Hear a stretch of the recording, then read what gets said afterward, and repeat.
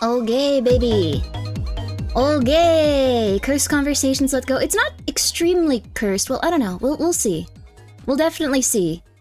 I'm not 100% sure how this one's gonna go, but I just saw such interesting information on it. I thought it would be amazing just to talk about it at least for a bit. You have no idea what's coming up tonight. It's gonna be really interesting. It's gonna be cursed. It's gonna be really interesting. I know we were talking about Johnny Depp and Amber Heard the other week. I think actually like maybe 3 or 4 days ago. It has a little bit to do with that. I was incredibly surprised by this, but the propaganda that is being used against Ryan Reynolds right now is so interesting. It's so interesting. It's gonna be really cool. I am gonna make a like quick disclaimer. This is not going to be political. It's not gonna be going into like the politics of like how we feel about anyone involved. It's also not extremely political, like when you look at like what's actually happening with the case. We're gonna explain what's gonna happen in the coming weeks. What's gonna be going out on like news places consistently, and it's gonna be so interesting. Are people going after Ryan Reynolds? Not exactly, and that's what makes it so interesting. There's also a lot of proof that this is what happened with Amber Heard, which I didn't realize and I didn't know. Sorry to her. Because it is actually the same law firm that is doing this. Allegedly. It's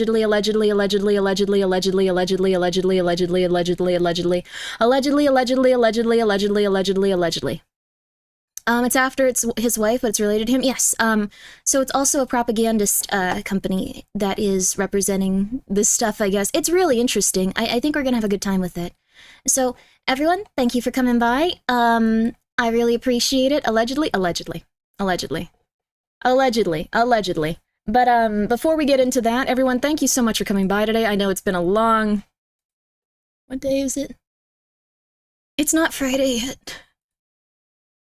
It's not Friday yet, baby! It's not Friday yet. Wait, I thought it was Friday. I was planning stuff around Saturday. I gotta make sure I figure that out. It's Friday for me? Good job. Well, not really, like, you know, like... It's a good job still. I'd say it's a good job, sorry. It's a good job. It's still a good job. You did your best getting there. It takes time. It's scary, right? It's hard to get through. It's hard to get through the week. But we are going to start things off with something very specific. Ooh. We're going to be watching the full and completed Skelter ad today, because I think that'll be fun. We're gonna just launch right into it, and then we are going to be, I guess, yeah, talking about, like, all of this stuff related to, It's gonna be really gross. It's gonna be really interesting. I'm sorry, I'm a huge fan of propaganda and the concept of, was someone freaking out? Why'd you get your messages deleted? Well, either way, hope you feel better. So, let's get it going, everybody, let's get it going. Please enjoy Skelter's new advertisement. Of high-quality vinyl, there's so many shapes and styles for you to love. Order now.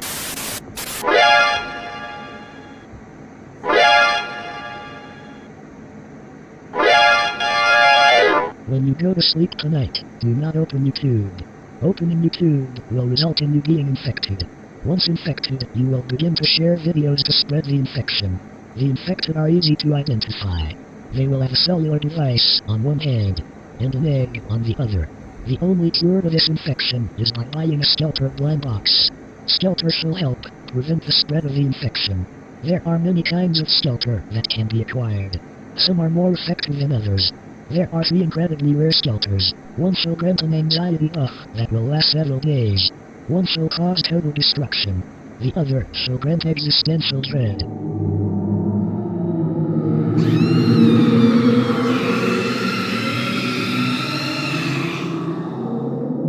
We wish everyone the best of luck. And remember, don't open YouTube. This fun little creature Skelter is here to help with the Skelter Blind Box by Ooh Market. Let Skelter protect you. Made out of high-quality vinyl, there's so many shapes and styles for you to love. Order now. Skelter is just so talented. Oh my goodness gracious, sweetie, that was too cute. You did too cute. Oh my god. Oh my goodness gracious. Isn't that what a British person says when they're, when they take a good look at something. It's not British slang, but wait, is anyone actually unfamiliar with the term propaganda? Because that is very interesting, actually. I noticed that someone said earlier, like, seeing propaganda makes it so it is easier to spot and be less influenced by. That is true to some extent, but none of us are completely immune to propaganda. None of us are... Oh, that was my washer. I should probably put that in the dryer. I'll do it in a second. Is Skelter a Cyclops Cheshire cat? Skelter's a completely normal cat. As you can see, he's a normal cat. Normal cat. You are not immune to propaganda? It's true. You are not immune to propaganda. I hope that you guys enjoyed the Skelter ad. Those are for the blind boxes. I'm very happy about them. They're very cute. I can't wait to, I can't wait to throw them at people. Like, just little Skelters. That might be kind of cool. Like, okay, sorry, I'm thinking about too many crazy things right now. Artistic ads? Yeah, that was by Sky Rainpuff. Sky Rainpuff and Skelter collaborated on that. Honestly, we are all familiar with propaganda. Okay, cool. We are on the internet, so we should be. And thank you once again, Treeforce, for subscribing for 6 months at tier 3. Wait, what? Wow. Dang. Wait, what? Huh? But thank you. What? Thank you. I appreciate it. And thank you for being here for 3 months. Holy crap. Well, thank you. I hope that you enjoy your time here. Silver Velatine, thank you so much for being here for 3 months. I appreciate that. Christopher, thank you for being here for 8 months. I appreciate this as well. Gaming Bleach, thank you so much. Thank you so much for the 2 gift subs, and please don't die, please live forever. And Full Scope Pasta, thank you for subscribing with your Prime. Propaganda, information especially of a biased or misleading nature used to promote or publicize particular political cause or point of view. Yes, although it can also be in order to discredit people, ruin their reputation, make it so they are less likely of a source that you'd believe information from, and that's what we're going to be looking into tonight. And this is also a very interesting topic to go into because now I'm starting to see more and more articles and stuff pop up about how AI is going to be used to track down specific people that are posting things like that. So it's going to be really interesting just to see how this plays out, but for the initial couple of months coming up, probably going to see a lot more of this coming up. So let me actually find what I had written down. Ryan Reynolds, you didn't do crap. You don't need to worry. Let's see. You don't need to worry. You don't need to worry. Okay, so here's the first one. I'm gonna get this up on... Here we go. Okay. It's on Reddit, your favorite website. I know all of you are just so excited whenever we look at Reddit. I know, you're just like, oh my god, finally! Oh gosh, I still have all of these weird cult videos up. Oh my god. I still have all of them up here. It's so creepy. Let's get our Silent Hill music on. Silent Hill. We have to make it sound like, you know, there's some sort of, like, dying monk in here. Silent Hill to OST slowed. There we go. Plus some reverb? We'll see. We'll see if we deserve the reverb. We'll see. Yeah, we deserve a little reverb. Okay, yeah. It's finally my time. Fedora and Katana ready? Oh, yeah. Oh, yeah. So, okay, this is from... Okay, Out of the Loop? What's up with Ryan Reynolds? I figured out how to spell his name today. What's up with Ryan Reynolds? So, let's also see if I can actually get TikTok working. I think you need an account.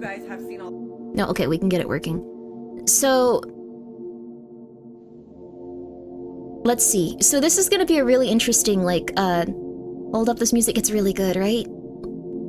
Doesn't it just make you feel like everything's gonna be okay, but also you're okay with the concept of death taking you? It's kinda neat. So this is one of the most interesting things I've ever seen. If you are familiar with Taylor Swift, if you're familiar with Ryan Reynolds, and if you're familiar with Johnny Depp, those 3 are specifically involved with this, I guess... Wait, will they kill you for talking about this stuff? They don't know me. I'm like a random VTuber. They don't care that I, like, live, right? Like, if anything, I'm helping you by talking about this stuff, because, I mean, look at me, no one's gonna take me seriously. Okay, cool. Yes, they will, how dare you? Are they evil? They're pretty evil, it seems like. Allegedly. Allegedly. Allegedly. Allegedly. Allegedly. So, what we have here is... Let me go over here. Let me get out of the way of this bad boy, so I can put on this screen. Okay. Alright. Okay. And again, I don't know, trigger warning for propaganda. Trigger warning for weird things occurring that will probably make you feel a little bit annoyed. That's all I can do, but I'm gonna close all these stupid crystal... No, I'll leave the tabs open. It's too late. I don't want to have to deal with them again. It's fine. Does it involve a certain airplane company? If so, they might know. It's not an airplane-related company. So,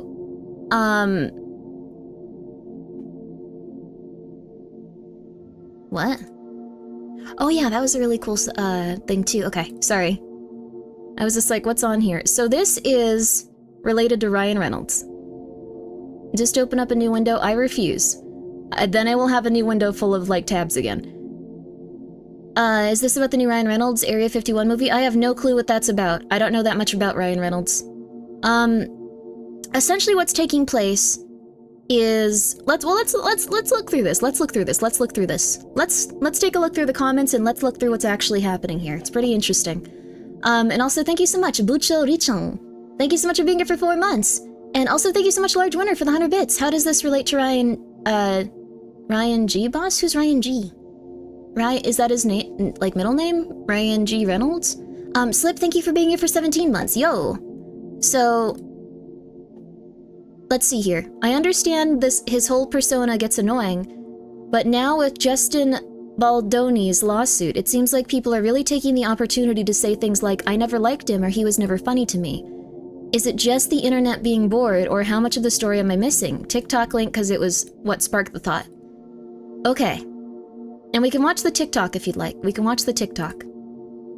All the clips of the character that Ryan Reynolds plays in Deadpool called Nice Pool, and how a lot of people seem to think that he's making fun of Justin Baldoni. He's now demanding that Disney preserves all documents relating to Ryan Reynolds' character Nice Pool in the movie Deadpool and Wolverine. And on January 7th, his attorney sent a litigation hold letter to Disney. If you haven't seen the movie or the clips on social media, Nice Pool, the character that Ryan Reynolds plays, has a man bun. He also comments on Blake Lively's character and her body, even makes comments in the movie like where in God's name is the intimacy coordinator. Well, anyway, the litigation letter doesn't only call to preserve any and all documents relating to Nice Pool, but also all of this. Communications relating to the development, writing, and filming of storylines and scenes featuring Nice Pool, all documents relating to or reflecting a deliberate attempt to mock, harass, ridicule, intimidate, or bully Baldoni through the character of Nice Pool. But this goes beyond Nice Pool, because if you know anything about the first movie, then you know that Tim Miller, who was the director, did not return because of clashes between him and Ryan Reynolds. So the litigation hold letter instructs the studio to preserve any documents and data relating to complaints made against Ryan Reynolds by any person, including without limitation, Tim Miller, as well as Miller's departure from film Deadpool 2, as well as any instances of Reynolds exerting creative control of any film project. Now, if you get to the very end of the Variety article, it points to something that Blake Lively posted on July 22nd when she was promoting both movies, Deadpool 2, as well as It Ends With Us. In this post, she says, my Y2 girlies, I should be competitive because It Ends With Us is coming out in 3 weeks. But when your middle school obsessions, your feelings post-baby,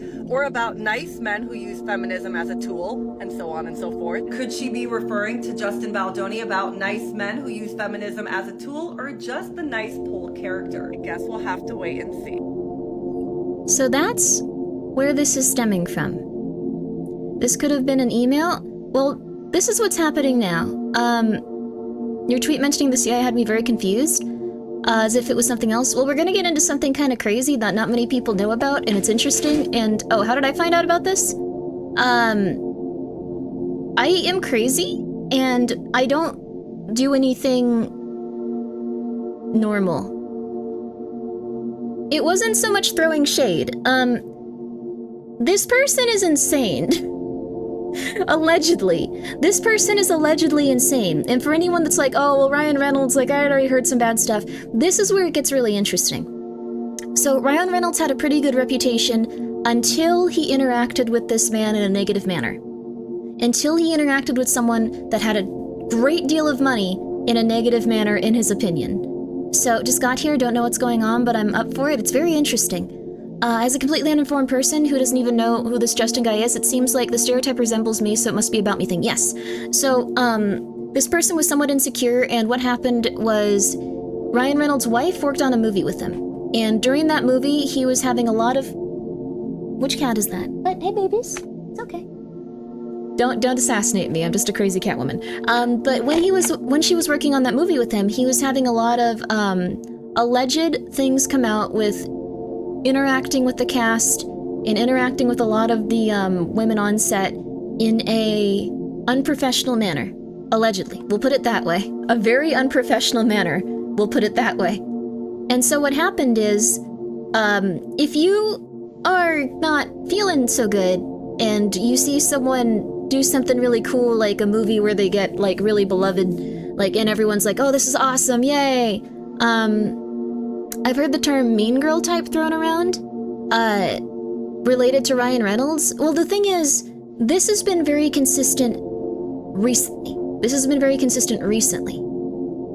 The background music is a tad loud. Oh yeah, I turned it up for the video, thanks. Appreciate it. So what happens is, this specific firm that this specific director is hired to defend himself in his case against Ryan Reynolds and his wife, or I guess just his wife, but he's trying to go after Ryan Reynolds because, allegedly. Everything alleged, everything satire, whatever, don't even worry about it. But we're just having a fun time here and we're just making fan fiction. So that's what we need to say right now. But yeah, there's a lawyer that's going after this lady just because, you know, she was saying that it was uncomfortable for her and she said that the director needed to really back off. So, I wish we had emotes of the cats, but I also understand why there isn't any of them, to be honest. Oh, we should make emotes of the cats. If anyone wants to take pictures of Joshua or Mikey or Pumpkin, like, you guys go for it. I love the cats. I love my cats so much. Pumpkin Pie is an angel.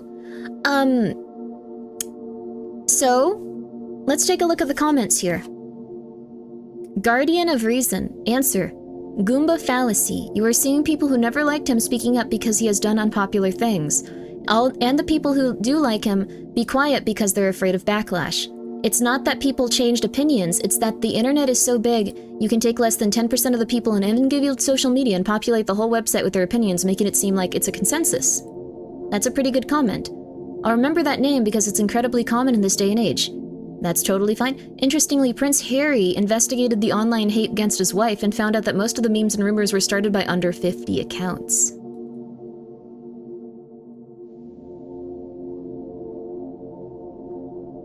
Now here's where it gets interesting. It shows that knowing social media lets you amplify your voice. I assume that they can also take advantage of the news cycle, which is happy to latch on to anything new, shocking, and clickbaity. Guess there would be a defamation. I don't know how I closed that. What's going on? How did I do that? I don't use Reddit, I'm sorry, guys. I guess there would be a defamation suit that would need defending. Well, I think he is going after them for defamation and stuff, but this is like the most interesting thing that kind of pops up here. This is the most interesting thing that kind of pops up here, and it's very important to remember because this dude is being defended by the same place that defended Amber Heard and Taylor Swift during some other similar stuff. And what happened was, or it wasn't defending Amber Heard, it was defending Johnny Depp, sorry, against Amber Heard. I deeply apologize for that. Amber Heard had a tremendous amount of support until a certain point. And what happened was, around 50 accounts or so started going after her in very specific circles, like men's rights circles and stuff. And I didn't really know that. I thought that they were both just kind of crazy people because I hadn't looked into it. I think that's incredibly interesting, and we're seeing the same thing happen here with Ryan Reynolds. People use oh, he's using that PR firm, therefore must have also been a harassment type. I don't think there's necessarily, it doesn't necessarily mean that you are a harassing person if you use the same firm. But this is a big Hollywood entertainment lawyer that uses specific tactics, allegedly, when it comes to, like, you know, defending their clients and stuff. Crisis management and PR firm is a huge industry in Hollywood. Everything could be a psyop these days. Absolutely. Also, thank you so much, Phantasma TV, yo, for the raid, and also thank you, Roach, for the 300 bits, baby! I appreciate it. I just assumed both people were trash since they were both, broke the law with their pets. Well, that's the thing. We need to see where this information is coming from, and we need to see how much of it is viable and how much of it is accurate. Because there's a lot of rumors that were spread from these initial 50 accounts. How are you doing today? I'm doing great. I found another conspiracy to look into. I guess it's not really a conspiracy, it's accurate, but like, you know. Remind me of that woman who got horrifically bullied for giving her neighbors some food. The entire campaign was orchestrated by a single sadistic... Yep, that's the thing. If you have one person against you and they are crazy enough... Well... What's crazy is that it's a little bit harder with VTubers. I've noticed that much. What's crazy is that people get really aggressive if it's streamers and VTubers. It's much harder to start a campaign related to that, just because if you consistently do those things, people will try to find out information about the person doing it.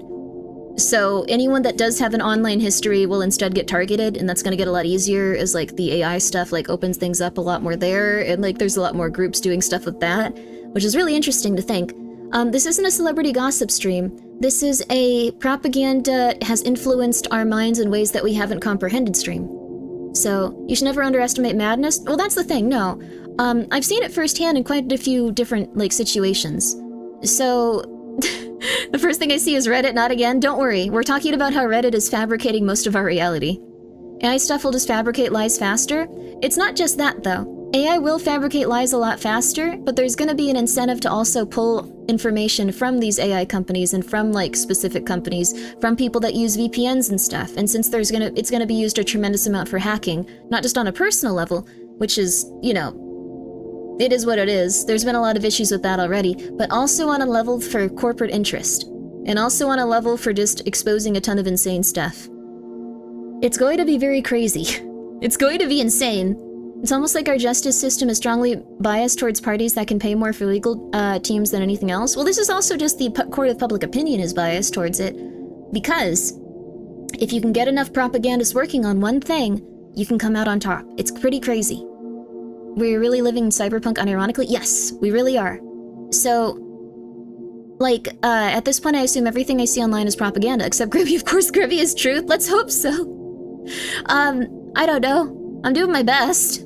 I'm trying to think if, like, I've ever propagandized something to you guys. I do sponsorships and ads, like, that's pretty, like, propaganda-y, but not, like... I don't know, that's pretty much it. That's pretty much it. The only way not to win is to not exist online, to some extent. Instead of, like, going, like, well, the only way not to win is not to exist online, I think we need to find specific pieces of proof. And not listen to people try to go, okay, well, she said this, that must be the... Specific pieces of proof. If you can find specific pieces of proof, and if you can find the person that's actually speaking about stuff talking about it, that's totally okay. Specific, like, sourced things, that's probably your best bet. Probably your best bet. I don't think the AI we currently have is good enough to do what you think. No, not yet. No, it's not there yet. It's just a matter of it will get there. It will get there. Also, hi, Niano. Niano's a little cat wizard. I hope you're doing well, Niano. Whatever you're getting up to. The PR industry is a soulless, effed up place. Not only do they work for awful celebrities, but governments use PR firms to make themselves look good during wars and other terrible things they do. Oh yeah, 1,000,000,000%. And that's what we're seeing over here laid out in this case against Ryan Reynolds. Or I guess Ryan Reynolds' wife, but attacking him very intensely. The only truth, Grimmi's the only truth, Grimmi's the only truth. Okay, that's not good. That's not good. Okay. Alright. I don't think there was too much conspiracy propaganda with Depp versus Heard. Oh, no. Oh, God. I had no idea. I had no clue how much propaganda was associated with that. It's insane. It's rage bait to waste people's time. Also, stay online arguing, get severed ads. Well, this in relation to this is... It is propaganda. It could also be rage bait. But what it is it's trying to make you see from the director's side. It's trying to poison you against Ryan Reynolds and his wife. If they can make you go like, okay, well, people have always disliked this guy. He's just a bad person. He's just annoying. He's just frustrating, etc., etc. Only the people that know him and have seen his interviews and have looked at him directly, they're gonna know what type of person he is. Also, Utah, thank you so much for being here for 27 months. Yo, appreciate it.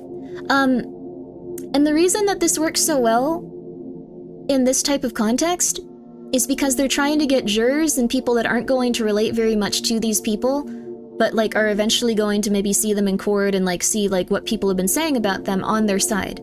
Like, that's the biggest thing. This isn't about Ryan Reynolds' wife, not about Ryan Reynolds himself, yes, but they're trying to make Ryan Reynolds look bad and then her bad by association. Like, that's the biggest thing. If they can do that, that is going to make it so much easier for them to take down like his wife in court, allegedly. So, and the reason that this doesn't work on streamers is the reason that this type of tactic does not work on streamers generally is because you can go and see a streamer, and if you're going and giving them like support and time, that is like the biggest commodity they have. If you're talking about a streamer even negatively, they usually just end up much more popular. The only time they don't end up more popular is if they take such an intense psychological hit that they back away from streaming entirely, which is rare, which is pretty rare. Like, generally, if someone's been streaming for quite some time, they've dealt with stalkers, they've dealt with like crazy people, they've dealt with all kinds of stuff. So generally speaking, it doesn't work for streamers, but when it comes to lawsuits, it definitely works. It definitely works for lawsuits. Streamers in general, too insane to suffer from bad PR. Exactly. That's pretty much it. That's pretty much it. The other thing is streamers have a very activated like fan base usually because people are seeing them every day, they're talking to them every day. What about being doxxed? If someone puts your like address out online, that's an incredibly negative thing to do that is punishable by law. The person doing that usually will face like general consequences. That's at the point where they can get like that's at the point if someone's like leaking your address and stuff, you can get the police involved, you can get the VPN that like is actually like giving like a VPN. If someone's posting it with the VPN involved, they'll actually give you their information, they'll get warrants, they'll go and actually arrest the person. Like, they'll go and question people and they'll like, if you get into that, you're kind of screwed at that point. Like, it's not a good idea on any level. You do not want to do that. But it's up to you. Like, some people are going to be crazy and they're just going to be... People who dox never get arrested, I swear. Well, I mean, some people think of doxing as, like, personal information, which is... It is what it is. Some people think of doxing as, like, making up rumors and pretending that personal information is real when it isn't. And some people think of doxing as your home address. Like, that's what I would consider doxing. Your home address. Like, I think at that point, that is when it becomes, like, a severe legal issue. If people are giving out your home address, that's when it shows that, like, you have the intent to cause that person harm, and that's when it can be argued in court. So... for certain streamers, a lot of the time people have hours of context from streamers and such, so it's harder to fake stuff about them. That's true too, though it does not stop people from trying. That is also true. It's also that streamers have like very activated fan bases. Sorry, I'm using the term activated. It's just hard to like explain it besides that. Like activated, like it's a very like market like term, like activated. But it just means that people are like much more likely to be involved in that type of stuff. Thankfully, no one bothered to try and kill me post-docs because it meant having to come to Australia. Hi, Razul! Thank you for showing up. And also, guys, go check out Razul for his streams. He's doing a couple of more and then he's retiring, so please go check them out. I really do appreciate that you just came here and went like, would anyone like to try to come kill me? It's out there. Perhaps? Very, very baller move. But yeah, so conversation is super interesting. I don't mean to interrupt. My kitten just, hooted in her sleep. I love her. Oh, congratulations! It's so lovely when kittens and kitties like just snore a little bit. Oh my god. Oh, Pumpkin was snoozing up a storm today. Pumpkin was snoozing up a storm. Also, people who get doxxed aren't usually going out and advertising that they got the person who doxed them arrested. Yes, most people are not going to talk about those situations. Most people are gonna let the legal teams handle that kind of stuff, but it becomes a very, very, very, very intense issue once you actually post someone's information associated with their address, because that can like show that you're intending to do harm if like you're acting crazy. So, anyways, that's neither here nor there. What I'm saying is like for this isn't about like getting them to like go and look at Ryan Reynolds and go like, oh, okay, I'm checking him out, I'm seeing what's going on. This is specifically to poison everyone against Ryan Reynolds, and by association his wife. But 50 accounts. All it takes is 50 accounts to do that. And again, we've seen this kind of try to happen with like certain streamers and stuff. When it does occur, people just kind of don't go for it. People are very much like, these are the things that they've done, these are the things that they haven't, you have to like show me proof of X, Y, or Z happening really consistently. And that's because they have a fan base that's going to constantly go like, hey, I know this person, they've done this and this and this and this and this and this. So, that's bait. This is specifically propaganda in this instance for Ryan Reynolds. So, I think personal privacy should be protected under the Fifth Amendment, that they should find a way to make it happen. It'll probably happen more and more as, it affects, like, people that have more money. I think once it gets to the point, you don't like Liza P? You're gonna play some Liza P. We're gonna play some Liza P. No, we're playing Liza P. Let's see. Why do you not like Liza P? I think that game is amazing. I think that game is amazing. What does, who's Ja Rule? What is that? As a fan of science, I'm happy that science is immune to propaganda.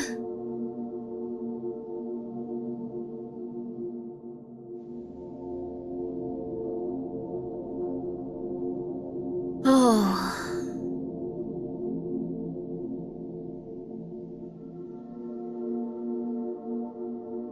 I feel like I have to tell you that Santa Claus isn't real.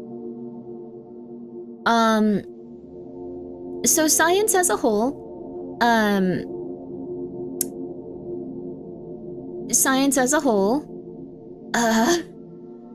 is generally used in this day and age as a means of marketing.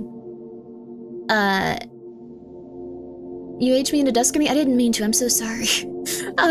But yeah, bad peer reviews can F up everything in science. Yes, like say that you really want your specific, okay, I'm drinking like a liquid death drink, right? It's called Blueberry Buzzsaw, and this is, they're fine, like from what I understand, liquid death doesn't have anything going on with it. But, let's say they put in a new chemical sweetener into it. Say they put a new chemical sweetener into this, okay? Let's say that it's extremely cheap, and it, yeah, okay, calm down. Let's say they put a new chemical sweetener into this, and it's called, I don't know, Schmorkishboard. And we don't know too much about Schmorkishboard, but we do know that scientists have said that Schmorkishboard is good for you. They tested it on mice, and Schmorkishboard did not cause any of the mice to get sick, and they've now put it in liquid death. So now I can sit here and drink it. Thank you, science, that's awesome. But, on the other hand, what if Schmorkishboard was not actually that good for you? What if Schmorkishboard was something that was so cheap and so delicious that people would want to drink tons of it, but it was definitely not safe?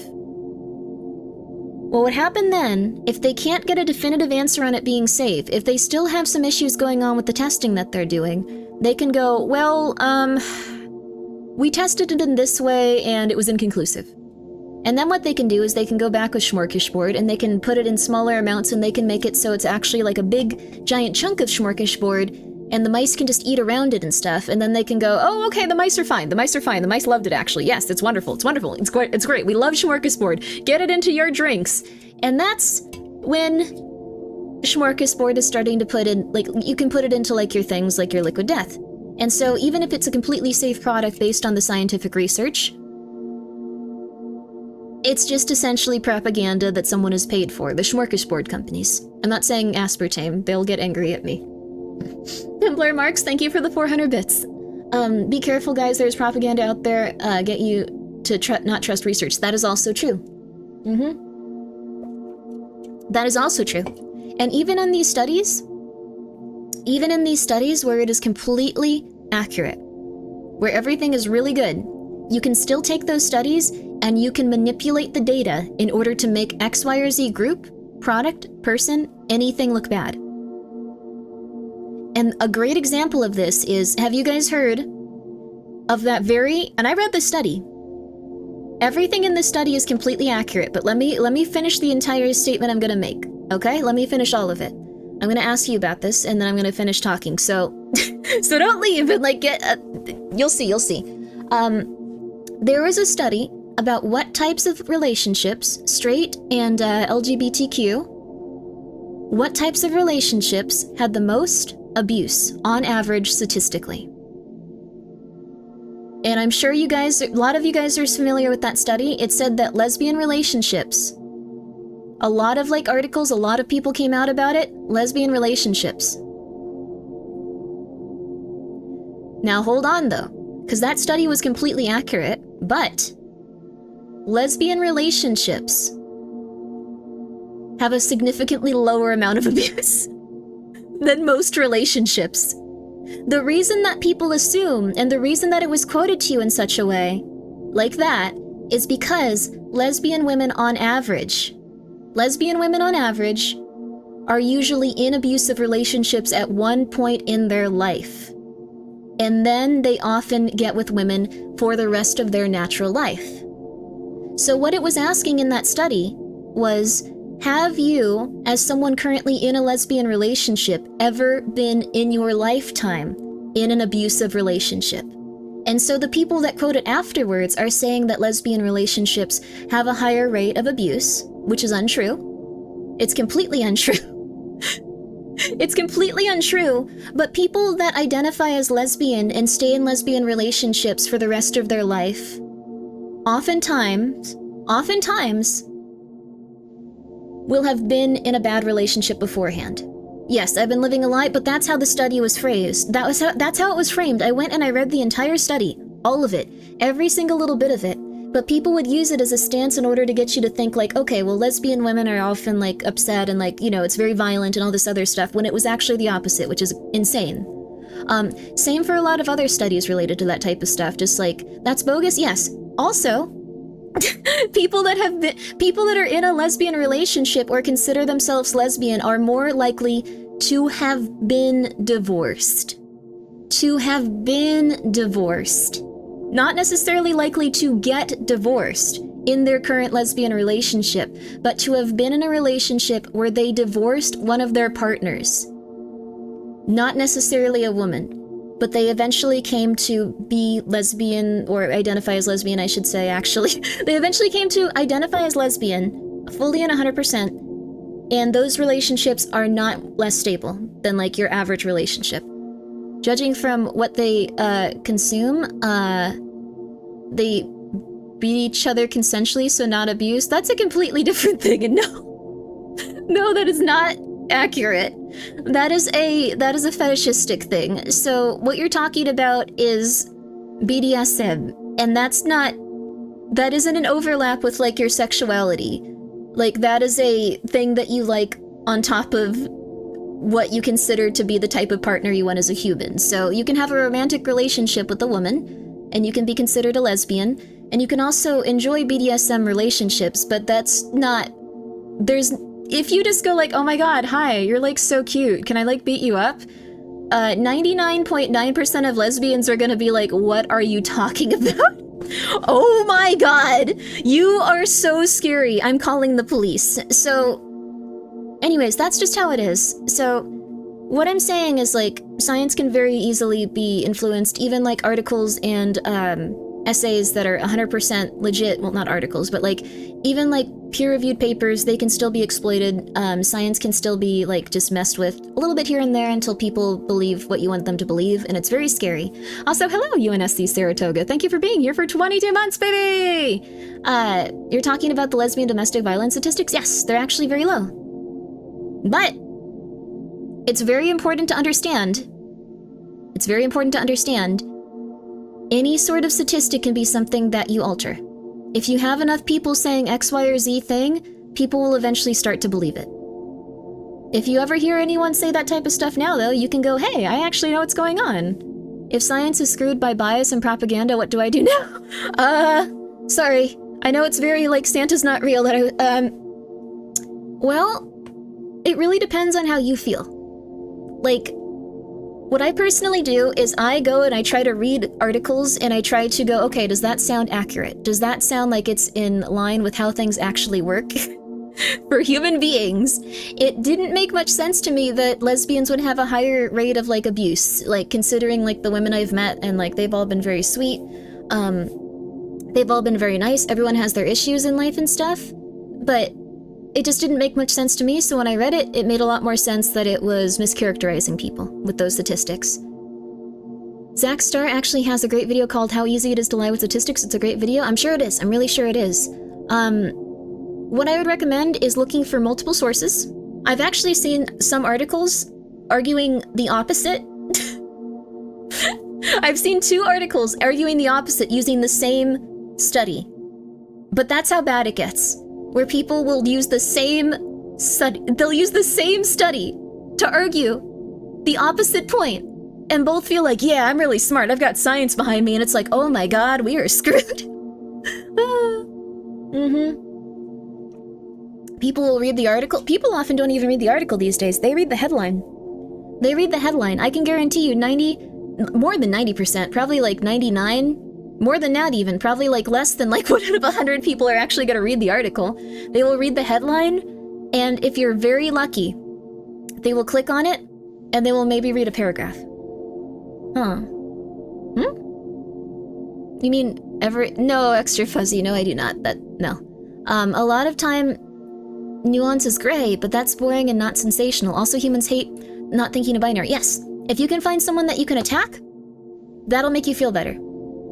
That'll make you feel more, rallied and, like, excited about your opinions. If you can find someone that is on your side, that'll make you feel more like you have a group of people that really care about you and you're like, yeah, I'm on their side, we're all good, we're all good, we're all good. It's also how people get into flat earthing communities and stuff, because they feel like there's someone on their side, and they feel like if they ever speak out against that type of thing, they're gonna have a lot of issues. Just saying. Those studies are pretty beefy or overwhelming. Yes, they're often like something that you have to sit down and really spend time trying to consider. It's hard. It's very hard. What I would highly recommend is if anyone's trying to get your time, get your attention, get your money, anything like that, like, it's worth thinking about why they're saying it. It's hard, though, because everyone is these days. It's insane. But let's see here. What are some unpopular things he's done? He mocked and accused sexual harasser, and I guess I've already said that word. Bedoni fans are trying to cancel him over it. So this is where it gets interesting. Blake Lively's married to Lyon Reynolds. Okay, so this is where it gets interesting. This is where this is probably coming from. This is probably the truth related to this. If you mock, or if you are not making a good, like, giant person or big company look good, they are going to be extremely aggressive towards you. If there's a large company you've pissed off, or if there's, what's it called, like, a person that you've made very upset, they are going to go crazy at you 90% of the time. Don't forget that Sam Altman wants all the younger generation to use ChatGPT for all their decision making. Oh, that's horrifying.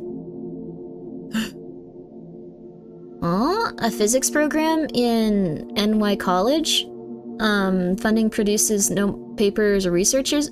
Well, that's very possible that it's a FBI or CIA-like front. I'm saying that very casually, but, we had the CIA release a bunch of documents about JFK, and I've read through about 70% of them now. Most of them are just, like, really boring. But one of them was just them talking about all of the different organizations that they had set up as a, like, front to fund different CIA and FBI agents. I don't know why they released that one. That was incredibly, incredibly stupid. I don't know why they did it, but it was pretty much like a response to an article where someone was like, I think that, like, these are, like, government fronts for, like, you know, funneling money into this. And they just had a document that was supposed to be destroyed, talking about how the article was right, and then talking about how there were some that even the person writing that document, didn't know if they were actually used by the CIA and FBI. They were just like, yeah, this is, these were all legit, but are we actually using these guys? Are we using these other, like, 7, like, places? Like, I'm not sure. And then there's also these other places that they theorized, which I'm 100% sure they don't. But these, like, 7, like, they got 40 of them right. But, like, what about these other 7? Like, are those us? Like, I don't know. Like, do you think so? Like, that's how the document was. It was absolutely insane. It was absolutely insane. So when you see something like that come up, also thank you, Silpha, for gifting a sub to Totally Not an FBI Agent. When you see something like that come up, though, it's good to step back and it's good to think about. It's good to consider, and it's good to go, okay, it's very possible. So, they were using a lot of different places where they were funneling money into, like, FBI stuff and conspiracies. It was like, they were really weird, too. They were like center for, like, I forgot which ethnicity it was, but it was, like, center for the betterment of, like, ethnicity, support like, association or something like that. They were, like, getting real insane with it. Like, they were just going for it. So now it's like, okay, well, what's going on with this? Like, what's happening here? And I'm not saying every single one of those is that. It's just that they will use any means to blend into society. Like, any means. It's really cool. They're coming after you after the Fallout and Last of Us event? No, I don't think that's gonna happen. Just stopping to say, hi and wish your stream well. Thank you. Well, have a good one, Havoc. Have a good one. Have a good one. It usually tells you who's behind the conspiracy theory. Like, if, you know how conspiracy theories pretty much never mention the Russians? It's because the KGB behind, like, 75% of conspiracy theories. Maybe?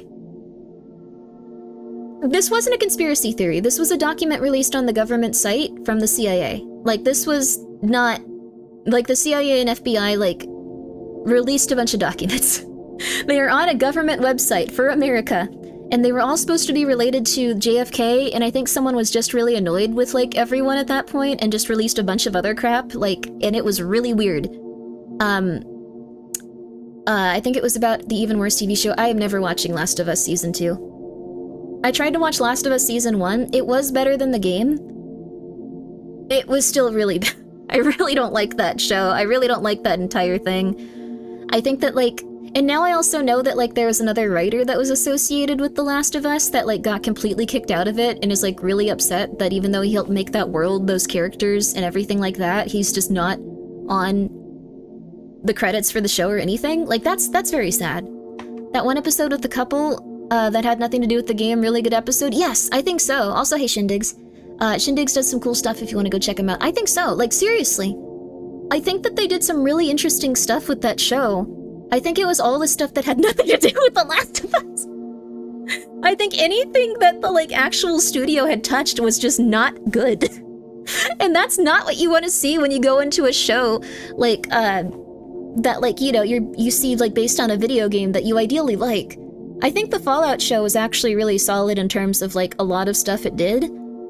I think that they went a little bit too edgy with it because they wanted to get it, like, yeah, look, they're the edgy guys, like... and I think they went a little bit too insane with, like, just, quite a few things. Just saying. Oh, was that the, like, caroling? But you're right, Outrage. That scared the crap out of me. Maybe Grimmi needs to rest the stream? I'm not resting. I'm gonna tell you everything about this stupid stuff. I think the propaganda surrounding Ryan Reynolds is really interesting right now. But this is essentially probably what happened. This is essentially what happened. The best part is, like, 90% of the world would have no idea it was mocking anyone if he didn't start legal proceedings against him for this character. I still don't know exactly what is the legal issue with Nice Pool character, like this Baladoni guy thinks he deserves money for being parodied. It's interesting that he also assumes that he's being parodied. Like, this could also just be the fact that, like, he thought it would be interesting to have this character in a movie. Like, I haven't read Deadpool in a while. I'm not sure if Nice Pool was actually in the comics or not. Like, that's how bad off it is. I haven't read those comics in, like, years. There's propaganda surrounding Ryan Reynolds. There is. There's also propaganda surrounding, what's it called? What's her name? Amber Heard. So essentially, there's this one entertainment lawyer that's also a propagandist that gets a team to go out and spread rumors about people and attack them online and try to turn everything they possibly can as intensely against one specific person until they can get the whole world against them. And it starts with about 50 accounts or so. It starts with about 50 accounts. And it's so interesting to see how they're doing this and stuff, so we're gonna keep going here.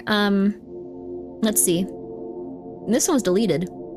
Okay, yeah, so this is like everyone actually talking about what's going on.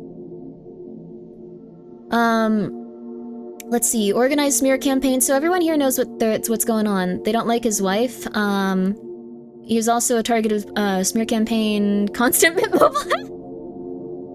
That one's kind of funny, actually. I like that one. Let's see. So average social justice warrior cancel culture. No. This is the opposite. This is someone that was harassing women allegedly. And was made fun of allegedly. And they hired a legal team to go and try to smear someone online consistently because it would make their image look better and it would make their company look better and all that other stuff instead of going like, yeah, allegedly, it's fine, like, we know. They got really upset. So, we also have stuff like this. People have been hating Reynolds for easily 15 years, which isn't Not really accurate. And this is where it gets into the cool propaganda stuff. People have been hating Reynolds easily for 15 years is not accurate. People have not really cared that he's lived or died for that long, like, but that's where it starts to come in. If you can start making comments specifically like that consistently, and if you can make it seem like they've been hated for a very long time, that is helpful.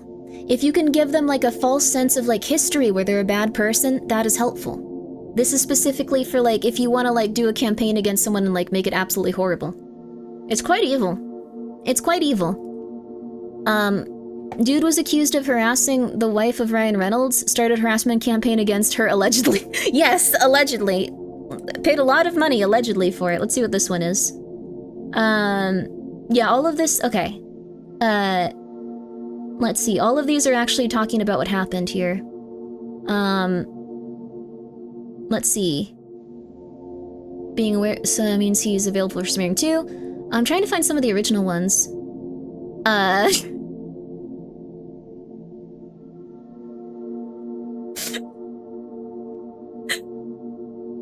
See, this is also something they do. This is the best example of it. This either never happened or happened so long ago and no one cared at the time that it's like interesting that they found it and brought it up. But this is, and you can also see that it's been deleted, so you can't see what other comments are on this account anymore. You can't go and actually see their history of attacking, like, him and Amber Heard and a few other people. So, had a plantation wedding. That isn't nice. I don't think it's a good thing to do. Like, I personally wouldn't do that. But this was, yeah, this was 12 years ago. And no one ever really brought it up until there was an active smear campaign against him. Yeah, 2012. Yeah, like it seems like it's just like we're trying to find as much information as we can on him. And then they've been deleting their accounts whenever it's something where like they have a ton of information about like who's actually been doing this. Just like a ton of stuff against Ryan Reynolds, a ton of stuff against Amber Heard. I wish we could have seen this before they did that though. He apologized about it too. He seems like a nice person. Like that's the thing. I'm not a huge fan of him outside of Deadpool. Like, I probably wouldn't watch anything else that he's ever been in, but, like, he seems like a relatively nice person, and that seems like it's kind of hard to do. Oh, they have another. What's Calm Down V? I don't know what that is. Something. For me personally, he brought a team in the same league as my team. Spent loads and we missed a playoff spot because of 1 point. This caused a huge rift and we lost our awesome manager? What?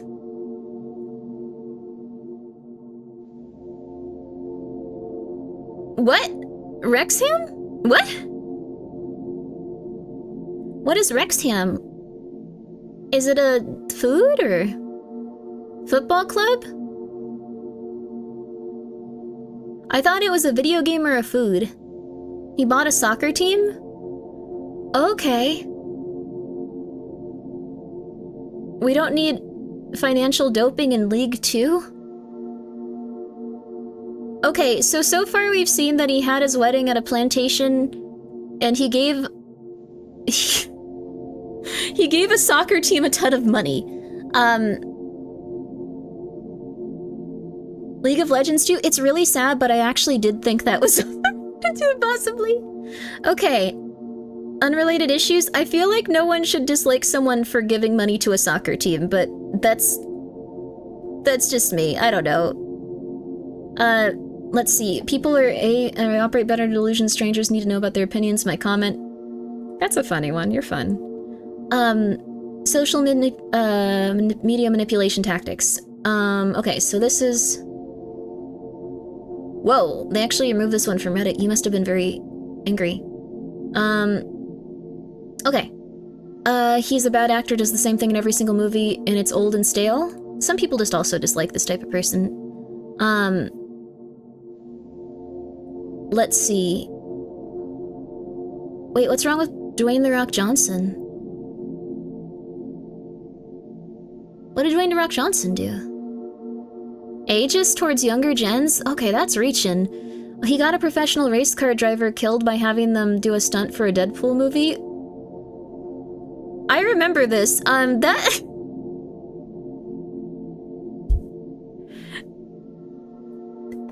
he doesn't direct the movies.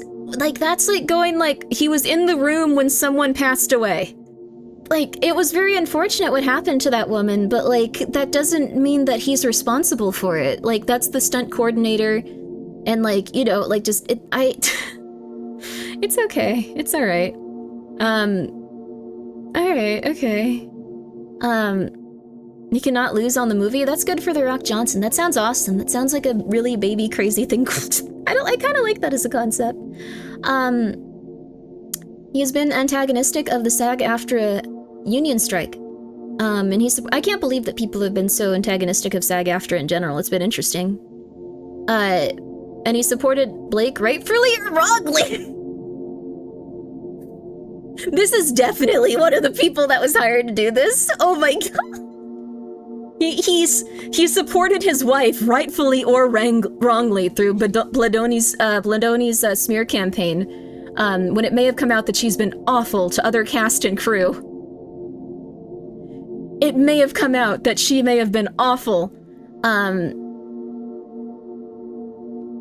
Anyways, I don't know. I think these are interesting though. But like, as you can see, like, this uses language that kind of gets you against the person from the get-go. And like, this is what people do if they're manipulative and they're kind of like insane, and they hired an entire team for it. This is so interesting. The world no longer has any use for the mega wealthy. Okay, cool. Blake either lied to Ryan or knew the truth. She hasn't really done that much though. Like, the thing is, they're spreading rumors that she's being really mean to like the cast and the crew, but like, she hasn't done anything. She was also defending the crew against like this dude being really creepy towards them and stuff. Husband that stands with their wife must be a horrible individual. I know, this is interesting though. SAG-AFTRA, don't they force people to pay a ludicrous amount to avoid and have such a hold on the market where you have to go through them? I almost joined them, so I kind of know a bit about this. So, SAG-AFTRA is being very heavily criticized for different reasons. I know that it annoys the flip out of everyone, but I have a very neutral take on it. I think that it does some good things and it does some bad things. So, if you become a member of the SAG-AFTRA union, you can only take union productions. And that used to be a great thing. Like, there used to be quite a few of them. You could consistently get work from the union. Like, there would be a ton of different projects. They'd only want people that were unionized. And it would make it so they would be like, yeah, we're union. We did a really good thing here. We're working hard. All of the production is going to be really solid. And also, it would overall increase the production value. Like, everyone would be fed healthy meals. Everyone would get enough breaks. Everyone would do X, Y, or Z correctly. That's the positive of it. And it gives people the ability to live on their wages if they are a SAG-AFTRA creator usually, provided they can get enough work. Okay, Shreven Studios, I know more about SAG-AFTRA, you do not need to worry, and, I know more about this, so you don't need to worry. I'm not gonna like, isn't that gatekeeping? Well, no, it's not exactly gatekeeping, it's more that they wanted to have like a specific level of, I guess, quality when it came to their productions. And there was some stuff where people that were part of the guild could leave and like do like specific projects. A lot of them worked under different handles even, like, which is, if you're like a voice actor, you're allowed to like, you know, work under different handles. You're apparently not supposed to, but I know a few people that did, sorry. And that's totally, it is what it is. It's just that you can get those union projects if you want to, and there's quite a few union places. I think Square Enix was hiring union actors. I'm pretty sure Square Enix was doing that. Like, if you're like a very like big actor and like they're hiring you off of like television shows and they're hiring you off of like big stage productions and they're hiring you off of like stuff like that, probably part of the union. So the VA union employ mafia tactics. That's what it probably looks like to the outside. And I think that there is some argument to be made. I think that also, let me say this first. I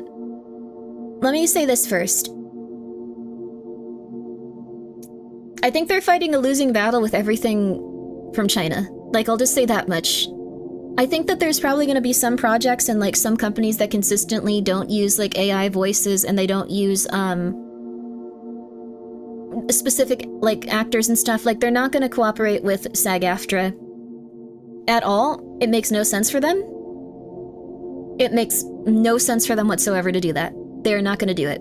They're just not going to. I think unfortunately, let's see. I think unfortunately, there's been this misconception going around that unions are trying to like stronghold every company and make them do exactly what they want, etc., etc., etc., and like only get their people in there from their union and stuff, which they have to pay the union dues, but I don't think that they scale based on the amount of projects you get, so it's probably coming more from a place of like they genuinely do want the people that are like in their union to get work and stuff. I don't think that it's gonna happen. Yeah, Hoyoverse is never gonna do that. They're never gonna do that. So they're never gonna have to. The other thing that's happening with voiceover roles is that there's so many people that want to do voiceover. There's so many people that want to do voiceover. They don't need to just hire the ones that are up there and stuff. There's also been a big push for people having work from home studios, and now if you have a good, this is a lot of money, don't get me wrong, but if you have like a good 10K to spend setting up a studio, you can probably get it to the point that they would need it to in order to sound like a high quality high quality production on the same level of going into like a cartoon studio and stuff. You do need a specific area for it and a specific space, but it's made it so if someone has that type of money from another type of industry and can spend it on setting that up, they can much more easily get into that. The other thing is everyone wants to be an anime voice actor or a game voice actor or something like that, so tons of people are willing to go out for the same role. So when it comes to Hoyoverse, everyone, if they asked me to like be in like a Genshin Impact or like something like that, I'd be in there today. I would fly out to China like within like the week. I would just be like, bye guys, I gotta go. Awesome opportunity. Bye, bye, bye. I gotta go. Like I wouldn't be, I would immediately go. So in Star Rail would be amazing. If they asked me to be in any of their projects, I would go. But the reason that they could, don't leave us, I'll be back very soon. Zenless Zone Zero, it would be really fun, but to be honest, American entertainment is failing anyways because everything is a cash grab remake. Well, it's failing because we're in like the late stages of corporate capitalism, but Ryan Reynolds mocked SAG-AFTRA rule that prohibited actors to in strike to wear costumes of big productions in Hollowed in 2003. This was all the controversy. This is definitely one of the ones that were trying to get the person in trouble then. Because see, that's what they do. They remove any context they can, and then they attack the person. And that's what's happening to Ryan Reynolds right now. It's interesting. I had no idea it was that. That's insane that they would get upset about that. That's insane. Anyone would get upset about that. But that's the long and the short of it. Like, everyone wants to be an anime voice actor or a game voice actor. It's an extremely high production. They'll constantly be able to get the best, like, quality, like, voiceover and voice acting possible. My setup for recording here is not ideal just because I've been in the process of like moving things around and like have a bunch of issues like where I'm living currently, but I would do anything to be in a game like that. It would be so cool. It would be so cool. And I think everyone feels that way is the thing. So, they never hire new actors for anime, do they? Well, it's because that, not just voice acting, but anime like stuff, like not just that. Entertainment and acting in general is heavily based around networking. So it's based around networking for two reasons. It's not just because they only want to give projects to their friends and like, you know, like, oh, I would do anything to be in a Gojira game. Congratulations, Pekura. But like the thing is, they don't want to just give money to their friends. They don't want to just hire their friends. They don't want to just give them all the work in the world. It's that they know those guys will show up on the day they need to record and do a good job. And that is incredibly hard to make sure someone is going to do. That is incredibly hard. So many people will just maybe not show up. So many people will maybe just like go, oh, I'm so sorry, I can't come in today. Like that is not acceptable when it comes to those types of things. Like you could have it where like one of your parents passes away and you still got to get in there and you still have to make sure that you're doing it. You got a section in his place to do VA from what I understand. Oh, that's really cool. Octo's really cool. Octo's really powerful. Octo's a voice actor that does a lot of stuff like that. Yes, they need reliability. And that's why also like people go for like specific actors and stuff consistently. Ryan Reynolds also, probably ironically, because he is going to show up and he is going to be pleasant. He is going to show up consistently and he is going to be pleasant. That is very, very, very, very important. If you can show up consistently and you can be pleasant, that is ideal.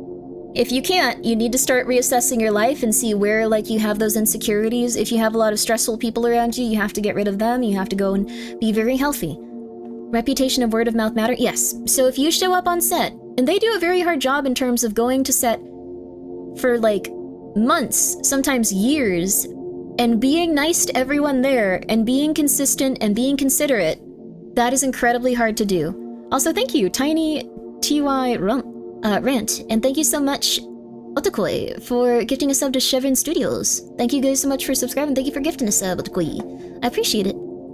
Skill, reliability, pleasantness. This goes a long way for, like, any sort of job, but yes. It also relies on you being skillful, reliable, and pleasant, even when you're at the absolute bottom of the barrel, and they're really not gonna even probably want to be nice to you. I was replaying Fallout 1. I laughed when I realized the voice actor of Itachi was the master. Oh, that's cool! Yeah! There's a lot of really, well-versed voice actors out there, too, that have been getting jobs for years, because it doesn't depend on, like, how they look. They can just keep going with their voiceover stuff. I think about all the stories you hear about actors being blacklisted for their set behavior. Yes, and it's very unfortunate, because sometimes they could just be having a genuine bad day. They could be having a genuine bad day. They could have, like, someone in their life pass away. They could be having a horrible, traumatic incident occurring. And if they react very poorly, they're gonna get blacklisted. So, that's pretty much it. That's pretty much it. And that's what this person is trying to do here with this specific instance. He's trying really, really, really, really, really hard to make problems for Ryan Reynolds and his wife, and also get jurors against them if they do end up taking it to trial. The VA for the one Helldiver dude did Sasuke's voice. Oh, cool. Whoa, there's a voice actor podcast you should go on. I don't really do that much voice acting. I've done some, but, like, the thing is, like, I'm not in a very stable place emotionally, so I can't really consistently commit to it. Like, I can only do projects extremely slowly, and I've met some very nice people who have understood, and, I know it really sucks, but, like, that's just what it's been like for me for quite a while. Don't they screen jurors for pre-existing knowledge of the case? Yes, but if everyone knows Ryan Reynolds, and, like, you just go like, yeah, I guess I know him a little, or, like, you know, like, no, not really. Like, but they already have this in their mind that they've done X, Y, or Z bad thing. It's gonna be a lot easier to work with than if they think, oh yeah, that guy, he's pretty nice, yeah. Oh, that's Ryan Reynolds' wife? Wow, that's so cool, I love that guy. He was in Deadpool. I didn't really like the Green Lantern, but that guy was pretty funny in Deadpool. Like, if they have that association with it just a little bit, that is horrible for someone trying to sue her. That is horrible for someone trying to sue his wife. But if they go like, oh yeah, that guy, you know, I saw so much stuff about how he was such a horrible person. Oh man. And again, this doesn't really work with streamers because someone will just go up and go like, okay, is this person horrible? No, they've been playing Pokemon for 48 hours straight. They're having a mental breakdown. Okay, cool. Alright, well, they don't seem horrible. They just seem a little weird. And then they move on. Let's see here. I'm trying to find if I have my other notes for, like, the other stuff. Here it is. Okay. I'm gonna show you a YouTube video. I haven't watched this one. I wanted to watch it on stream with you. Let me take this down, although I don't think there's gonna be anything too crazy. Okay. So this is the fella, and this kind of sums up the general case. Okay. Hires crisis PR. Okay, there we go. Justin. So this is the same person that worked on Johnny Depp's case.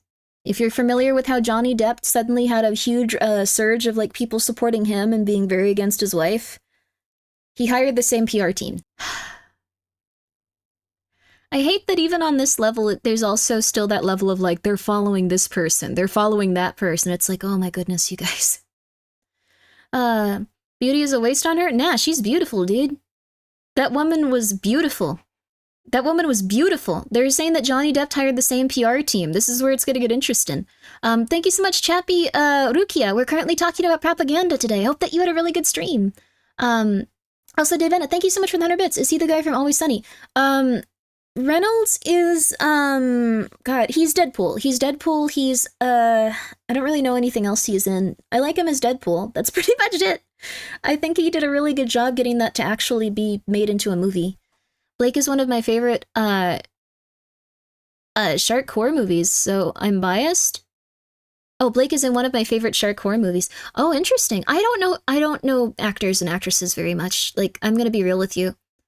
The Green Lantern. He was the Green Lantern. He was the Green Lantern. I forgot about that too. He was the Green Lantern. But I hope you guys had a really good stream. I hope that it was all really solid. Sorry, I'm scrolling up to see. Oh, you were chatting. What were you chatting about?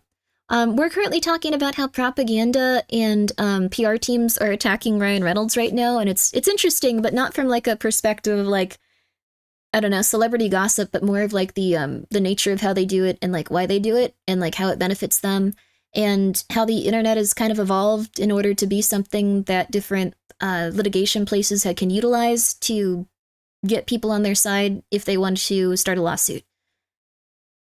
So that might not be what everyone's into. We watched some documentaries. Last one was about a German submarine. You might be into this then. Oh, yeah, how'd that go?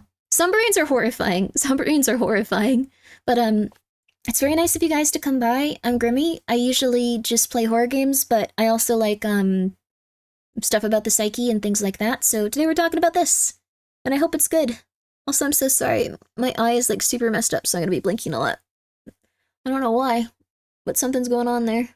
Whew. My claustrophobia went. Oh yeah. Oh gosh. I won't say anything too creepy about submarines. I don't want to scare the crap out of you guys. But some of the things I've heard about submarines, I would never enter one. Not even just like the more recent one. Just oh my god, I would never. I mean, that one wasn't that bad. So okay, not gonna. Nope. Don't worry. So regardless of how you feel about this, regardless of if you feel like okay, she might have been over exaggerating, etc., she did not take anything public. She didn't take anything public. She seemed like she was just a little bit pissed at the dude. And that's not illegal. Why is an actor hiring an editor? It sounds like she was really having a hard time working on that film with that person and did not want their edit to be the one that was used because she found it too... It's probably like they were doing scenes and like she was just getting re-triggered seeing that kind of stuff. Like if someone's trying to constantly like I don't know what it would be, like, not sure. She's beautiful. It's the same. She's such a, I don't think she's a bee. But the thing is, like, people are gonna, She made a miter comment and he went full scorched earth. But yeah, totally, he totally didn't overreacting, protesting too much. I think it's a little bit strange. Bro got his feelings hurt and hired an entire PR team to slander her and her spouse and trying to take them to court. Yeah, that's the thing. It's an intense time. So that's pretty much the setup. She wanted a specific edit probably because she didn't like the one they produced, and I don't know which one they went with. Also, Chappie, thank you so much for being here for 8 months. Yo, I appreciate it. Thank you. So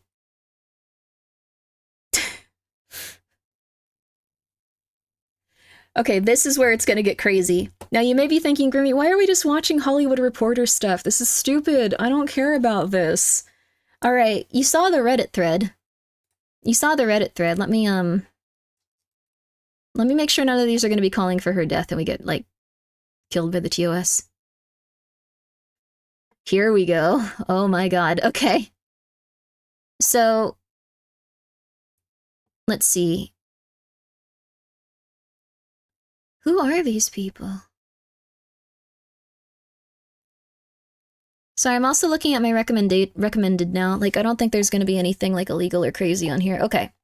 So you're like, oh my god, Grimmi, why are we watching this? This is so dumb. We're watching it so we can see this.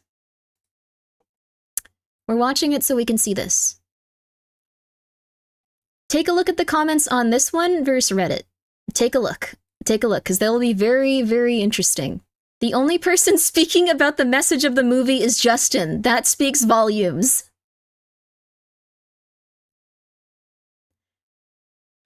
No one cares about this random movie based on a book from 2016. It's really good that he's making sure the people know. Oh my god, it's good the people need to know about the message of this, like, I don't know, like, Sisterhood of the Traveling Pants style book. The reason that this is so insane is because they're trying to make her look horrible. And, like, this looks maybe like if you were just a random woman that was, like, Okay, let's see here. Oh my goodness, the Hollywood Reporter? Oh, he hired PR people because that person was being so rude to him. Okay. This is why it's better to hire actors who are not industry types. Nepo babies and politics will bring drama and sink your ship.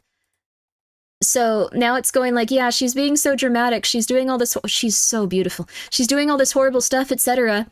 When she did nothing. She did absolutely nothing. She did nothing. She did absolutely nothing. These aren't bots. These aren't bots. You cannot take over someone's production as yours no matter who you are. I wish him well. Thank you, Jose 7688. I read one article that he made her uncomfortable of a weight comment. So this isn't a bot. This is getting the grammar wrong. Of a weight comment because he was asking his trainer how much she weighs because he has a back problem and needed to... This is probably just him. Like, this is... I'm so sorry. I'm so sorry for being so rude, but this could actually just be him. Like, this sounds like it's just him. Oh my god, dude! What is going on? Oh my god. Justin is on his 50 alt accounts defending her. Well, the thing is, like, this PR firm is supposed to, like, supposedly, like, do stuff like this because the same thing happened to Amber Heard. Same thing happened with Taylor Swift. Like, but this is just this is, like, another level. Unfortunately, not jiving with your coworker is so common. Given the circumstances, egos definitely are at play on both sides. We know nothing about this. I have a feeling mistakes have been made by both sides too. It is sad they couldn't again, not a bot, because at least do their jobs in actually being united and promoting the film that has an important message. No, it doesn't. No, it doesn't. No one has seen this movie, dude. No one has seen this movie. I hope they learn from this and are better artists, producers, and above all, better human beings. I see those Johnny Depp's crisis teams are in full force in the comment section. Absolutely. How was it? Just some Asian guy with the dog. Wait, you're lying, probably. Oh my god. I see that those Johnny's... Okay, fans of this movie are all insane. I'm with him 100%. With him on what? With him on what? Nothing that was said there was positive about him. This is insane. This is like if you go to a video and it's just like, I don't know, like Grimmi decided that she should start punching babies. Yes, unfortunately, some of the babies are now in critical condition, and she's trying to hire a PR firm to see if she can get some of those babies to not comment on the situation. And then it's like, I stand with her 100%. Not my Oshi ever. This guy doesn't have those types of fans, I don't think. I'm sorry, you guys shouldn't do that, though. They probably deserve... Oh my god, no, please don't. Please do not. Grimmi has already crashed, and I love to see it. I feel like I've been doing okay today. I think instead of all the gossip, you should be talking about the message of the movie. This is so interesting that the message of the movie is so consistently talked about. The message of the what movie? Oh my god. We should ignore Grimmi's war crimes and focus on the messages of the stream. Oh my goodness. Oh my god. That's the real crisis team in the comments. This is just, yeah, I definitely do think he told them, like, what they wanted them to talk about, because this is just so crazy. I can't even imagine a PR firm going like, yeah, we'll focus on how she's not promoting the movie, and it's like, no one would care. I don't care if they didn't get along. I care about the result of adapting this important book that they have no opinions on whatsoever. They didn't mention the author's name. They didn't talk about what they enjoyed about it. Nothing. Zero. What book? What book? They're both showing up even if they can't stand each other. Even if they can't stand each other, I don't care. Let's talk about the movie. Thank you, Silpha, for gifting a sub to message received. No! This is not the time to be talking about who Grimmi kept in a Turkish black site. We need to focus on the message of the stream. That's essentially what's happening, though. Oh my god. You keep saying no one saw the movie, but it did make decent numbers of the box office relative to its budget. 351 million versus 25. It's not nothing. That isn't nothing. It is pretty solid. I I don't think me or anyone in this chat is the target audience. I also don't think that the people that are in the target audience would necessarily be on a YouTube comment section going, I care about the adaptation of this important book.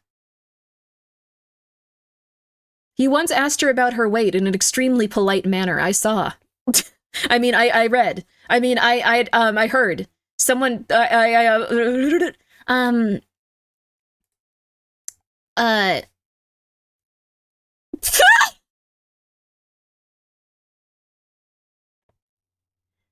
he's paying this PR firm too much money.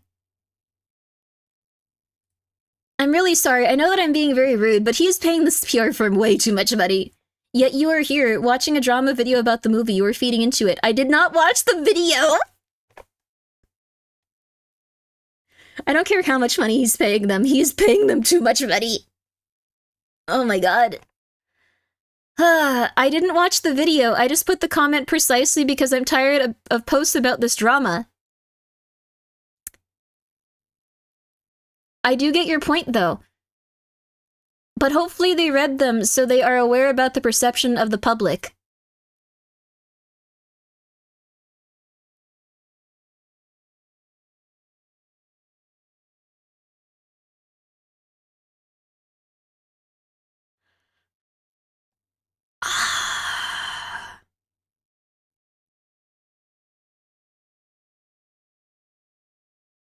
A real YouTube comment section would be much more chaotic. It would. Although this is just an absurd thing to say. Like, people supporting Depth Online were not anonymous bots or MRA types. They were people... Okay, no. NGTVE, I'll just say one. I'm not arguing that she didn't do bad stuff. I'm not arguing that, like, they weren't real people. What I'm saying is that when they start these campaigns, they're usually astroturfed. And what that means is astroturfing is where a few people come in and very aggressively spread things to communities where they know it'll take off. And then once it happens there, they can get people to start defending people, you know, with their own time and with their own effort and with their own energy. So that's what's happening here. Yes, fake grassroots, astroturfing. Like, grassroots campaigns are where people go and they talk to people individually and they get things started and stuff like that. So astroturfing is where maybe 50 people or so, and this is the same PR firm, they're actually talking about it right here. This is the same PR firm. They get people to go and they get people to spread information, whether it's real or false. And if they have anything real, they'll blow it up and try to make the person look 100 times worse. 100 times worse. And they'll, like, really hyperfixate on these little tiny things, like we have, like, right here. Like, this is exactly what happened with Amber Heard, too. Exactly what happened with Amber Heard. And then once they can get those rumors to spread, or if they have anything definitive, they'll pump it up as much as they possibly can until they eventually make sponsors drop them. Eventually they make people go crazy. Stuff like that. They'll do that as aggressively as they can until they get feedback from it. And then they'll be like, okay, cool. Now everyone hates this person. Now we don't need to worry about it. I know what astroturfing is, but are we saying that, let's see, are also paid by the PR firm? At least one? I mean, she could have had bad interactions with at least one person. She could have had some negative interactions with people. She could have also, yes, people could have also had their perceptions changed of this person if she was consistently having bad things come out, or if she was consistently having negative rumors come out about her. See, that's what companies and, like, organizations will do. If, like, we see this also a lot with, I'll just say it rhymes with tology. We see this a lot with tology, where if they have a specific figurehead or person that they really do not like, they can often turn their friends against them. Talking about our kid's godmother, one Taylor Swift. Taylor Swift actually also worked with his PR firm. So that's... Taylor Swift also employed this PR firm for something really shady. So funny you bring that up. So yeah, that actually probably is more credence to how they were attacking Amber Heard specifically in a way that would make her look a little bit Anyways, so now we're trying to see, like, essentially, like, how long it's going to take off. I did not know that. That is strange. Yes, they actually leaked the document of, like, everything they planned for her, too. So, I'm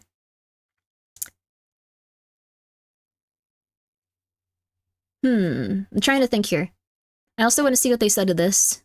I find it fascinating that all of the cast don't like Justin. Don't you think that's just weird? I don't know which way this is going. read one article. This is the craziest one. This is the craziest one. I legitimately do think that this was something that he asked, like, PR people to bring up specifically. This is so weird. Okay, sorry. What made you want to talk about this? I just saw it and I thought it was interesting. Like, the thing is, propaganda has come such a long way, like, consistently for so long. Like, we kind of, like, don't even know the mechanisms that are being used against us every day. Like, we legitimately don't know which celebrities are positive ones and which celebrities are negative ones. If they have a good enough PR team, they probably can just get people consistently against X, Y, or Z person. Alternatively, and again, this does not work for streamers. Like, if anyone's like, I'm gonna go and I'm gonna get Grimmi, it probably wouldn't work for you just because we've kind of see how it plays out with streamers. It does not go very well. It goes actually incredibly poorly. Like, if you're, oh my god, like, I actually got very upset at someone because they were just being so silly and like, ugh. I got very upset at someone, but I won't get too into that. A good spin doctor does wonders. It's true. This is amazing. I read this one article that made her uncomfortable. I read this one article that he made her uncomfortable of a weight comment because he was, and again, this seems like someone that English is not their first language. His weight comment because he was asking his trainer how much she weighs because he has a back problem and needed to train. Nothing wrong with that. Not shaming her. He's asking so he can prepare. This was him. This was him. Like, I know he hired a PR firm. This was him. This was him. Allegedly. This was him. This is insane, dude. This was him. Gotta be AI. There's too many, like, spelling mistakes and stuff. This was him. I don't know. This feels weird. I think this is, like, such a bad... This is such a... I don't... Dude, just go outside. They just Googled that? Nothing wrong with him. He's not shaming her. He's asking so he can prepare... Like, I don't know, dude. I don't know. This was who? This was a man that wants Ryan Reynolds and his wife to die. Allegedly. Allegedly. But yeah. This is also the same PR firm that worked with Johnny Depp on his case for Amber Heard and turned everything around for him. And then also, let's see, I'm trying to find... I don't think Taylor Swift's in this video, but she also apparently worked with them. I'm hoping AI and bots are the death of upvote, up-down systems for this very reason. I think it's going to make it a million times worse. So, would make sense to have poor grammar if AI is trained on YouTube comments? It's possible. But the thing is, I think these are actually just people that they're hiring to, like, say certain stuff. Amber only lost because she acted so inhumane during the court broadcast. Yeah, she was probably extremely stressed out. Like, I don't know what was going on there. I just know that this PR team is essentially, like, really crazy. Let me see if I have anything else that I can bring up for this, because I had a bunch of, like, links and stuff. That was it. That was it, I think. Oh, okay. This one was super messed up. This one was super interesting. Okay. This one was super interesting. Let me see if I can't, Okay. Sorry. I looked this up on my phone, so I have to type everything back in.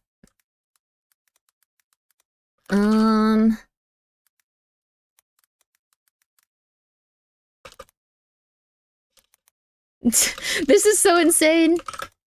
Let's see. This article is really cool. But if you guys were just like, I don't think Grimmi's actually right, I don't know. Okay. Alright. This one proves without a doubt all of this stuff is true and all of this stuff is crazy. Oh my god, come on. The New York Times won't let me look at their article. Come on, fine. You can have my Google account. Just leave me alone. Yes. No, I don't want. I have to pay for this?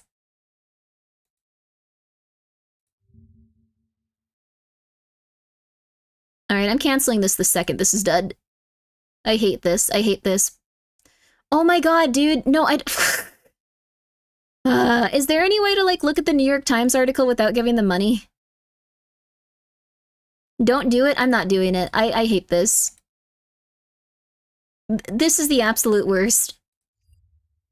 Open the article in Wayback Machine. Oh, okay. Oh, Wayback Machine? Okay. Thank you. I'm so pissed about this. But I understand everyone uses ad block and I don't know. Okay. Okay, Wayback Machine. Okay, cool.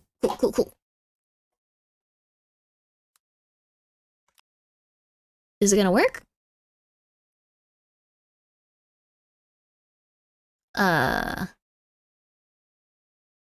Is it gonna work? I think it might be working. No, I don't know if it is. It's taking a lot of time. That might just be how it works. Okay, but we do have to read this because this is essentially going to sum up everything that happened with Amber Heard, everything that happened with Taylor Swift, and everything that happened with Blake Lively, which is Ryan Reynolds' significant other. You have to read the full article though, but I don't know. I think it's going to be interesting just to... Okay, yes! Oh my god, it worked! It worked! Oh my god, yes, thank you. This is going to be a kind of longer one too, so buckle up, Buttercup. Buckle up, Buttercup! Buckle up, Buttercup. Okay. Sorry, this is just so interesting, dude. Okay. Alright. We can bury anyone inside a Hollywood smear machine. Private messages detailed in an alleged campaign to tarnish Blake Lively after she accused Justin Baldoni of misconduct on the set of It Ends With Us. She really should have focused on the message of that book. It was a very important book. I'm not sure what it was called. It might have been the name of the movie, but I'm not 100%. But it was a very important book. I'm extremely upset about this. Barladoni sounds like a nice pasta sauce. Now I'm hungry. Why'd you gotta do that? Oh my god. Okay. Last summer, as the release of It Ends With Us approached, Justin Baldoni, the director and star of the film, and Jamie Heath, the lead producer, hired a crisis public relations expert. During shooting, Blake Lively, the co-star, had complained... Should I, like, read it in a news voice? Like False and Rima? That'd be cool. During shooting, Blake Lively, the co-star, had complained that the men had repeatedly violated physical boundaries and made sexual and other inappropriate comments to her. Their studio, Wayfarer, agreed to provide a full-time intimacy coordinator, bring in an outside producer. This would suck if you hated this person and they were constantly, like, saying weird crap to you. Oh my god, this would suck. Oh my god, this would suck. Just like, yeah, you have to do your scene where you pretend to have, like, you know, intercourse with that guy that was just asking, like, you know, like if you were fat earlier. Like, you know, just allegedly. Just really quickly, like, you know, just sorry, you still have to do it. We're spending a lot of money on the movie. You can't just, like, not show up. Sorry. That must have been torture for months. Oh my god. Their studio, Wayfarer, agreed to provide a full-time intimacy coordinator, bring in an outside producer, and put other safeguards on set. In a side letter to Miss Lively's contract, signed by Mr. Heath, the studio also agreed not to retaliate against the actress. But by August, the two men who had positioned themselves as feminist allies in the Me Too era... I do think it's really nice that people want to support women, but, like, why does this keep happening? Why is, like, every dude that's, like, super into that stuff end up being, like, crazy? Allegedly. Expressed fears that her allegations would become public and taint them, according to a legal complaint that she filed Friday. It claims that their PR effort had an explicit goal, to harm Miss Lively's reputation instead. Her filings include excerpts from thousands of pages of text messages and emails she obtained through a subpoena. These and other documents were reviewed by the New York Times. That's actually really smart that she's doing this, though. Like, one thing that I do like about this is that she probably could have instead countersued them and gotten a ton of money and, like, done a ton of interesting stuff. Instead, she was like, I just hate this dude. I'm just gonna leak this to, like, organizations to, like, talk about. I just don't like him. I'm sorry. Like, that's a baller move. Also, thank you, Atakoi, for gifting a sub. And thank you so much, Just Some Asian Guy with a Dog, for the 100 bits. Easy for you to say, Grimmi. I heard you support punching babies. Even when the babies don't deserve it. Gosh darn it. Oh my god. Hope you're having a good day. I'm having a good day. Her filings include excerpts from thousands, so she just went for it. This is cool. There have long been figures behind the scenes shaping public opinion about celebrities, through gossip columns, tabloids, and strategic interviews. The documents show an additional playbook for waging a largely undetectable smear campaign in the digital era. While the film about domestic violence was a box office hit, making nearly $350 million worldwide, online criticism of the actress skyrocketed. He wants you to feel like she can be buried. He wants to feel like she can be buried. Oh my god, what is... Oh my god, dude! He wants to feel like she can be buried. A publicist working with the studio and Mr. Belladoni wrote an August 2nd message to the crisis management expert Melissa Nathan. You know we can bury anyone.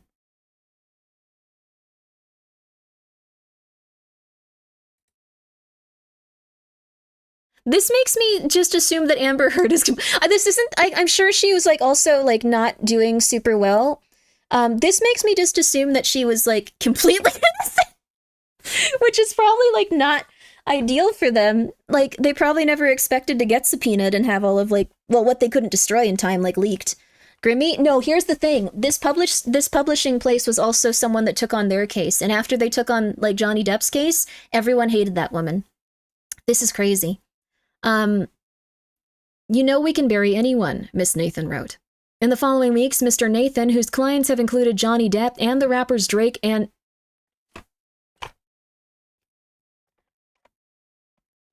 She had to be it. I'm sorry, this is insane. Oh my god. Drake and Travis Scott went hard at the press, pushing to prevent stories about Mr. Belladoni's behavior and reinforce negative ones about Miss Lively, the text messages show. Jed Wallace, a self-described hired gun, led a digital strategy that included boosting social media posts that could help their cause. You were the person that wrote that on YouTube. You did badly. You did poorly. You did poorly, sir. I didn't like it. It was very obvious. They did a pretty bad job burying her, considering she kept getting roles and Depp was in, 6 movies since, which I've never heard of. Well, the thing is, she probably will be fine because she's probably a pleasant person. That shows that she was a pleasant person that people enjoyed working with. Like that, you can still get roles after having that and having public opinion that intensely against you. She's probably okay. No, that's the thing. Like, acting and stuff is all based on networking. Acting and stuff is all based on networking. Depp already had a history before the Amber stuff. Like, that's the thing. Like, these guys made it seem like she was probably the devil, but if she was consistently working with people and they liked her, that's more of an indication that she was probably relatively stable outside of the stuff going on. Amber Heard being innocent, was I a victim of propaganda? She might have some stuff going on, but the thing is, the people that represented, like, smearing her, like, online are these guys who are working with pretty much everyone that everyone just... People are more likely to side with the perceived attack on a woman than a man by default. It's just nature. It's true. Evil Crash, thank you for being here for 4 months. Just let Grimmi be your defense attorney. I don't want to defend you. I don't want to defend anyone. Like, if someone did something wrong, then I'm, like, not down for it. But did you watch the Amber Heard trial completely? I didn't. But, like, the thing is, this is a really intense PR agency, and they probably had a lot of stuff go on throughout it. So, what do you mean, wow? If you, like, did something evil, you should go to jail. She might be bad, but not as bad as everyone expects. I think that's the biggest thing. I think that's it. Like how women kept working with Weinstein despite, they knew what he does to women. Well, I think that, okay, that is a very, like, intense issue, but, like, the reason that people started to work with, like, Weinstein, and they continued to work with Weinstein, is because they knew if they objected to it, they were going to have their career end. And people will do anything to keep their career going. People will do anything to continue to have a source of revenue and food. Like, if you, like, completely take that away from someone, they're gonna have a mental breakdown. And oftentimes, these were young women that were going and trying to get more and more up there, like, in terms of, like, their careers and stuff. So, if they ended up in a situation where they didn't know that he was like that, and they were just, like, hanging out, and it was just kind of like, okay, well, you have to do this, or your entire career is over, and everything you've been working for years is over, and we're going to make it look like you're the worst person imaginable, and everyone is going to hate you, and all of your friends are going to hate you, and all this other stuff. They're generally just going to, like, you know, fall in line with that sort of thing. It's very unfortunate, and it's very manipulative. felt disconnected from her emotions, so it seems she was fabricating a lot of things during the presentation. She might have had like a numb, like out-of-body experience reaction if she was completely emotionless. Like she might have been having an actual mental breakdown. That's what cancel culture is. When it comes to someone that's making it so you can't live and you're forced to have intercourse with them, it's not exactly cancel culture. I feel like it's cancel culture when it comes to something that, like, people are having a disagreement online and, like, people are, like, super pissed off at them and then they start making up insane rumors about them and stuff. Like, that's cancel culture. When it comes to someone exploiting someone for their sexuality, hurting children in either a sexual or non-sexual manner, or hurting animals, like, those are the things where people get really pissed. Like, those are the things where people get really pissed. The evidence also buried her. It's possible, but I also wonder, like, if they were having an abusive relationship, like, if she was having an emotional response to stuff. I don't know what went on with her, but I do know... How do I put this? There's someone in my family who's very well-liked for a certain amount of time. You guys probably know which one. And they are, like, the devil. They are like the actual devil. Like, they are crazy, crazy, crazy. They're, like, absolutely nuts. But they often get people against their spouses and against, like, their girlfriends and stuff like that. Just because they go, well, look at how crazy they are. Look at how crazy they're treating me. Look at how crazy they're treating me. But meanwhile, they've been cheating on them. They've been taking their money. They've been stealing from them. They've been depriving them of all of their friends and family. They've been shaming them every day. They've been doing all kinds of stuff. So I do tend to side with whoever, like, seems like they're more in that situation, but said her own legal team brought in was challenging Judge Doom for Roger Rabbit, and he was supposed to appeal to... What? Her medical team that was her... Wait, her medical witness that was her own legal team brought in was channeling Judge Doom from Roger Rabbit, and he was supposed to be their appeal to authority? What does that mean? I don't understand. I don't understand it. But I watched the whole trial because I was a streamer commenting on it. I think Amber is crazy. She probably is crazy. Like, the thing is, like, everyone I know that, like, knows someone that has been extremely abusive for years is crazy. They usually are crazy. Like, regardless of, like, the severity of it, they're usually crazy. And then once they get away from the person, they usually calm down significantly over the years. Like, that's what happened with the people I saw, at least. So maybe that could be more of, like, an indication of, like, if the person's crazy or not. Are we actually seeing her continue to stay in the headlines? Has she continued to be extremely aggressive? Or has she kind of faded out of, like, you know, general, I guess, stuff going on? She was the abuser, though. Johnny was the victim. Well, that's the thing. This is also, like, how this was playing out with this PR firm. Sorry, this might also be very hard to discuss on Twitch, I realize, because it's like having a conversation with, like, 500 people at once. But, she moved out of the country and changed her name. Amber wants to be done. It sounds like she's probably just trying to go heal. Someone being a victim doesn't make them a good person. No, it doesn't. It doesn't at all. But if she's consistently getting work, if she's stable, if she's doing everything she's supposed to now, hopefully she continues to feel better. Have you really never seen Who Framed Roger Rabbit? No, I saw Who Framed Roger Rabbit. I just don't understand what's going on. But we'll continue reading this article. Toxic before she was together with Depp, there were multiple people who commented on her character. I know one of them was Taylor Swift, and apparently she was also involved in this specific PR agency. So, we know that one. What I'm saying is, I'm not saying that you can't be upset with this person, I'm just saying that this specific information may have come from this specific PR agency, which was one that was attempting to bury her because they want their client to succeed. So, there were accusations of Depp abusing Amber too. I mean, those were the original accusations from what I understand. It's once this PR agency got involved with this case, that's when we started seeing so many more things about Amber Heard. So, this is great info about the PR agency. Yeah, I'm not trying to tell you guys how to feel about this or that she was a perfect angel that's amazing. I'm just saying that they hired a specific PR agency in order to make her look as horrible as possible. And this agency has also been employed by a series of insane people. Chat is too focused on the people involved while Grimmi is trying to discuss the methods and tactics used by the PR firm. Yes, that is exactly what's happening. So I don't mean to make you guys feel bad. I don't mean to make you guys feel uncomfortable. I'm not trying to say that you guys are wrong or idiots or horrible, etc., etc., etc., etc., etc., etc., etc.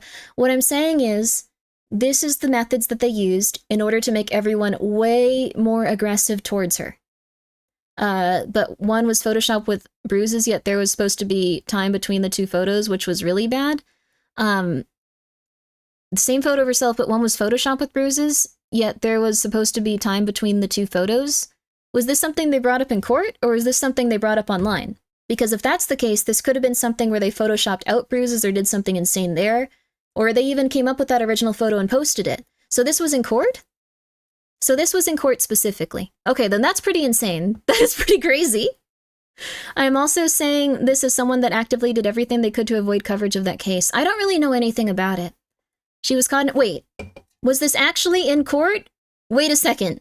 Is there footage of them talking about this in court? Or was it something the PR agency said and showed up in articles after? He used theatrical— wait, it was on court— he used theatrical makeup? Wait, what? Wait. Okay, wait. He used theatrical makeup? What's going on? I can't tell what's going on. I think because several people have several different ideas of what happened during the case. She used makeup. Okay, so, but why are you saying he used makeup? And also, wait, why are you saying— you said it was an identical photo. Someone said it was an identical photo.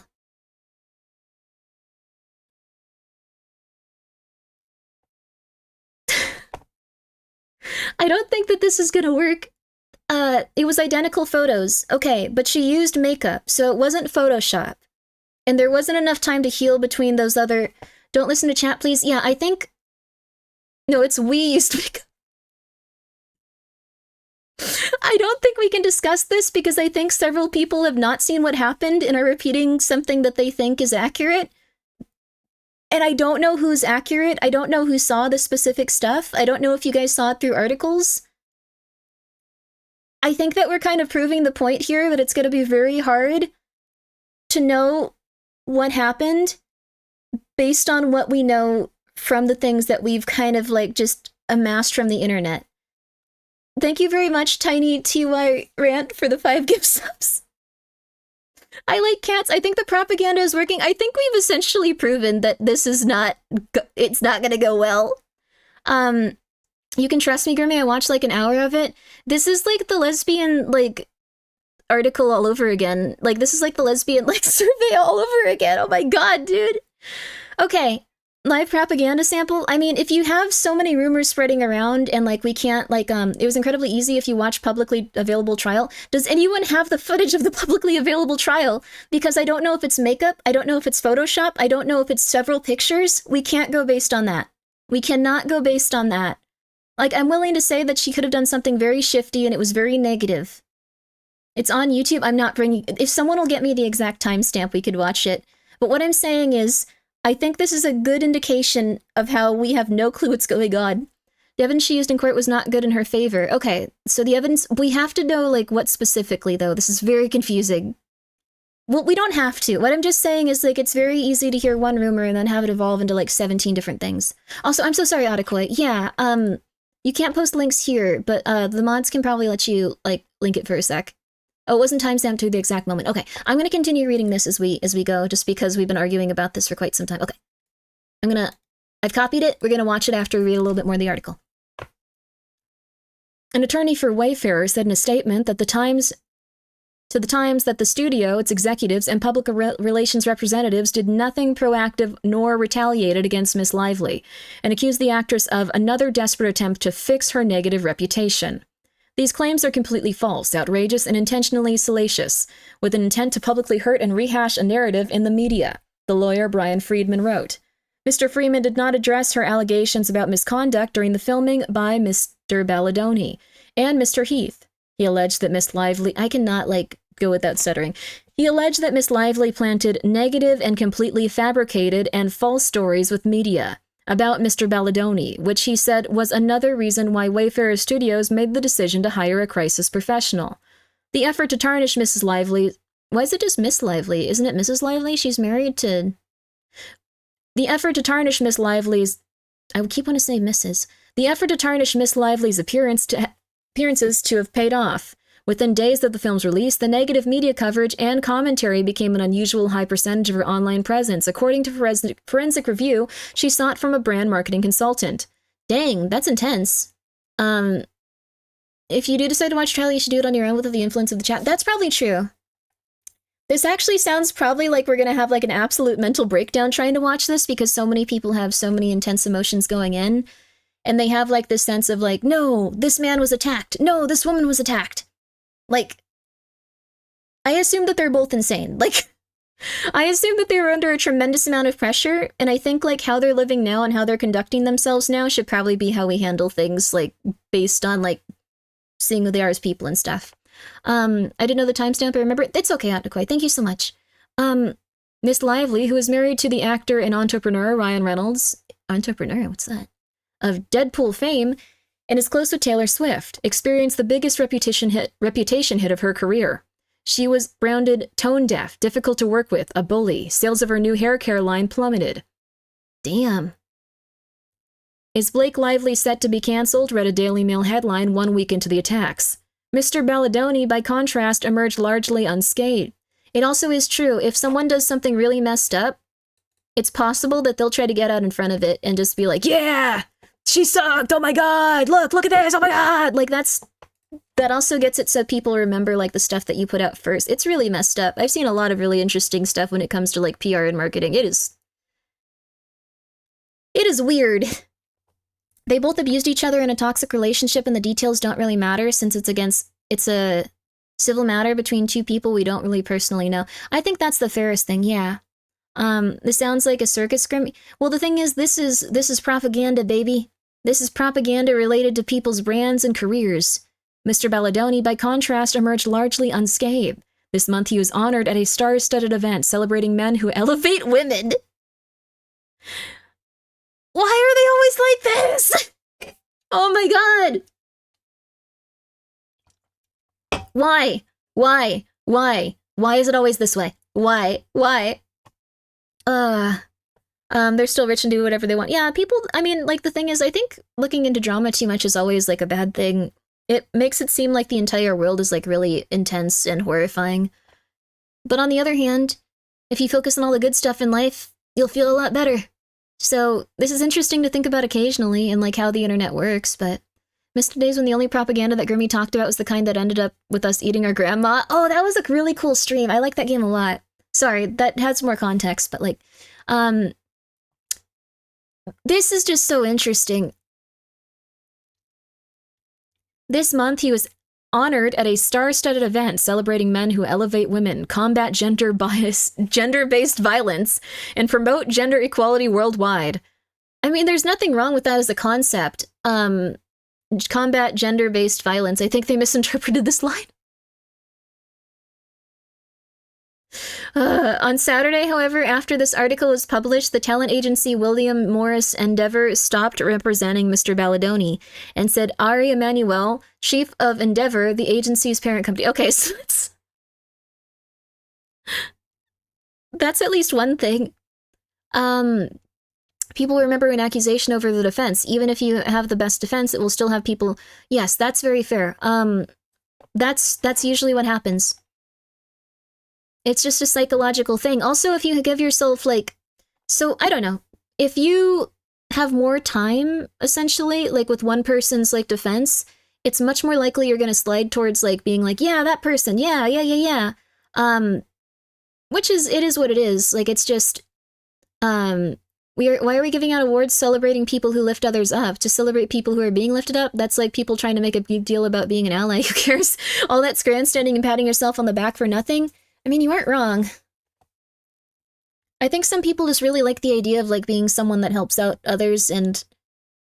yeah, I mean, I guess they could have just given the award to, like, someone that he actually uplifted. That's very true. I hadn't really considered that. Social experiment where two people hire PR teams to run propaganda against each other and see what happens. That would be really interesting. That would be really interesting, actually.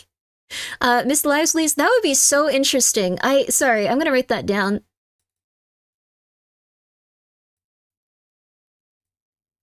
Do you think should I tell them?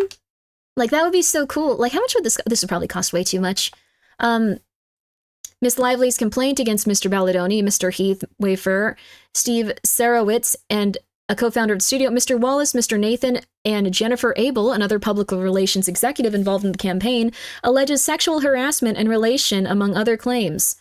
Sexual harassment and retaliation among other claims. The complaint filed with the California Civil Rights Department is a precursor to a lawsuit. In a statement, Miss Lively said, "I hope that my legal actions help pull back the curtain on these sinister retaliatory tactics. I cannot read today. To harm people who speak up about misconduct and helps protect others who may be targeted." She also denied that she or any of her representatives planted or spread negative information about Mr. Balladoni or Wayfarer. I don't think she did. I don't think she did. I think the extent of things might have just been like, he was really rude to me. And it's just like, yeah, oh my God, he was so rude to you. That is like so not okay. Like, it is not okay how rude they were. That is horrible. And then eventually it was just like this person is evil. I have to take her out. Like stuff like that. Like that's what it sounds like. This is a BoJack Horseman script. This was something similar. Something similar did happen on BoJack. BoJack is a really interesting show for like, I don't know, just general entertainment stuff. Rich people are vain enough to chase awards for helping people. Giving out those awards is basically investing in getting some of their money for your cause. That is really true, actually. Oh, wow. I think you just kind of figured out the entire system there. Oh, yeah. That's very true. You know what? That is extremely true. I think it's best for both people to be in on that. At the end, the propaganda period, they'd both come out and say, look, we both hired PR teams. Oh, no, I'm saying if you tell the PR team that you're hiring them for that reason, or if you don't tell them, you should absolutely tell the person that you're, like, having this little PR, like, thing with that you're doing. You shouldn't be crazy. You should be normal. Yeah. I pretty much ignored all of it, and he stayed silent for, like, a year and lost a lot of roles and deals because of the accusation. Which he could believe is true in the trail. Everyone 100% believed the accusation. Come out and say, I always believed you. Dap shaking my head. It's a little bit crazy. I think most of these situations are going to be a lot more gray than people want to admit. But the thing is, I think most people aren't going to look at it from that perspective, because if someone does something messed up to you, you're going to like hold on to that for the rest of your life. And if you see a similar situation come up, you're going to project yourself onto that situation. So a lot of people see themselves in Johnny Depp, and a lot of people see themselves in Amber Heard. And unless you have a lot of like thing where you go like, oh, well, I probably messed up in this way or that way or this way or that way, or maybe it's like a little bit more complex, or like, you know, I need to like change in this way. Like, even if it's just not related to this, you're probably going to just go, mother flipper, I'm going to project a lot of pain onto you. Nope. It's something we do unconsciously. It's something we do unconsciously and pretty consistently. Like, it's not a matter of like, just like, no, that never happens. Like, it does happen consistently. You have done it at least like probably like a handful of times in your life, even if you've had a pretty emotionally stable life. It's just an interesting thing to think about, like with how we function as like people and stuff. We should have a plan. In May, several months after the filming wrapped, Mr. Balladoni realized that Mr. Reynolds had blocked him on Instagram. This is so stupid. Oh my God. We should have a plan for if she does the same thing when the movie comes out. Mr. Balladoni wrote this is a crazy person. This is a crazy person. Oh, goodness. Allegedly. This poor man, dude. Like, he just needs to go to therapy. Like, Mr. Balladoni wrote on Miss Lively in a text exchange that included Miss Abel, a publicist who had long worked for him in Wayfarer. Plans make me feel more at ease. Mr. Balladoni, 40, and Mr. Heath, 55, had a lot riding on the film, which is based on a best-selling novel by Colin Hoover. A lot of people probably went and saw this movie too because of this. Just saying. Oh, that was like a crazy person. Sorry. Go to therapy. You're gonna be fine. Just forgive your mom. You're gonna be fine. Sorry, whoever had your messages deleted, you're gonna be fine. Just, you know, sit down for 10 minutes a day and think about how your mom might not have been enough for you there, but like, you know, there's still a lot of goodness in the world. You'll feel a lot better. Go to therapy. You're gonna get through it. I can like feel the seething rage. I'm sorry. Sorry. But I know it can probably trigger like a sense of projection in some people when this type of thing happens, but like, it's very unfortunate, but you kind of have to just go through it. This guy could not come to terms with that type of thing. Not the person in chat, but this dude. Mr. Balladoni, most known for the CW satirical comedy dramedy, Jane the Virgin. Is that this guy? My mom really liked this actor. I completely forgot about that. He was like a big meditation dude. Oh, that's...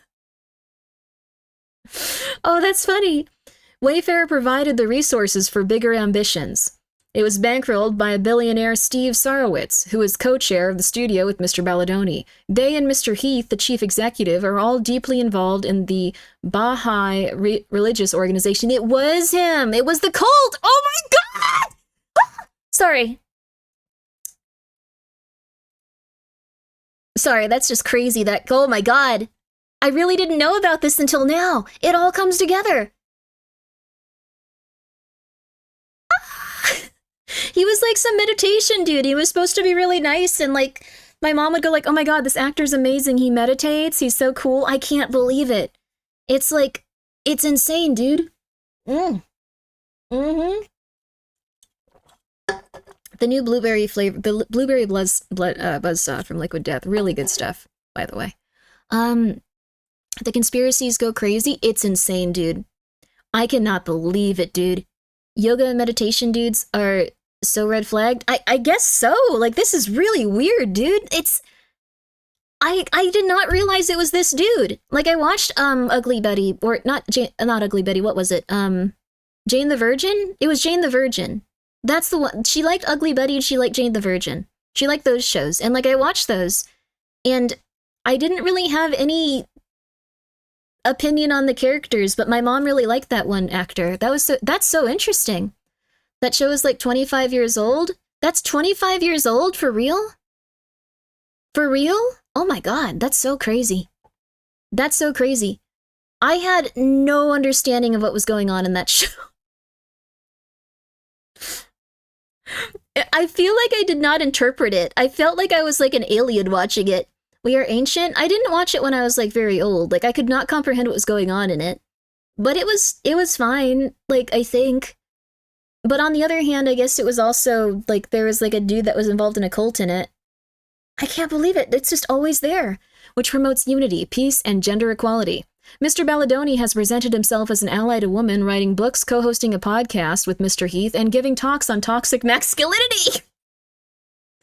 How old is this show? Jane the Virgin. Oh, 2014. It wasn't 25 years ago, you guys. It was 10 years ago. I'm very sorry. I'm very sorry. Wasn't that long ago? Well, it's like 10 years ago. Wow. 11 years ago. Wow. Wow. Wow. I really did think it was 25 years ago, and I was like, that's crazy. That's crazy. Yeah, that wouldn't really work, though.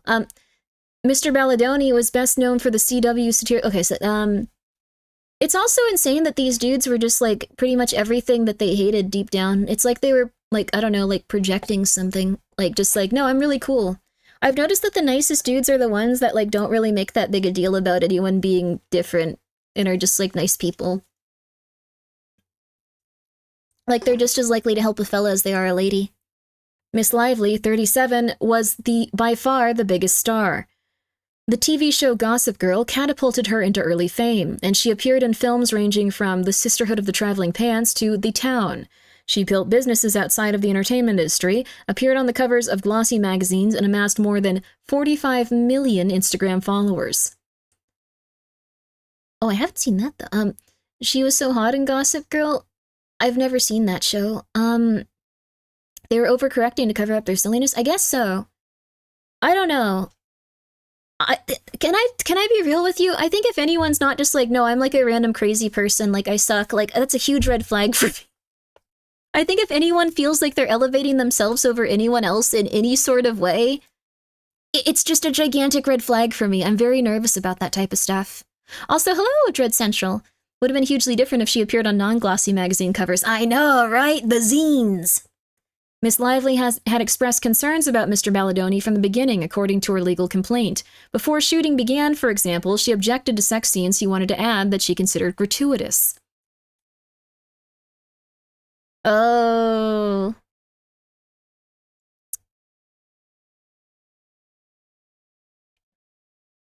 Oh, you want your bed back? There you go. There you go, Joshua. Yeah, here you go, baby. Yeah, there you go, baby boy. Sorry, I'm setting up Joshua so he can sleep on his little blanket. Oh, hi, Joshua. I missed you. You're a good kitty. But, yeah, that's a really bad, sign. I mean, I understand that it might be needed for a movie here and there, but, like, if anyone's trying to just go, like, why don't we add in another 4? It'll be fun, right? And it's like, why do you need so many? What are you talking about? Did you really name your cat Joshua? Yes. It's not Josh Tua, it's Joshua. Joshua. Joshua. Joshua. Ooh. Ah, Joshua. Not Josh Tua. If anyone should ever tell you that, you are free to strike them. In November of 2023, as the cast of It Ends With Us was preparing to resume shooting after months-long writer's strike, Miss Lively went to Wayfarer with the side letter seeking safeguards. Ah. Oh. Joshua, spelled by Starbucks worker, got it. Yes, Joshua. Hi, Joshua. Oh, he's so cute. Are you happy today, Joshua? Oh, it's okay, Joshua. You're safe. You're safe, kitty. He has such a tiny little head. What kind of cat are they? He is a little flame point Siamese, so he's half orange and he's half really smart, and he's crazy. We can't see the pictures here because we're using the Wayback Machine, but it's fine. Our client is willing to forgo a more formal HR process in favor of everyone returning to work and finishing the film, as long as the set is safe moving forward, her legal team wrote to the studio. Damn, this must have really upset them, though. I can imagine, like, how much it would hurt someone to, like, hear this, like, seriously. Not that he should have been behaving in such a manner, allegedly, but, like... She detailed her complaints during a meeting with Mr. Balladoni, Mr. Heath, and other producers in January, according to legal... and others in January, according to legal filings. I cannot read today for some reason. Every time I see you look sleepy, I am sleepy. I'm really sleepy, dude. I'm tired. She detailed her complaints during a meeting with Mr. Balladoni, Mr. Heath, and other producers in January, according to legal filings. She claimed Mr. Balladoni had improvised unwanted kissing and discussed his sex life, including encounters in which he said he may have not received consent.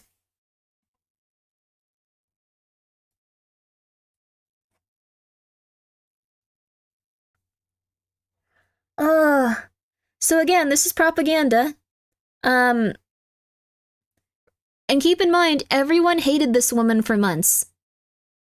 Keep in mind, everyone hated this woman for months. People were pissed. She lost a bunch of money. Keep it in mind. Grimmi is very tired, very eepy. She is, had a long day of streaming, wants to take a small eep. Oh, that's nice. She yawned because I am very big sleepy. Needs to falafel asleep. Yo, falafel. Thank you for the 100 bits, a small cat. Oh, it gets worse. Oh, sorry, you guys. I didn't think it would be this graphic. Like, but again, this is propaganda. Everyone hated the woman that was having all of these bad things happen to her. Not this guy for months because he hired a PR team, and he got everything out first. Mr. Heath had shown her a video of his wife naked, she said, and he had watched Miss Lively in her trailer when she was topless and having body makeup removed, despite her asking him to look away.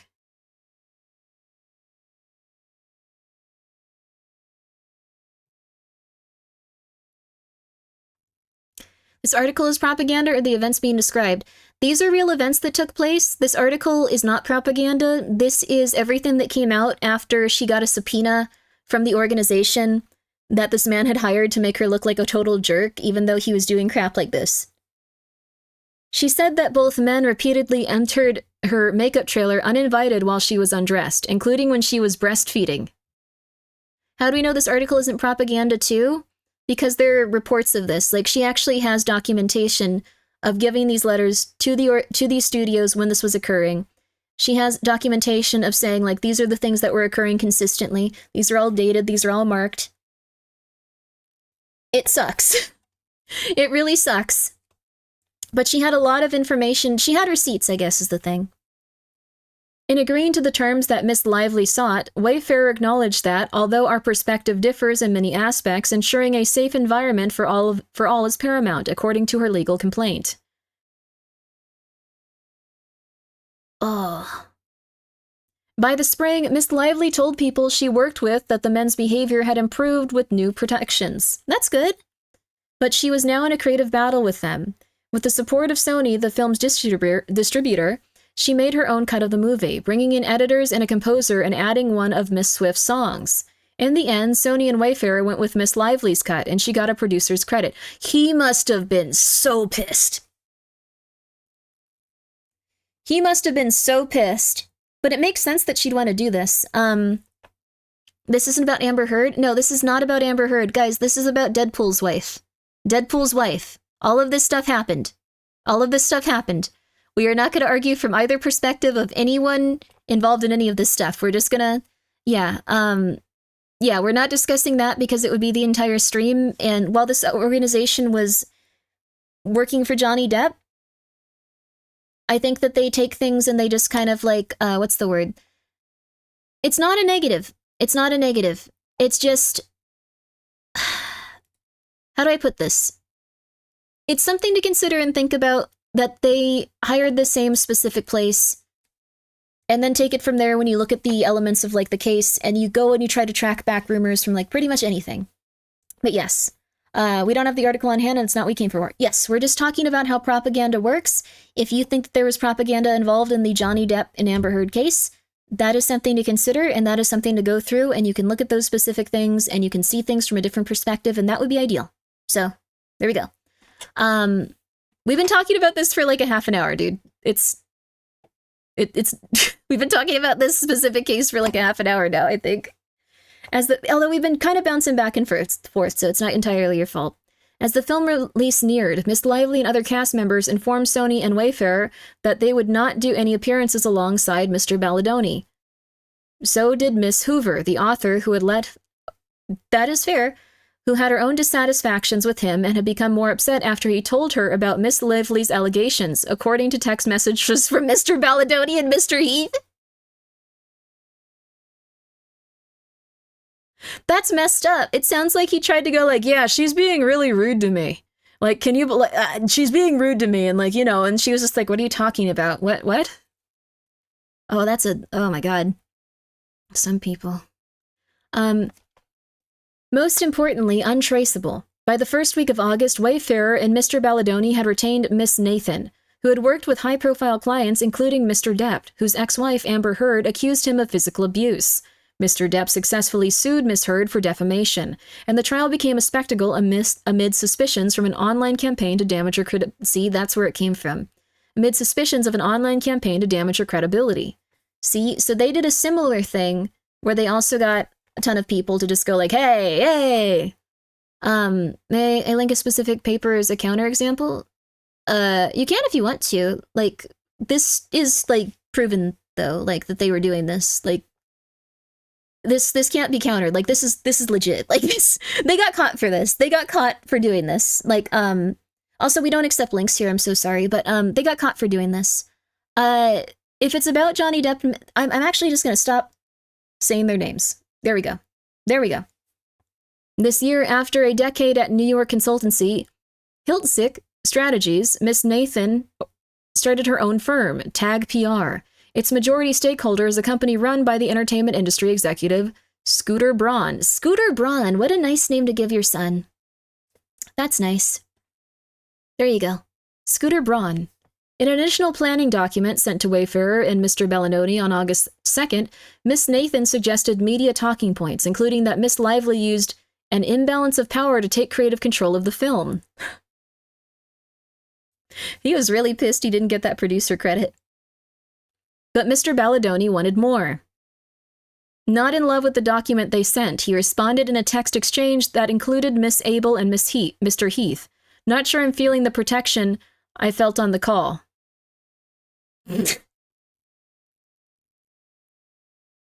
You're not slandering her well. Like, I feel like I could slander her much better. Like, just come on. Like, I really felt like things were going to get better for me, and then Miss Abel relayed his frustration to Miss Nathan. I think you guys need to be tough and show the strength of what you guys can do in these scenarios. He wants to feel like she can be buried. Ah.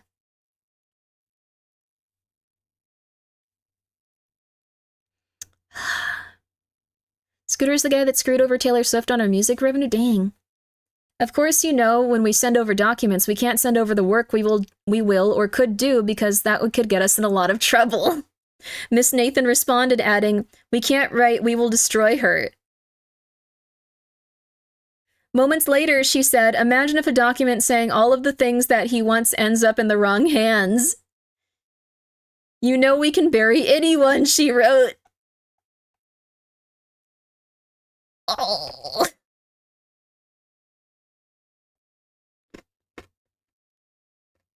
Mm-hmm. This is what happens, though. Mm-hmm. Stares directly in the camera. Yeah. Mm-hmm. I like that he was just like, "You're not being aggressive enough," and that's what kind of got him. This was someone my mom really liked and thought was cool, though. I remember thinking it was weird. I remember going like, why is she so fixated on this actor that meditates? Like, mm-hmm. This is a really cool article. It's really interesting to think about how this is how it works. Like, This also is not the only place. There's tons of people that employ propaganda everywhere. Everywhere. It's really interesting. 3 days later, Mr. Balladoni texted Miss Abel, flagging a social media thread that accused another celebrity of bullying behavior and had generated 19 million views. "This is what we would need," he wrote. And that's what they gave him. They made a lot of stuff where she was she was bullying other people besides him. Damn. I mean, the article itself does propaganda too, right? This is not propaganda. This is telling you exactly what happened, the material they had, and they have sources for it. So, I guess you could argue that it's propaganda. Well, no, it's just them detailing what happened, but like, maybe if it were like them going like, this poor man was pushed into like using this agency, and like they split down the comments and like they rearranged them and they kind of like made it like look a lot more nicer towards him when it came out. Like, that would be propaganda. It would be trying to get you to believe a specific thing. This is kind of just saying the things that happened and letting you decide what you feel about it. As long as it pushes the reader one way or another. This one is not saying, like, this poor woman cried in her trailer, like, just lamenting the fact that she would have to go back out there. I'm sure she did, but they're not saying that. Bias is not propaganda. Yeah, and I don't even think this is bias. This is just literally presenting something that happened after they got subpoenaed. After they got the information from them, because they didn't think this was ever going to happen. 3 days later, Mr. Balladoni texted, this is just so messed up. Miss Nathan soon floated proposals to hire contractors to dominate social media through full social account takedowns. And that's where they're getting caught for this. So, they did this to them. It is very likely that they did this to Amber Heard. And I'm not saying either way, I'm just saying, and that's the last we'll say on it, they very likely did the same thing. So what they're saying here is that they hired people to go and make comments on places. They hired people to go and make comments and go like, this guy is really nice. This lady sucks. This lady sucks. And that's what we were seeing in the YouTube stuff. Full social account takedowns by starting threads of theories and generally working to change narrative. All of this will be mostly important. All of this will be most importantly untraceable. She wrote. Oh. Jeez, dude. Jeez.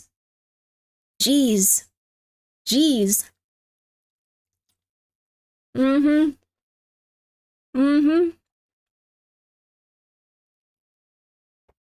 I think we need to put the social combat plan into motion.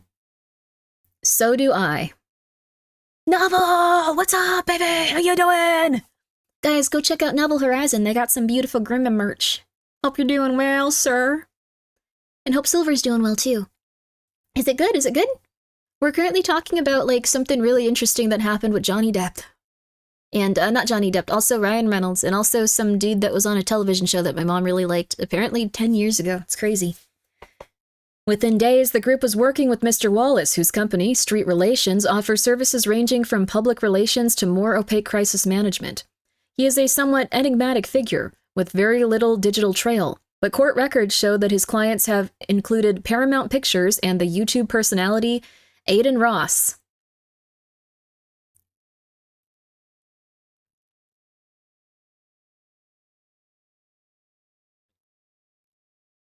Well, we're just finding out how everyone got popular, aren't we? It never, I guess they should have assumed, but it never occurred to me that, like, you could just hire a bunch of people to, like, comment. I mean, obviously, like, people do that, but you could hire a bunch of people to comment on your videos and, like, you could hire a fan base until you have a real one. That's insane, dude.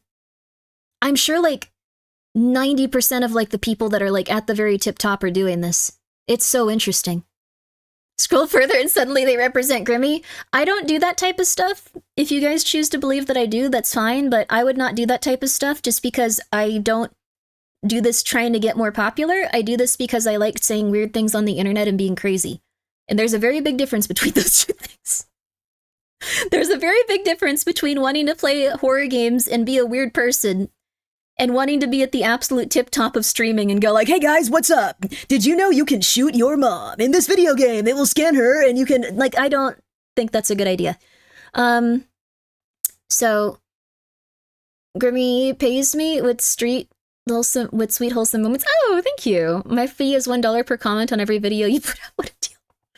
I'm not gonna do that. I don't know. I'm sorry.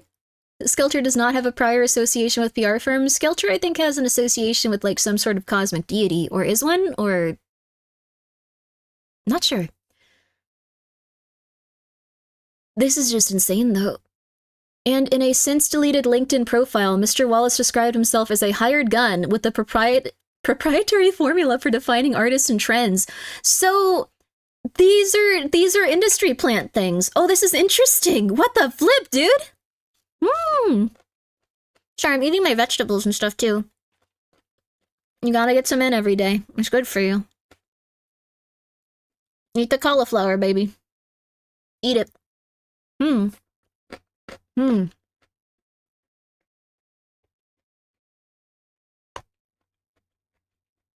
saw me ratio that guy? I felt so bad. I don't know. I felt really angry, though. Sorry, dude. He's not a bad person, I'm sure, but, like, just stay away from video games people love way more than God itself. Like, please. You'd be surprised how much this overlaps with politics? I can imagine. It's interesting. But, it seems like everything that's pretty popular, like, in our day and age could probably be boosted and zooted and stuff like that. It's time to tear down celebrity culture. I'm not even necessarily doing that. I'm just saying it's interesting. Like, the stuff that's, like, at the tip-top popularity is probably way more influenced by this in, like, every field. It's really interesting to think about. Like, propaganda, takedowns of, like, fellow companies and stuff. Like, thank you, Sky. Thank you for the clip. Takedowns of fellow companies and stuff. Like, things like that. Like, it's probably really consistent. Like, it's interesting. I'm not saying it's, like, for every single thing imaginable, but, like, it probably happens way more. Way more. And those ones that probably have, like, a crystal clean, like, perfect image, probably more related to that kind of stuff, too. Because, like, this guy was considered, like, amazing, perfect. Like, he was doing so good and making sure everyone liked him. And then you find out, this is really interesting. And I'm sure there's actually, like, nice people out there, and, like, it's not every single instance of that type of stuff, and, like, I don't know. I don't know. August 6th premiere brought the first wave of press coverage. Sorry. You don't need to hear me eat broccoli, I'm sorry. The August 6th, that's why you hired me. The August 6th premiere brought the first wave of press coverage questioning what happened during the filming. A Hollywood Reporter story speculated about a rift between Miss Lively and Mr. Balladoni, after TikTokers noticed the two stars didn't pose for photographs together, and that Miss Lively and other cast members didn't follow Mr. Balladoni on Instagram. If someone were coming in and trying to look at me while I was naked, like, as we worked together, I also would probably avoid them for the rest of my natural life. I think that's a pretty normal way to feel. Different tabs started playing. Oh, sorry. Wait, why am I apologizing? The unfollow situation is what everyone's pointing at, seemingly that something is much, much bigger under the surface as to why they all unfollow. We have flagged Jed and his team as well. That is so interesting. Mr. Nathan had already been speaking to other journalists according to text messages.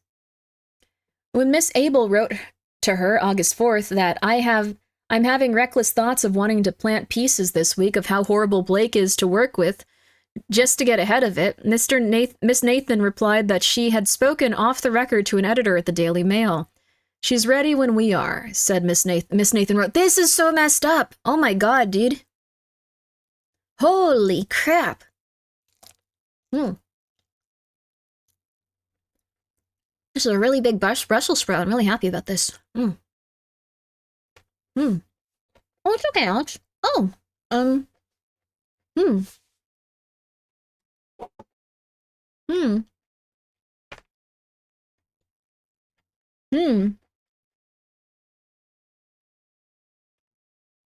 Alex, thanks for the 100 bits. She has a quote on the record saying she invited him in while she was breastfeeding? Or is this like an article saying that she did that? It's possible. Either way, it's like, I totally understand that she might not have been perfect. Usually when people are in these situations, they're usually both not doing so hot. Also, thank you, Autoclay, for the sub. Direct text messages? Are they real? Were they subpoenaed? Are these things that were leaked by the person? Like, we have to also think about that as well. I'm telling you, when it comes to propaganda, you have to consider every single thing. This guy is considering this a war. This guy hates this person. But it is possible. I'm not discrediting it, like, fully. I'm just saying, like, if there's a source for it, hell yeah. But thank you for the 100 bits. And, no worries. A flurry of articles followed the Hollywood Reporter piece. Many made it seem as if the only rift was over creative control. Oh. Some journalists had gotten wind of complaints about Mr. Balladoni's behavior, but none of the most serious ones were published. Oh. I doubt she invited him in, but if she did, I seriously doubt she would want him staring at her the whole time. Yeah, that's true too. All I know is they were shown in the defamation process. Interesting. Also, Jupiter, thank you for the 100 bits. Buy into give subs now. No. Thank you for the 100 bits, though. He doesn't realize how lucky he is right now, Miss Nathan texted Miss Abel. In other exchanges, Miss Nathan claimed that she kept allegations against him out of stories, writing in one message that one major news outlet were standing down on HR complaint. Oh my god, dude! Jeez! Also invited once doesn't mean perma invited. That's true. That could have been a text message from another time where she was okay with it. Maybe she was like, okay, this is fine, and then she was like, this is the creepiest man on earth. I don't want him around me. It's hard to tell exactly what's happening here. I think it's most, like, the person that hired the PR firm and said that they wanted her to be buried and, like, murdered, like, I'm gonna side a little bit more with the person that didn't do that, though. I'm gonna be real with you. Sir, are we in the clear now? Did we survive? We survived. All press is so overwhelmingly weavy. We've confused people. So much mixed messaging. It's actually really funny if you think about it. Damn, dude. Damn. Meanwhile, an online backlash against Miss Lively was underway. It's impossible to know how much negative publicity was seeded by Miss Nathan, Mr. Wallace, and their team, and how much they noticed and amplified. On August 10th, Kajesti Fla, a Norwegian entertainment reporter, uploaded to YouTube a 2016 interview in which Miss Lively snapped back when Miss Fla commented on her baby bump.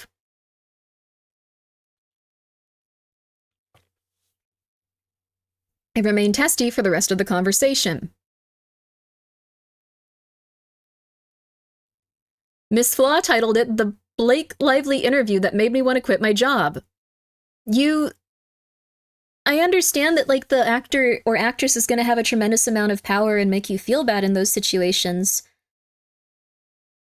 But if you're commenting on someone's weight or body, that's extremely rude. Like, yeah, I remember that. The interview was in the wrong, honestly. If they were, like, trying to make her out to be a monster and had already done all these things to make her look bad, they absolutely could with this. But this is, like, a rude thing to do to someone. This is, like, a mean thing to do. Like, it's not nice. Like, I don't understand this. But, I mean, if you've already poisoned people against the person, like, it's really bad. I don't know. And told the Daily Mail that it's time that people behaving badly in Hollywood or anywhere else for that matter gets called out for it. Okay, whatever. Okay, whatever. The interviewer had just had a miscarriage, and it was known at the time that Blake basically threw the miscarriage in her face. Do we know that for sure?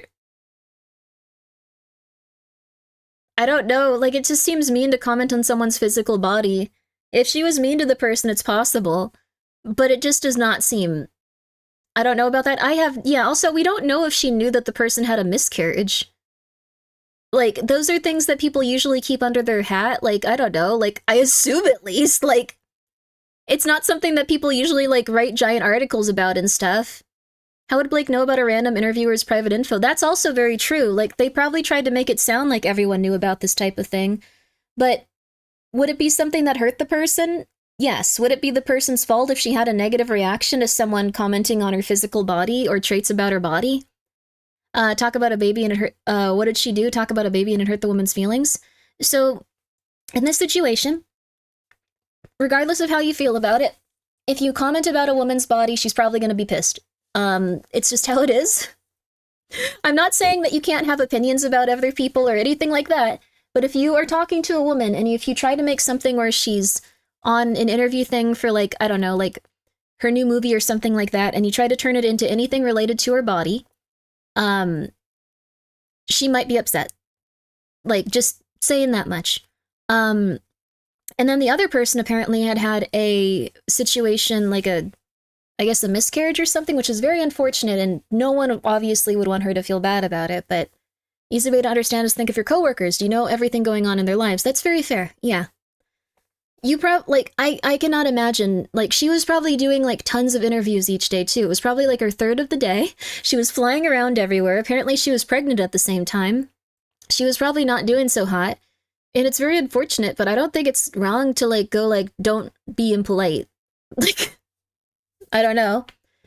After publication of this article, Miss Flaw on Sunday contacted The Times and said she had not participated in any orchestrated effort to harm Miss Lively's reputation.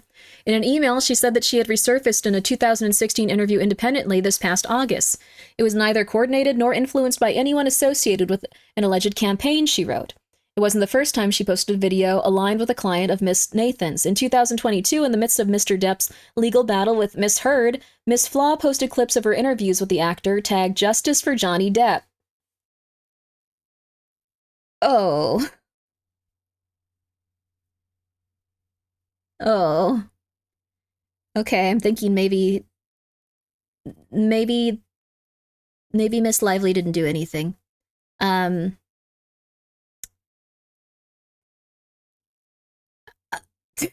It circles back? It does. Well, now we know who the interviewer is aligned with? Yeah, that's a little bit intense. I'm just saying, it's a little bit intense. During the film rollout, Miss Lively was also accused of being insensitive about domestic violence. What? The official promotion plan instructed the cast to focus more on the uplifting aspects of the movie than the abuse, and to embrace a floral theme. Her character has a flower shop. These guys are assholes. Sorry, I just need to chill out, but like... Are you doing guilt by association by association? No, but if someone has worked with a specific publishing company in the past and was leading a campaign against someone that was working with a specific publishing company, that's not guilt by association. That's just guilt. That's just guilt. That's just guilt.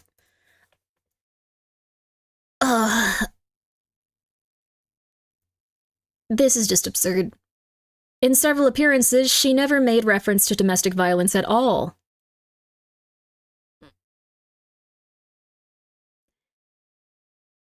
I mean, the interviewer is guilty if she's multiple times trying to, like, play into these things. She says that she had no association with them, but everyone is apparently just crazy, so... I don't know, this is just absurd.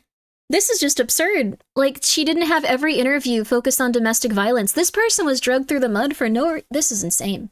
And she faced criticism when her Betty Boo's beverage company was promoting the film, given the role alcohol can play in abusive relationships. Oh my god.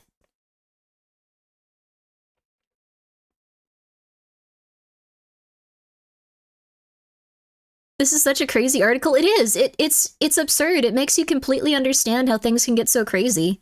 I mean, it's propaganda. I didn't expect it to be quite this bad, though. I didn't expect it to be quite this bad. Just like, yes, I'm really happy that I made this like company that has like beverages and like, you know, like it's cute, right? It's Betty Boo's, and it's just like, well, I obviously you don't care about how men get drunk and beat their partners, and it's like, oh, okay.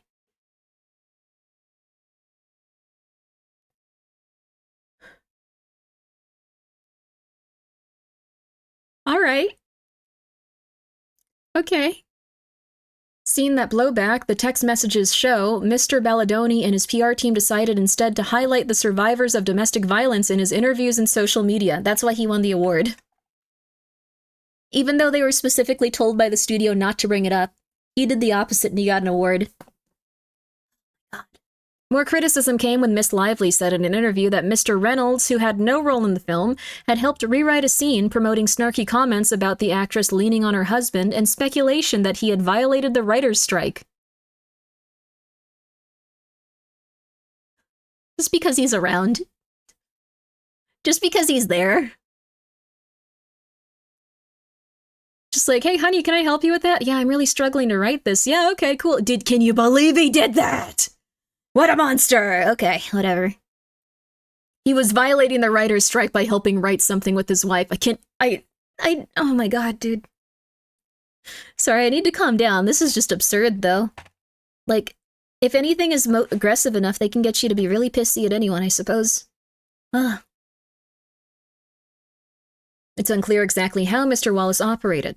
There are references in emails to social manipulation and proactive fan posting.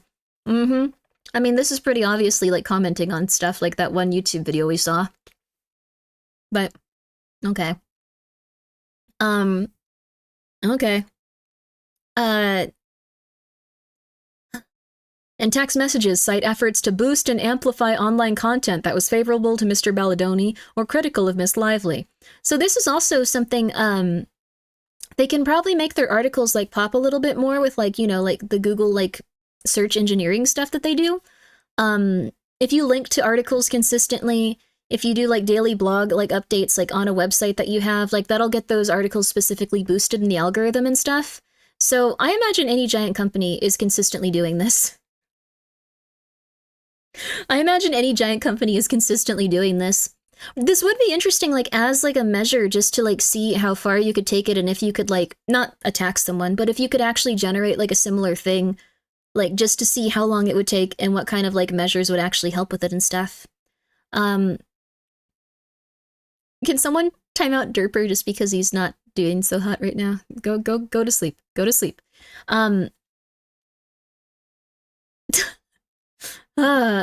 We are crushing it on Reddit, Mr. Wallace told Miss Nathan, according to a text message she sent Miss Abel on August 9th. I know we're going back to August 9th on Reddit now about this, though. This is interesting. The next day, one of Miss Nathan's employees texted, "We've started to see shifts on social media, due largely to Jed and his team's efforts to shift the narrative." Miss Nathan wrote to Miss Abel, "And socials are really ramping up. In his favor, she must be furious. It's actually sad because it shows you how people really want to hate on women." Damn! This is a PR team, a man hired who won an award for his work uplifting women. I just want to point that out really quick. I want to go back and I want to remember that little tidbit. He won a prestigious award for helping women's voices be heard. He hired these people, and these are their conversations related to his case.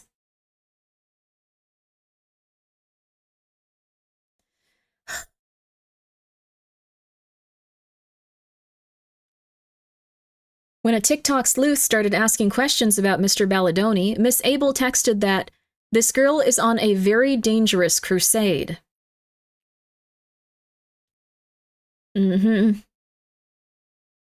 Grimmi, are you saying they're faking it? I'm saying that there's something fishy going on here. I don't know what it could possibly be. Perhaps if we read more of this article.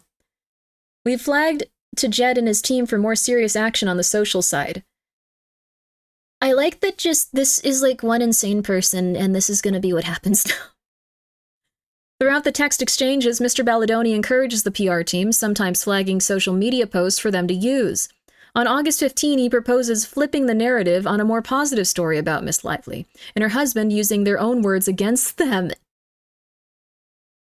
They were just, like, out there, like, chilling. They probably went on vacation after, like, when was this? August 15th? Was that, like, before or after Deadpool and Wolverine? They were probably just chilling and, like, having a good time. And it was like, no, it's been like 7 months. Like, no, get them. Like, this is insane, dude. Other times he appears to validate, what's validate? I don't, God, validate.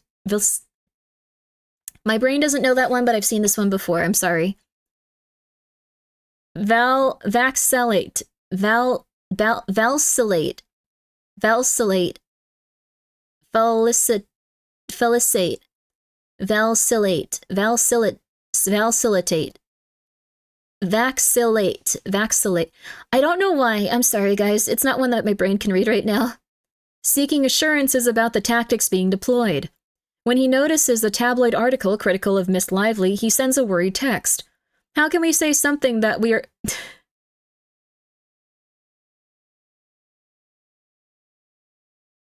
How can we say somehow that we are not doing any of this? It looks like we're trying to take her down. Isn't that what you wanted, dude? Like, what's wrong with you?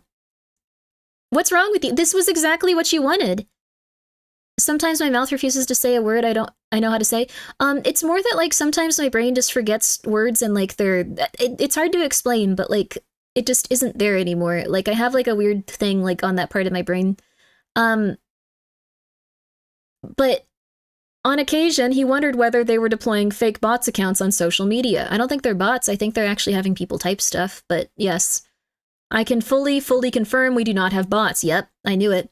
Miss Nathan wrote, adding any digital team would be too intelligent to utilize something so obvious. Yep. I knew it. Mr. Wallace's operation, she wrote, is doing something very specific in terms of what they do. I know Jamie and Jed connected on this.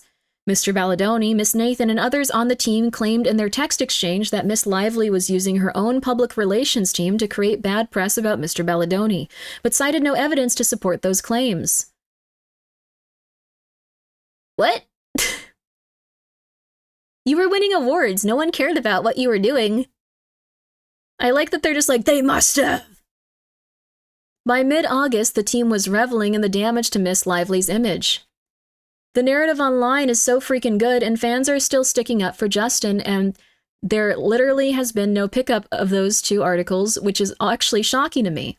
But I see this as a total success, as does Justin. You did such amazing work. Narrative is crazy good, so did you.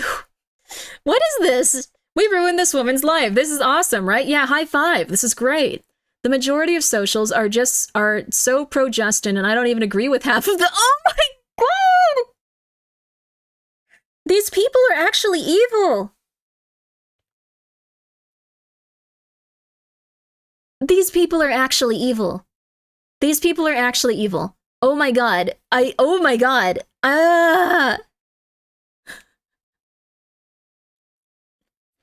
Oh my God.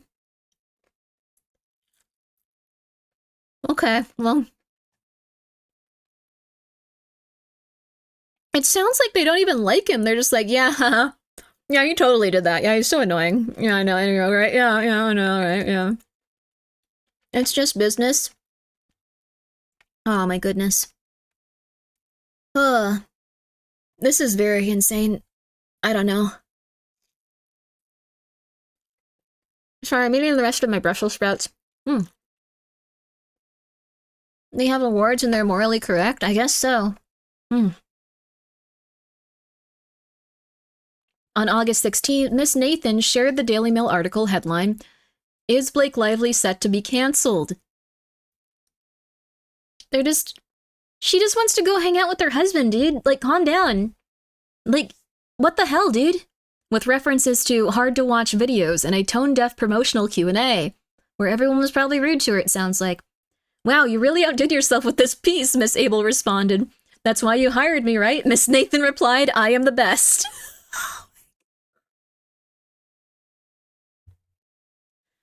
Sorry, I wasn't expecting to be so pissed off by this immediately. But again, this is how propaganda works. We men have to I am gonna lose it. I can already tell what's gonna happen. I am gonna lose it, dude. Okay. Okay. I'm gonna lose. I can tell this next part is gonna be bad. We men have to step up. I also realize we don't have music on, but I don't want Silent Hill associated with this. We men have to step up. A brand marketing consultant, Tara Keat, produced a report in August for Miss Lively that concluded she had likely been the object of a targeted, multi-channel online attack, similar to one against Miss Heard, and that it was damaging her reputation. The report did not identify who was behind the attack, but by analyzing the entirety of Google's searches index for Miss Lively's name, yep, this is what he did. He had people write fake comments on a ton of different stuff. He had people start making websites and linking and like doing stuff that would push things up in the Google algorithm. And they finally went back and started seeing what people were doing. Because it doesn't make any sense for someone to have like an almost completely blank website that like, I don't know, sells like, like sprinkler heads or something. And then be talking about these types of cases like 3 times a day and like linking them consistently and using specific words in order to push them up in the index. Like, that's what they found. I'm almost sure. For Miss Lively's name, it found that 35% of the results also included a reference to Mr. Balladoni. This was highly unusual given the length of her career, the company said, and suggested that the media environment was being manipulated. Yep. Mm-hmm.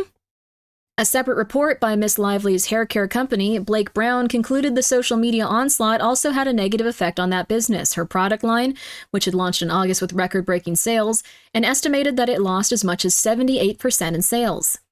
With the recent arrival of it ends with Us on Netflix, Mr. Balladoni has begun another round of promotion and messaging. This is going to be hard to listen to. Hi, Joshua. Sorry, he's passing by the screen, so we get a moment. Hi, baby boy. Hi, baby Joshua. Oh, my baby Joshua. Hi, baby Joshua. You look so cute today. I can keep reading this for a while. Oh, he wants to stand in front of the computer. Oh, he's rubbing his head on chat. Oh, he likes you guys. That's so cute. Let's read the comments, too. I can't imagine the comments to this. I assume this entire PR team just went, oh, crap, and left. Okay. In an interview on Access Hollywood, he said, there is never an excuse to hurt women physically or emotionally.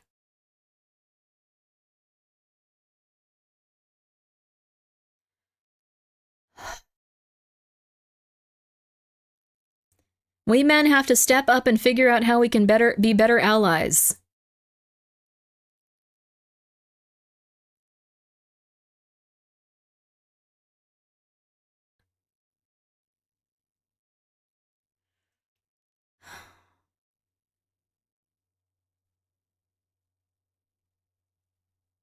Welp. Just a nice guy? I will never trust anyone with this award. I'm sure that some are really nice people. I will never trust anyone with this specific award. Let me make sure the comments aren't calling for anyone's death, and then we can look at them if it works. I don't even know. There's also an 18-minute article version of this. Okay, we don't need to listen to that. But I'm going to the comments to see if they're gonna load. I don't think they're loading, actually. I don't think it's gonna let us see those, which is fair. Back on Reddit.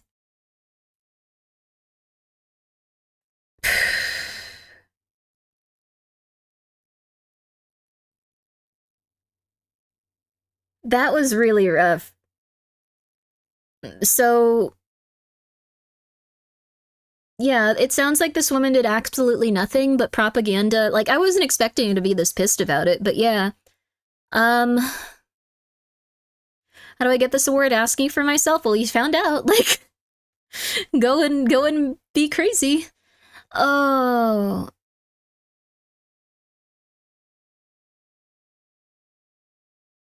They also use the word ally instead of just decent people. Yeah, I think that's the bare minimum. That's not like being an ally if you're nice to people and try to do nice things for them. That's just being polite and friendly. Oh. Hire this PR team and you should be rewarded in no time? I don't think I want to hire this PR team, you guys. I'm sorry. I also don't think they'd want to work with me at this point. They probably hope I die. Like, if I were just like, hey, oh my god, I want to work with you, they'd probably be like, let's kill her. Let's do that. Come on.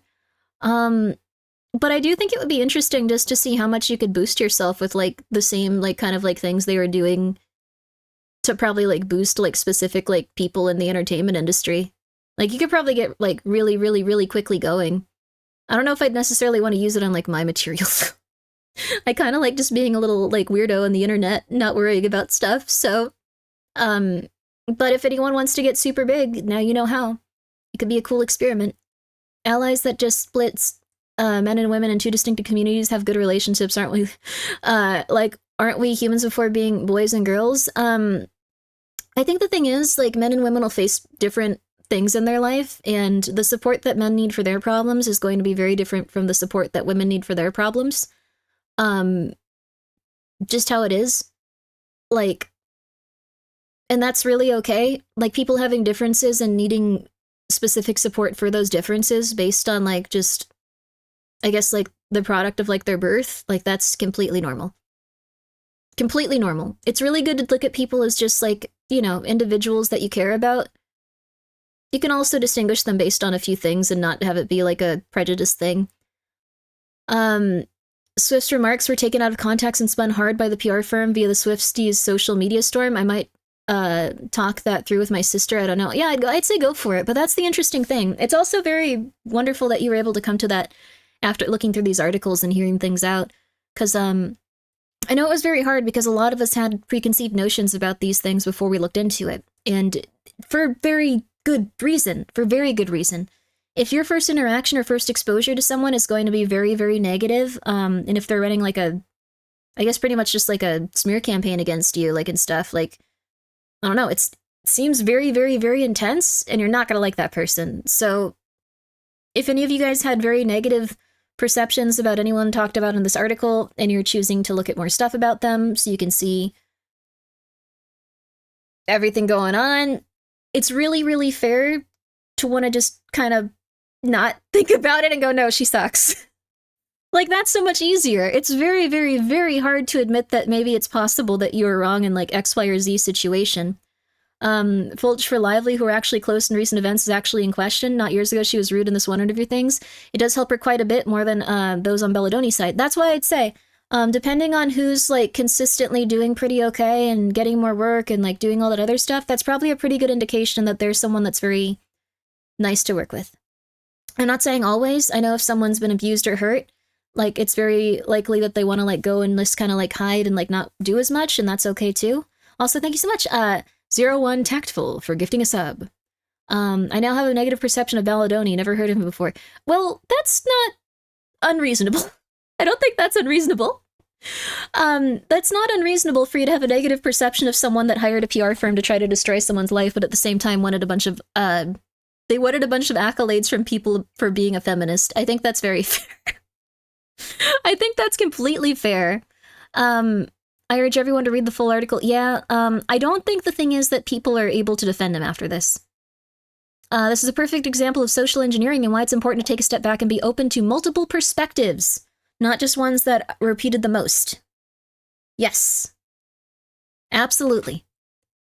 People on Reddit like to be PR experts, but we are regularly falling for orchestrated hate campaigns at the same time. I am sure a lot of people here don't want to admit it, but there are a lot of internalized misogyny among Redditors. Why do you guys call yourself Redditors? I guess it's fine, sorry for being so rude. Who claim really progressive beliefs. It is regularly weaponized against these people in actual PR campaigns. This is just one example of many. That is true. I don't think it's so much internalized misogyny. I think it's just because that makes people feel very nervous and, like, kind of, like, bristle up. It's just that you've probably had various things throughout your life that you've run into and gone like, okay, well, women are hysterical, women are more likely to be emotionally abusive. Maybe you've had those instances in your life, you're personally. And then if they can link it over to that, then it's more likely to get someone to hate on someone like this Blake Lively lady. So it's interesting to think about. If they can like just create like enough of like a pushback from stuff, that's all they need. Honestly, at this point, it's better just don't take any side considering how easy it is to lie/create fake info. I think that that's the best idea. I think that you should probably just hope that everyone can feel better. If someone admits to doing something crazy, they admitted to doing something crazy, they're trying to get better. I think that's probably, it's probably very hard for them. But that's really the only time we know if someone's done something 100% insane. Not everything needs an immediate reaction. Wait and listen. That also helps. That helps everyone because then that also calms everyone down that's having a very emotional response. Until the court makes a decision, but that could be who had the better lawyer. Yes, it can come down to who had the better lawyer. It could come down to who is doing the best in terms of manipulating what gets out there to the public. It could be a million things. It's better to be open to multiple perspectives before forming your own. Yes. I prefer to not take a side. That's very fair. I think it's important to just think about everything and form your own opinion based on that. A lot of people want you to take a very aggressive side on either kind of perspective, like whenever it comes to anything. It's just because they feel uncomfortable with the idea of having to question how they feel about stuff. And it's unfortunate, but you can't do anything about it. They just have to get through their own stuff. I found a way to see the comments, but it's a bit tedious to see. Sent them DMs. Oh, interesting. Okay. I assume it's mostly gonna just be people saying, like, you suck, dude, you suck, you suck, you suck, so we probably don't need to read it. But what I am gonna go back to is they said August 2024. August 2024, we are gonna try to find articles from back then. Let's see, because there's probably gonna be a lot different comments, I bet you. Didn't most of her co-stars side with her? See, that's a big indication, too. That's a huge indication. That's a gigantic indication. This is disgusting. Another thread illustrates perfectly how effective propaganda through media is, even today. Yes. Not me. Everyone hates women on a deep level or waiting for the opportunity to do it publicly when it seems appropriate. Just can't win. I think that people also can hate dudes. I don't think that that's necessarily, like... I think that women are much more heavily criticized once they're chosen as, like, people that people want to be aggressive to, though. Misao, thank you for being here for 40 months. Back to continue the sub. Hope you've been doing well, Grimmi. Keep up the good work. Thank you. Hope you've been doing well too, Misao. Thank you so much for coming by. It's been 40 months. Oh my god. I've been streaming for 40 months. Oh my gosh.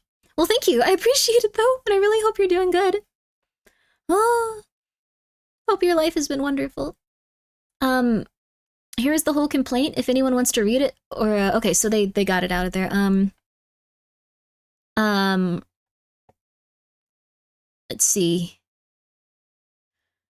They've had a lot of issues. She wasn't given something to cover herself with during OBGYN scenes and giving birth. That's weird. Oh, hi, Jachua. What you doing, Jachua? Go ahead, Jachua.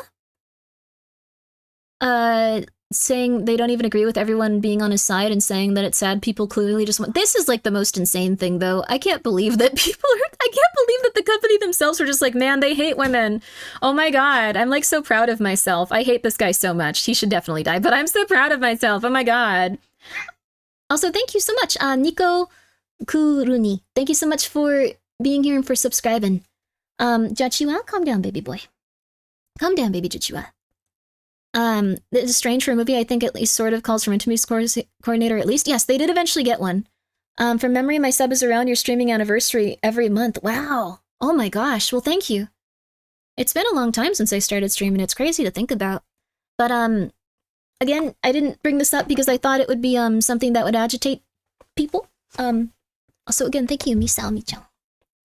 I didn't think it would agitate people. I think it's just good to, think about. Gotta take pride in your work even if it's to be pure evil? I guess so. Yeah. Johnny Depp case made things worse for women. That was the same PR firm, too.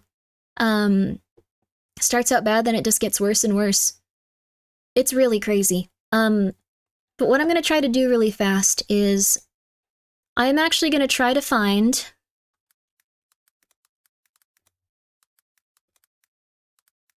Let's see.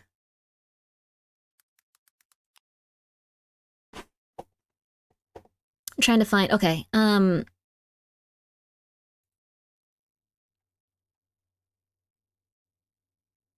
okay.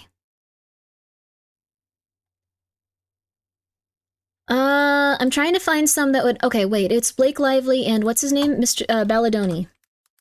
Balladoni.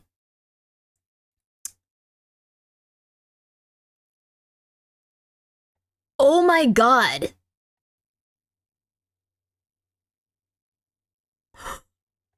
Dude, these are insane! I think this dude made a Reddit so he could just, like, oh my god, dude. Sorry, I'm trying to find, hi kitty. I'm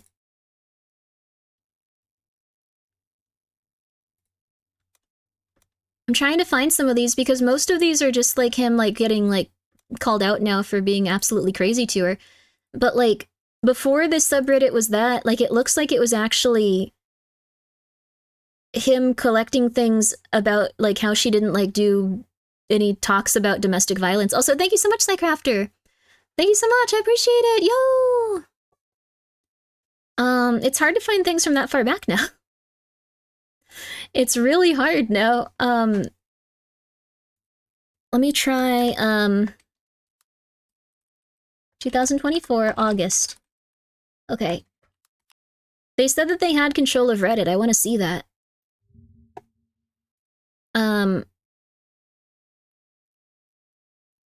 Let's see.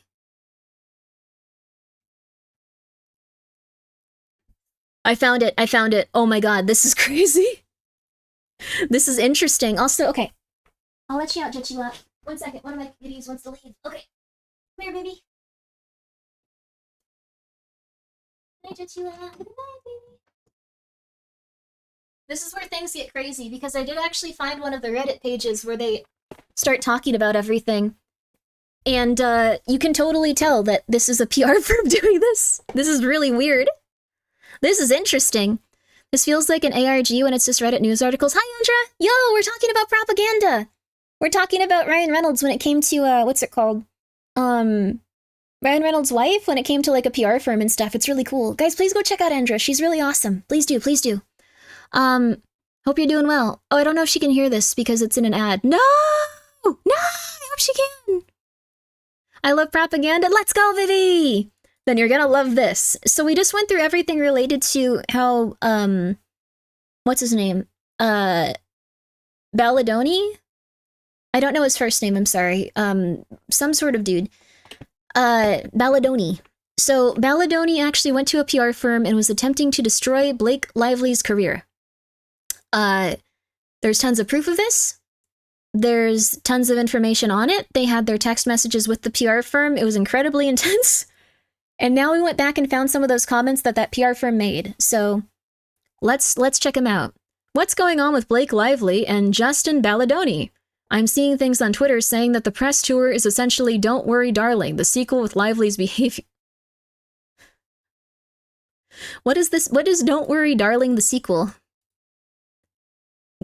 What?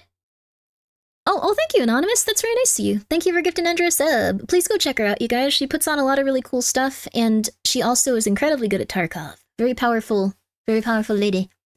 What the hell does this mean? Don't Worry Darling was a garbage movie? Well, the person that wrote this was definitely a fan of it, or not? I can't tell.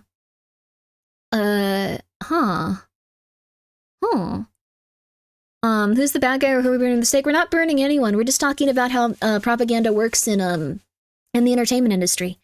So this was something constructed specifically by a PR agency, a public relationships agency. So this was specifically tailored to try to get you against Ryan Reynolds' wife because she did not like how someone was treating her when she was associated with him.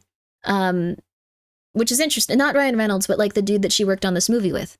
I'm seeing things on Twitter saying the press tour is essentially Don't Worry Darling, the sequel with Lively's behavior, and now Balladoni has apparently hired some PR crisis people. What's going on that has people taking sides? both internet and film casts and crew. Tweet this. So this seems like it was also probably them. Didn't you put out a video recently that was kind of similar? Like you mean me talking about like how video games and like corporations like use specific things? Like it's not really similar, but that's all just, it's also part of marketing and stuff. Answer. Lively and the cast put space between themselves and Baldoni casting suspicion on him by the general populace, or the general population. As the PR has continued, people notice that Baldoni's will name Lively's contribution to the work while she talks around questions about him. That's so messed up. Just like oh my god, like... She was so amazing to work with. Yes. Yeah. Have you buried her yet? Just please. She was so amazing to work with. I don't know why she won't talk to me. I don't know why she avoids me. It's very strange. This is not drama. This is propaganda. Very big difference. With drama, it's people going back and forth on stuff and like having an intense time. Propaganda is us trying to figure out what's going on so we can have an idea of just the general way that the world works and not be as susceptible to it. So more impactful than that is people are observing that. And this is another thing they came up with. We just read in the article. They wanted specifically for her to look like she didn't care about women's rights issues and like domestic violence, which is absurd. When questioned about the heart of this movie, which is about one woman's experience of domestic violence, Baldoni is centering on the importance of growing through trauma, the challenges of the character, and women in the theater who have experienced the same. The studio specifically said not to focus on that for her interviews. Just putting that out there, they said don't focus on these. Keep a positive, uplifting vibe to your interviews. Keep it floral, they said. Also, thank you so much, Tactful, for the 500 bits. You're the reason I'm into VTubers now. Thank you so much. Thank you. That's nice of you. I appreciate it. And I hope you're having a very good night. I'm sorry that this is an insane person topic. In contrast, Blake does not name domestic violence in her interviews. They told her not to. They set her up to fail. Skirts around the story of trauma and is instead promoting her hair care, husband, and booze line. Overall, she is coming across as... This is so messed up how they're phrasing this. They're like just telling you what to think 100%. Overall, she is coming across as self-centered. Overall, she is coming across as self-centered. It's not saying that, like, I feel like she's self-centered. It's not anything like that. They're saying, overall, she is coming across as... That is so intense. Missing the point of the movie. She actually got a different editor to edit the movie to be more about that stuff, but okay. And generally insensitive and avoidant about domestic violence. Oh my god, dude. This is crazy to see. This is, like, scary and infuriating. She is coming across as phony. This is definitely someone really old. This is the dude that runs that PR firm. With the same word salad answers to interview questions and missing the whole plot, literally. No, that's not what that word means. Okay. By being so avoidant to naming and understanding abuse. For someone who plays the lead, the audience is surprised how little she seems to understand the complexity and nuance of the abuse victim experience. She literally plays the character. She could not be that character and have those emotions associated with that character if she were not in that movie. Like, it's absurd. It's absolutely absurd. This is so evil. This is an incredibly evil thing to do. Some people do remove fake news documents, by the way. Internet archives and major news sites sometimes remove fake stories. They probably have taken down some of these at this point.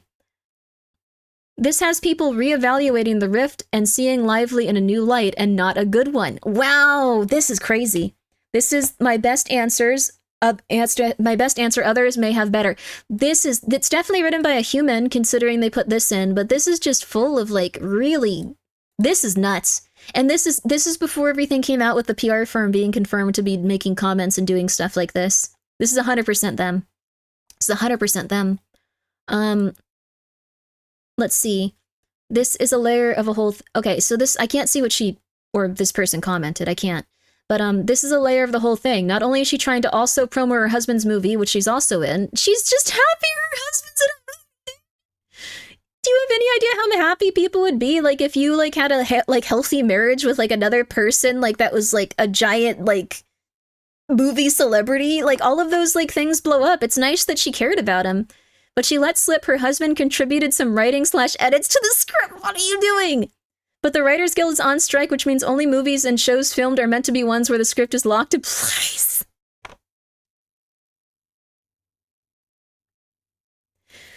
They aren't getting paid. Ryan Reynolds wasn't paid to work on that movie.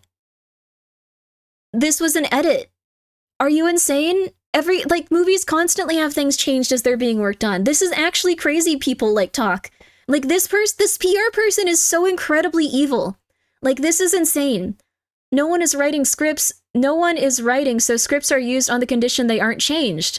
So Ryan and Blake also basically scabbed/betrayed the writers on strike. I'm pretty sure that's true. Could be incorrect. I hate this. I can't stand. This is killing me. This is actually killing me. I can't do this. I cannot do this. It's super common for changes in scripts to come from random input from people on set 5D. Yes, and people were changing scripts during this. This is completely incorrect. I'm sure that was one of the details that they probably prefer, but people still did need to change scripts if people was if someone was uncomfortable, which she was constantly uncomfortable around the person. There were months during which the writers not on strike filming had resumed, which script could have been revised completely above. There should be laws in Hollywood to prevent non-writers from altering scripts. Why? Why? Why? Who are you? Why? Why? This is so interesting. Wouldn't work fully since there's nothing preventing you from ad-libbing a little and not letting it play. Yeah, that's the thing. This is so weird. Non-writers is such a term? Yeah. I guess, I don't, this is so weird. This is so weird, dude. This is incredibly strange. I'm sorry. I know I keep just saying that, but, plus some rumors suggest that Blake Lively... Also, the thing is, these accounts are usually quite old, is the other thing. They've been doing this for quite some time. They've been posting, pretty consistently, and, they actually, they've had some really interesting stuff, this PR firm. Plus, some rumors suggest that Blake Lively brought on the editor from her husband Ryan Reynolds' Deadpool team to cut an alternative version of the movie, the one they used. Unnamed sources told Hollywood Reporter there was a fracture among the filmmakers in post-production and that Lively, who is the producer of the film... What? Why? What? Lively, who is the producer of the film? Who was the producer? Then it's her movie. What are you doing? Huh? I don't even know that. This is so stupid. They're trying to get people angry for her working on her movie that she is funding.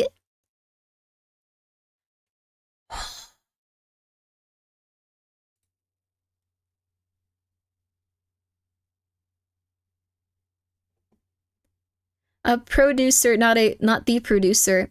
She was a producer. She was putting in the money to this film. She was the main actress. This was essentially her movie. There could have been other people working on it. There was a studio behind it, but this was largely, her name was attached to it. She gets a lot of say in that stuff, but it made it sound like she was just a crazy actress. Had commissioned her own cut of the film from the edit Shane Reed, who was an editor on her husband Ryan Reynolds. Okay, yeah, I like that movie. I thought it was good. I thought it was fun. Others claim it's a normal occurrence in the industry. Another source told the Hollywood Reporter Lively's cut may not indicate a feud, as it is not uncommon for a film to undergo multiple cuts. Yes. During post-production and the filmmaking team agreed on the final cut. Yes. Others claim it's a normal thing in the industry. So this is incredibly crazy interesting PR work, though. This could be wrong. But on the other hand, maybe it's not that wrong. It can be common sometimes. Then, if true, it might further throw shade on Lively than just going for it. This is an interesting technique. This is messed up. It might further throw shade on Lively, seemingly challenging the vision and intention of her co-star, producer, and director. Also, no one types like this on Reddit, usually. This is so weird. Meanwhile, Balladoni had said, there are better people for directing a possible sequel. I think Blake Lively's ready to direct. This has a good summary of the events so far. We're gonna read this. Edited to add, Balladoni said at the New York premiere that he's going on vacation after this. Indeed, he was spotted at... These guys are still writing like they're writing articles, so it feels really awkward. Yeah, Grok does. These aren't bots. These are people, but it feels like they're just people that used to write in like entertainment journalism, but they don't have a job anymore. Like that's the vibe I'm getting. I like that. Just like he sounds like he needs a vacation. I saw that he was on vacation. Sweden on Sunday and made a surprise attendance at the screening there. For those unaware, he has family ties to Sweden. Okay? Huh? They were on strike. They needed to work. Oh my god. Oh my god. People do posts like this on Reddit. I think so, but usually it's not quite as like actor. This could also like it feels like one of the articles we read. Seems planned and intentional to take a break after a 5-year project, as opposed to the headline suggesting he's avoiding the press tour, which of course adds more drama/rumors. Remember, engagement drives engagement! He would never take time off of the press tour for such an important film. He simply wanted to go and be with his family because he had not taken a break in 5 years, and I happen to remember that perfectly. I have watched him consistently and know that he has not taken a break in 5 years.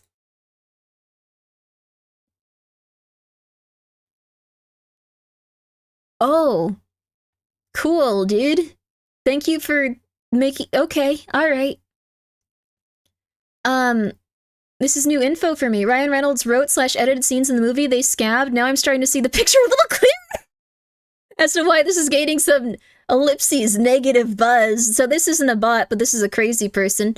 This could be either someone that actually truly believes this stuff, or this could be someone that this is an account made by the PR firm. Either way, they have different people using different styles of writing. And this is crazy. I just think it's nuts. The writers aren't on strike. They are at the time of filming. That doesn't matter, though. The script was done prior. Your argument is invalid. Yes, and the filming took place during the strike. This is so crazy that they're so pissed off about this, even though everyone was doing this, it seems like. This is insane. Check the account history. They might even have, like, a normal account. It could be that they hire people that just have normal accounts and go like, okay, do your normal stuff. Okay, we need you on this. We need you on this. Also, thank you, It's Just Amazing Over the Dog, for the 100 bits. Hey, they're...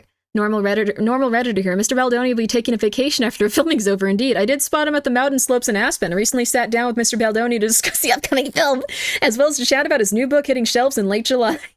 That is exactly how these are phrased, though. It's so weird. What happened with Don't Worry, Darling? Answer. This could even be, like, this is a pretty... Well, this has a lot of karma, though. I don't really know how karma works. I think it's just, like, if people like your stuff... Let me make sure that this isn't going to be, like, not safe for work stuff. Let's see.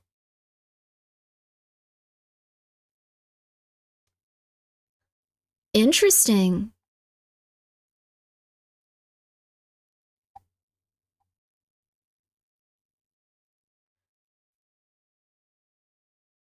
I really do think, because they said that these would be impossible to distinguish. Like, that was one of the things that they said. You know what I think? I think that they have people that they hire to post. And I think usually these are completely normal accounts. So they don't look like they would, like, no one would, like, go, oh my god! But, like, I think that's actually what's happening here, based on how it is, and based on how they talked about it in those subpoenaed records. They said that they would be not something that people would notice, they'd be completely natural, and that no one would be able to tell that they were accounts that were... Oh, hold on. 1 second, I gotta let a cat out.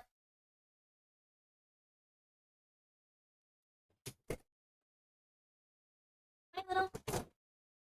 Yeah. So this is interesting, though. Normal Redditor, they don't exist, and women don't exist on the internet? Well, relatively normal. Relatively. Like, a little bit. Huh. So, let's see here. An absolute cred show to sum it up. Serious and... So they're asking, like, what happened with Don't Worry, Darling, which was, like, one of the movies they talked about up there. Serious and obvious friction between director Olivia Wilde and star Florence Pugh. I like his name, Poof. Puh. To the point where Puh was noticeably absent several events. Also, at one point, Wilde claimed to have fired Shia LaBeouf early in production because his combative acting style. Okay, but... Okay, like, if there's one thing that I think we all can agree Shia LaBeouf is he's kind of intense, so I understand if someone was not comfortable around that. Astroturfing is actually done by hiring normal people. No, not usually. I don't think, well, actually, I guess it is done in real life that way. I guess these guys are just incredibly, usually it's done by contacting more nefarious criminal elements who are actually posting using accounts whose credits they stole. They could have been stealing them, I suppose. But, it's pronounced pew, but I like how I'm saying it. Grimmi, be careful, you know too much. I think this is interesting. I don't know, why do I need to be careful? I think figuring out this stuff is kind of like some of the coolest stuff you can do as a human. Not many people think about it. I know it may not be the most ideal thing for me to talk about, like, as just, like, a random video game streamer, but I don't know. LaBeouf denied that he was fired and provided a video of Wilde basically begging him to sign back on. Judging from the context of the video, friction between him and Boof was the actual reason he left, which made Wilde look like a total phony. Chris Pine looked absolutely miserable during the press tour, and at one point, lead actor Harry Styles, replacement for LaBeouf, and also Wilde's boyfriend at the time, appeared to spit on Pine in public. Reps from both sides denied it, saying it was a weird optical illusion or a trick of the light on a blurry video. It really looked like he spat on him, though.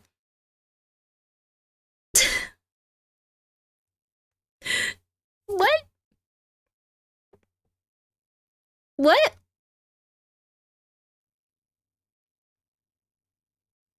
Does anyone have a video of Shia LaBeouf where a random woman was, like, begging him to, like, act for him still? Did that get released to the public? I feel like that would have been a giant thing, but I guess I don't really look into this news.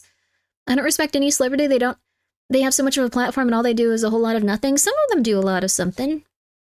Some of them seem to, like, care. Although I guess if you're getting those awards, it can be... it's hard to know. Blake Lively has eyes on her for shady things she's done in both the movie and the past. What? Watch this video of Blake Lively being rude to an interviewer. Yes, it was years ago, but the interviewer reposted it recently. She did have ties to them, since she was never validated in the past. I support her posting it now and allowing her to be heard. You mother flipper. You mother flipper. You are an evil person.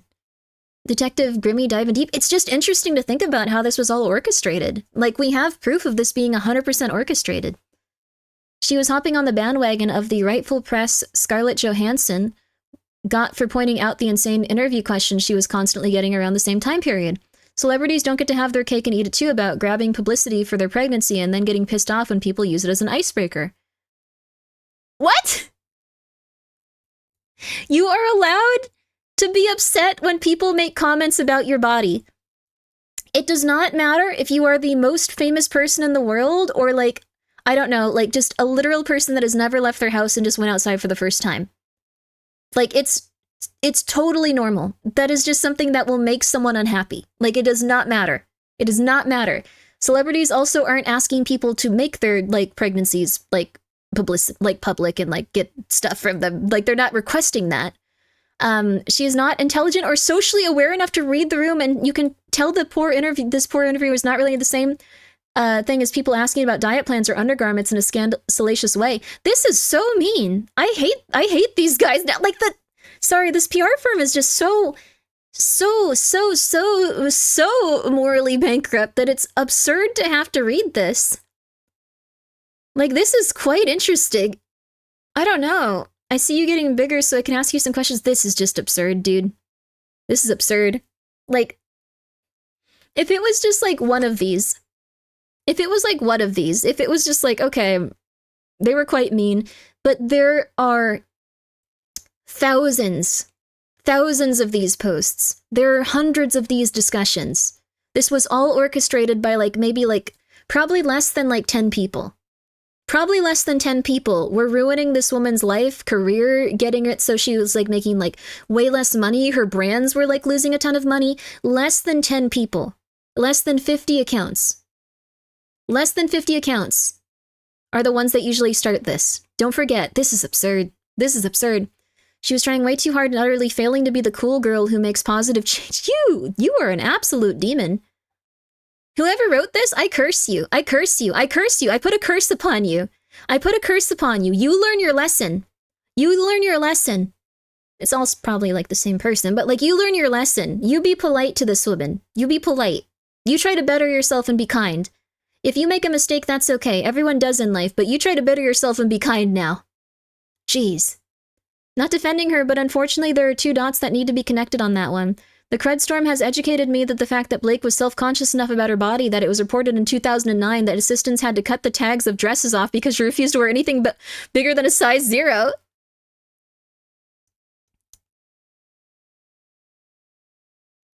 Now pair that up with, this is so mean. This is so mean, and these are all like phrased the same way.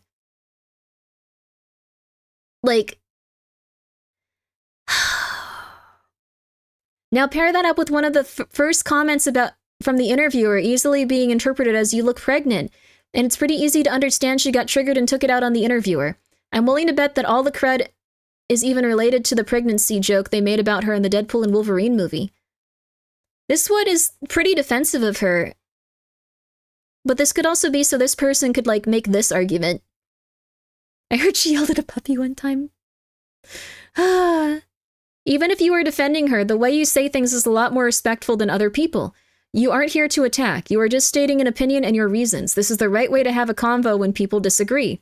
Based on your reasoning, I can see why she might have some internal conflicts about size, which is why she acted out. I understand sometimes you might just have a bad day. I just think in light of her recent press, you absolute monsters. You absolute bitches. You are bitches, bitches, bitches, bitches! Especially interviews where DV comes up. There is a side of her that sounds privileged. Oh my god. Entitled and out of touch and needs to be brought up so she can reflect. One, she can reflect, and two, the general public can learn to stop bowing down to celebrities like her. These are actual, these are actual psychopaths. These are actual psychopaths. These are actual psychopaths. These are actual psychopaths. And these might not even be people associated with it. These could just be people commenting after the fact. She behaved like a mean girl bully towards the interviewer. She was literally, the person was extremely rude towards her. She is definitely not a size 0 either. Oh my god, these are evil people. You want to know the real issue here is honestly the fact that they are diluting the meaning of real issues such as privilege to attack someone. That's disgusting. Yes, and this happens quite a bit. People that use like these specific issues to attack others are doing an extreme disservice to all the people they claim to protect. Which is also why that dude won an award while attacking this woman for no reason besides the fact that he was actually being quite creepy, allegedly. This is so crazy. This is insane. Sorry for being overbearing with this comment, but can someone please just say it plainly for me? Was Blake's congratulations on your bump like a body-shaming insult? It is impolite to make a comment about another person's body. That is just how it is. People will respond to you being impolite to them. In turn. You can still do it, but there will be repercussions usually. Unless the person is very, very, very, very used to it and having a good day and all that other stuff, it's just how it is. I feel stupid AF, but I don't understand enough about whatever was happening. Was the interviewer pregnant? Was Blake offended by the interviewer's question, or did they have beef? I don't understand the interaction at all. Blake was known in the press to be pregnant, so the interviewer congratulated her. Blake was offended. Some people say it's because she didn't like people alluding to her gloating belly because they were pointing out her bigger size. What a bitch! This person is evil! I personally do not think it's an insult at all. You're literally congratulating a human for growing another human inside them. Damn, like, women are cool. Some women never have a chance to have a baby. And no, the interviewer was not pregnant. Thank you for explaining. Also, in this interview, it was not known by the press that she was pregnant, but also she was visibly pregnant. I'm sorry, this interviewer really showed her true colors. This is so mean. And also, I do think that's, like... I cursed? These are evil people, dude! These are evil people! Is that the common number of a campaign like this? No, it's just that there was a... Well, I guess so, but there was a campaign related to a different person, and they said when they tracked everything down, the initial amount of, like, things that were, like, spreading rumors about it were 50. 50 or so accounts. We're spreading all these rumors. It's absurd, dude. Answer. From the article you linked, chatter spiked when chatter spiked. Oh my god. When fans noticed Balladoni's absence from joint press events and lack of group photos of Lively and Balladoni together at New York premiere August 6th. Some also pointed out that neither Lively, Hoover, nor the rest of the cast follow Badoni on Instagram. Though he follows them. Again, just like, oh look. He follows them though. He follows them though. Oh my god. That's pretty much it. People who claim to have worked with Balladoni in response to the above said he must have been the problem. What Balladoni did isn't clear, but it's been said by Blake Lively that her husband stepped in and rewrote a scene from the movie during the writer's strike, probably because it was another sex scene. Wait a second! He tried to add in a bunch of sex scenes. He was doing way more than her. Seems they had a lot of creative control and he may be bitter about it. There is actual evidence that he was trying to write scenes into this. What a little bitch. OTOH, I don't know what that means. People are pointing out the movie is problematic to say the least due to its depictions of domestic violence, and Blake Lively has been promoting it as a quirky romantic comedy while shilling her sleazy salesman of a husband's movie. What? Sleazy salesman of a husband? What?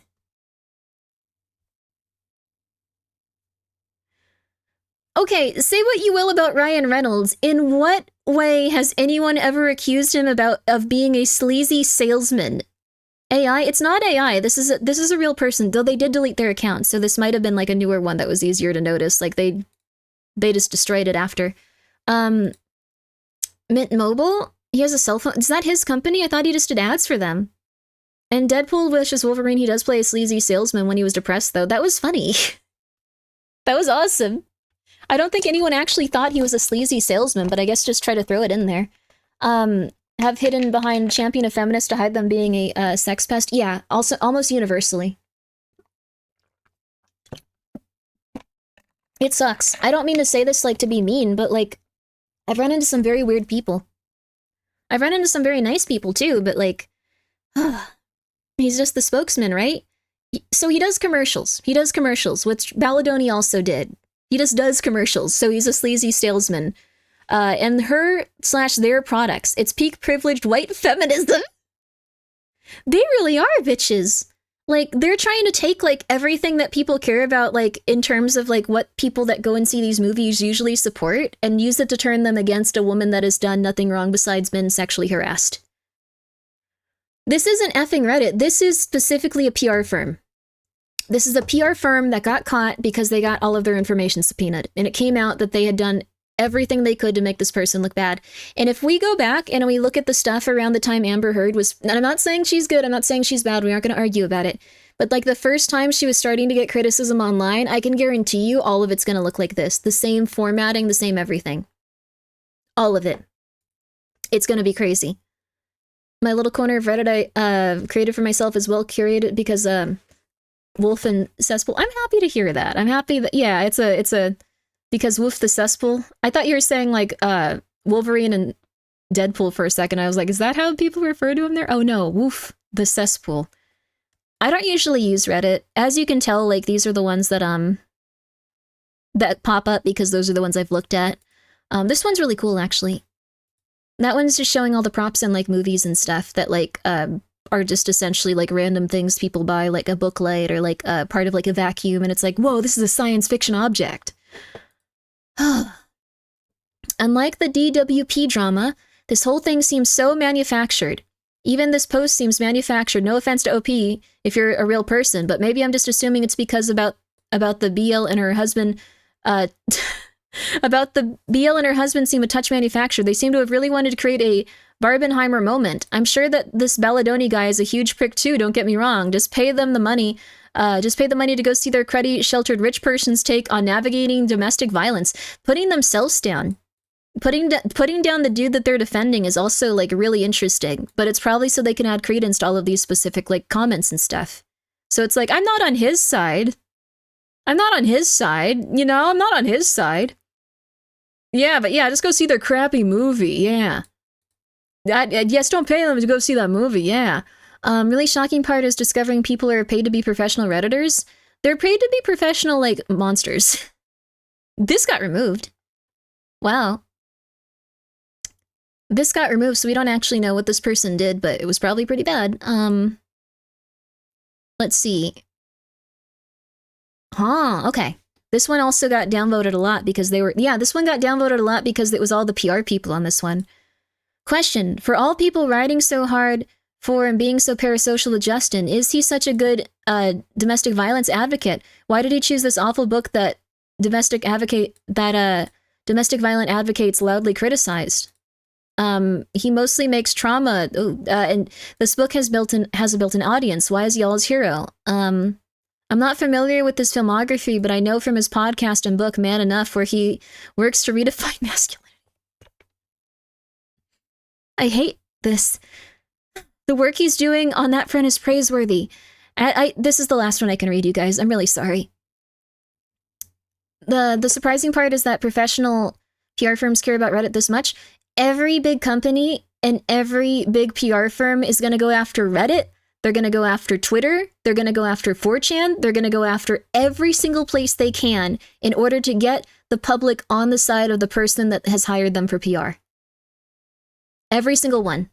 Every single one. If someone is making X amount of money, like past like the human like spectrum of what we could comprehend, they're probably getting people to go on there. Like, but why did someone hire them? In this case, someone did hire them because the person that did this had a lot of issues with being an alleged sexual harasser and had a lot of documentation about him doing stuff that someone wasn't comfortable with. So when that happened, he hired a PR firm because he wanted to destroy the person's career who he worked with who did not like him, which is crazy. So that's what happened here. But when it comes to all this other stuff, like, I can guarantee you, this is now just a new aspect of marketing. This is now just a new aspect of advertisement. Everyone. This is like, if you're past like a certain point, allegedly, but if you're past a certain point, if you have like, I don't know, more than like 10 employees or something, you are probably on a level where you're going to start seeing a lot more of this stuff, especially as AI gets worse. It's going to get crazy. It's going to get insane. It's just frustrating. I hate this so much. This is driving me completely insane. Yep. And then someone came by 5 months later. So 4 months later, turns out 99% of the commenters are wrong. Justin is just a S-crazed freak who likes to be on power trips and was possibly harassing Lively due to the point where Ryan had to step in. I guess the cast/crew being on Lively's side wasn't a dead giveaway enough. This genuinely aged well. Good job. This aged incredibly well. So yeah, they deleted their comment also too. The one that was obviously pointing out everything that was wrong. I remember that in 2016 interview, actually. I remembered it was weird, but it doesn't hold, I remember it was her. Probably wouldn't have held up against her, and the PR company had not tried to dig up. Yes, so that's what they do. They dug stuff up. They tried to put a specific spin on it, even though it wasn't something negative. They tried to make it seem like, no, she's the wrong. She's in the wrong. She's in the wrong. She's in the wrong. She is. Please believe us. Please believe us. Please believe us. This is gonna feed this pattern into AI, which will scrape internet and do an even worse job after edits. It's gonna be crazy, dude. I'm so excited for fake drama between AI modules in the closest future. This is gonna be really insane. I can't watch any more of this. I can't read any more of this. I was gonna read one more. I was gonna try to read one more, but I hate this. I thought it would be way more interesting in terms of, it is really interesting in terms of the propaganda stuff. It's just, I hate them so much already. I hate them so much already. This is driving me insane. Like, this person has done absolutely nothing. Like, she might have been a little bit rude when people were rude to her. Like, it's taxing. It's very taxing, dude. Just trendy kind of flippant sass back then? Maybe. I guess so. Now this is funny. The argument between Nero and Grok was hilarious. I didn't see that, but that sounds good. I'm gonna see how this one goes, because this is one of the ones they put out specifically to discredit her. So this was, again, produced by the PR firm, like, feeding information to the press. So I'm gonna try to read just one of these articles, because we haven't read any of those. We looked through the Reddit comments. Now we're gonna look through here. Okay. It ends with us, actor Brandon Skelenar addresses alleged cast drama. Here's why fans think Blake Lively and Justin Baldoni are feuding. It Ends With Us actor Brandon Skelenar called the focus on the alleged drama between the cast disheartening in an Instagram post, seeming to refer to speculation and reports that actor Justin Baldoni and actor-producer Blake Lively had been feuding while promoting the film, but without offering any new information. I bet if we look at that, it's gonna be way more in favor of her too. Oh well. Unnamed sources. The PR place. Unnamed sources, the PR firm. Unnamed sources, the PR firm. Okay. All right. Sorry, it's just so annoying. It's annoying. It's annoying. Okay. All right. Unnamed sources told The Hollywood Reporter that there was a fracture in post-production and that Lively, who was a producer on the film, had commissioned her own cut of the film from editor Shane Reed, who was the editor on her husband Ryan Reynolds' film Deadpool and Wolverine. Completely normal. Completely normal. Completely normal. Completely normal. Completely normal. Completely normal. Completely normal. Also, that movie was gigantic and had just hit a huge stride. That would have been such a smart move in general. There's nothing wrong with that. That is completely normal. Another source told The Hollywood Reporter Lively's cut may not indicate a feud, as it is not, yes, uncommon for a film to go to... Yep, there you go. Baldoni hired Melissa Nathan, a crisis PR manager who specializes in publicity and reputation management and previously represented Johnny Depp during his trial with Amber Heard, according to The Hollywood Reporter. Fans on social media have pointed out Lively and Baldoni have seldom appeared on press tour together. Baldoni has spoken to Access Hollywood, Today Entertainment, and Good Morning America.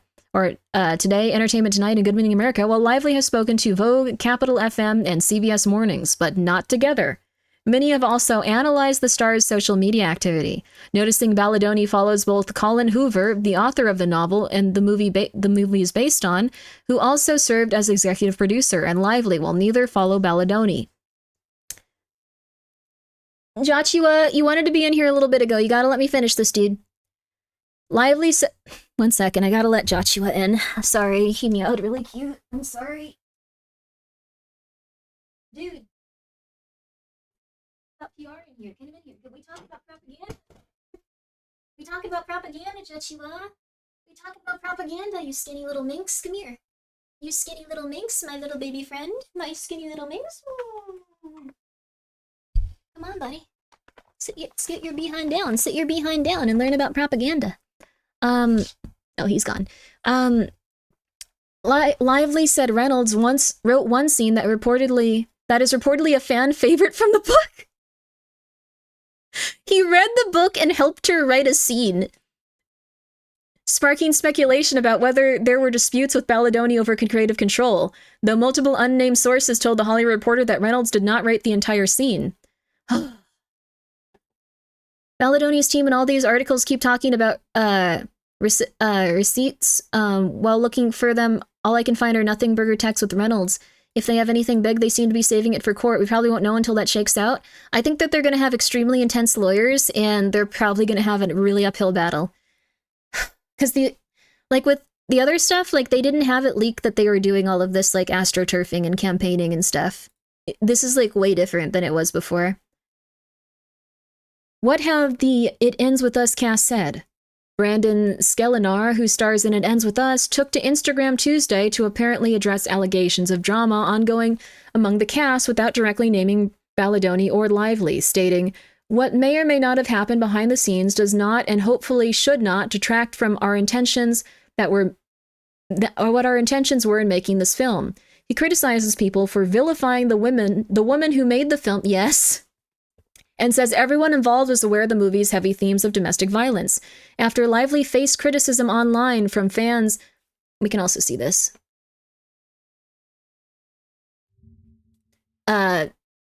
Faced criticism online from, and again, they told her to not talk about these things, from fans of the book who also feel she ignored the topic during promotional appearances. Both Lively and Baldoni have alluded to disagreements on set, but neither have clarified whether these clashes were with one another. Lively told Hits Radio UK about one clash she had on set, which she said she is not supposed to be talking about. though she did not specify who it was with, claiming they begged for her to remove the Lana Del Rey song from the film. Balladoni told Ellie on Monday that there was always friction that happened when you make a movie like this, but the friction is what creates beautiful art. I wonder if it is a good movie. Like, this did make me want to see the movie. This whole scandal feels different from, because it's fairly certain Balladoni is outright guilty, period. We don't know, because please keep in mind, no one believed her. No one believed this woman. Everyone hated her. Everyone hated her. Joshua, get away from the churu. You already ate it, buddy. I gave you the whole packet. You can't eat the plastic, buddy. I'm sorry. I don't know.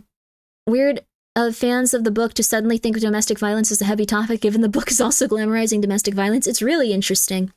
Some social media users have criticized Lively's approach to promoting It Ends With Us, accusing let's see. So we already know about this. Surprising fact, much of It Ends With Us cast appeared in a video for Vanity Fair Monday, which they could test how well they know each other, including Lively and 5 of her co-stars, but not Balladoni. Many commenters on the YouTube video asked where Balladoni was. There is no cast without Justin Balladoni. This makes zero sense. The most liked comment states. Contra. Balladoni has praised Lively's performance and contributions as a producer throughout it. It ends with...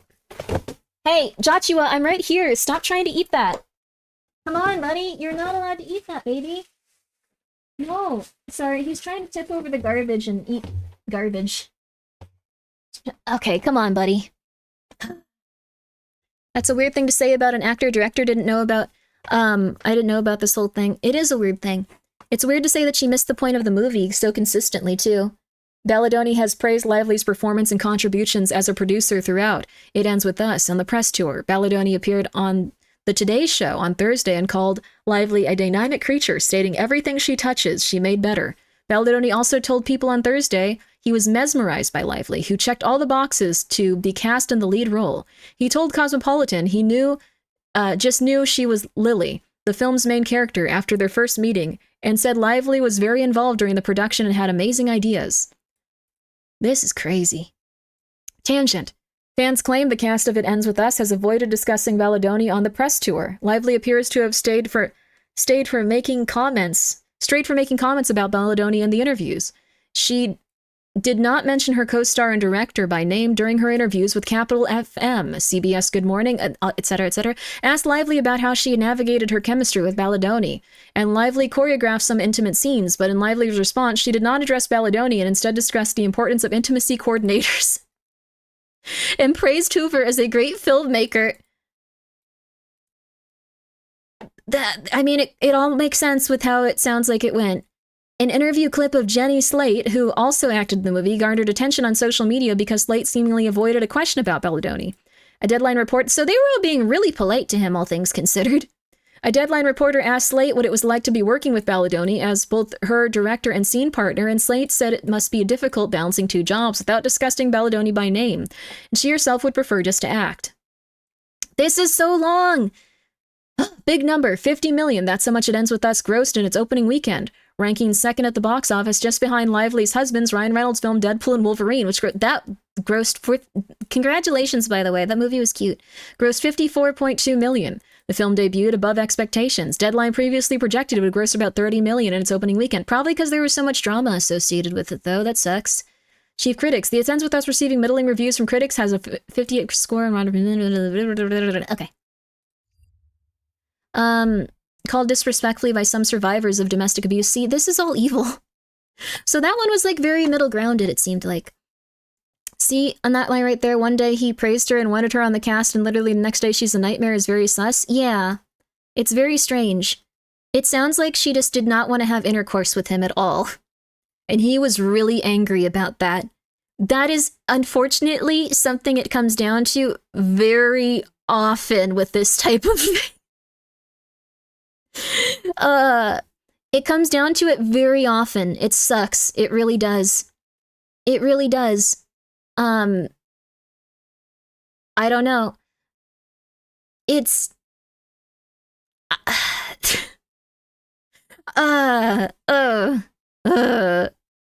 Blake Lively has become the center of criticism online. I'm not going to read this one because it's just going to go over everything that we've already read. I think we've kind of gotten everything at this point. I'm sure it's a very good movie. I'm sure that, like, everyone that saw it probably enjoyed it for what it was. Lively named a cocktail after the abuser. They're the main characters of the movie. Like, I don't know. Like, they were nuanced characters. I don't know. I assume that, like, they were just like, okay, we'll name some after the characters. Like, they're not probably supposed to be depicted as, like, a good person. Everyone that's ever made, like, a cocktail called, like, I don't know, like, what's something non-sexual, like, Snape's potion juice or something. Or, like, I don't know, like, Voldemort's, like, insane crap. Maybe that's not a cocktail name. But I think this is, like, not necessarily, like, good, but I think it's something that's just, like, fine. Like, it's just a drink that they probably had for, like, one party. She had so many opportunities, and she does have an opportunity now to make an apology and make things better. Dear Lord, she wasn't supposed to. They told her specifically to not talk about those things. Ugh! Okay. Watch along this movie. I don't want to see that man. I don't want to see the man that did this. I hate them. Any promotion of this movie could be termed disrespectful by some survivors of domestic abuse because of what the movie is, not because of her specifically, so backlash could be real, but PR could be totally spun. I think it's probably not that the backlash was real. I think it's that they probably were specifically trying to tell survivors how to feel with their comments, and they were intentionally triggering them and making them thinking about the negative aspects of what she was saying and trying to make them feel unheard. Are you eating a fortune cookie? Making them feel unheard and unliked and not respected. And that is incredibly evil. It is incredibly evil to try to vilify someone and try to, like, utilize people that have had domestic violence issues in their life against someone that made a movie about domestic violence, against someone that allegedly was sexually harassing them. But that's propaganda. So... Oh no, the cocktail does sound like it was romanticized and stuff, but it's such a small thing to do. Like, it's such a small thing to do. Like, there's been, like, things where, like, people do this type of stuff about everything. Like, it is what it is. Like, it's abusive. It's an abusive relationship. It shouldn't be romanticized at all. Like, I'm sure the character is, like, not someone where people are just like, this guy's amazing. It's probably, like, something where it goes into, like, how the character's a charismatic person and all that. The guy from Beautiful Bones got tons of hate from people after the movie. Is that the one where they murder, like, a child? That was, like, a super scary and, like, messed up movie. That was, like, super crazy. I think... You don't have to eat that, Joshua. I have to hold my trash can 1 second. Oh, Joshua. I don't think it's a good thing, but I think that they were scrutinizing her so intensely that, like, literally anything she did, like, if there was one even small thing, it was gonna come across. And then they were gonna latch onto that, and they were gonna try to spin it as negatively as possible. That was the one killing children. Yeah, that was The Lovely Bones. I think, yeah, The Lovely Bones it was, not The Lonely Bones.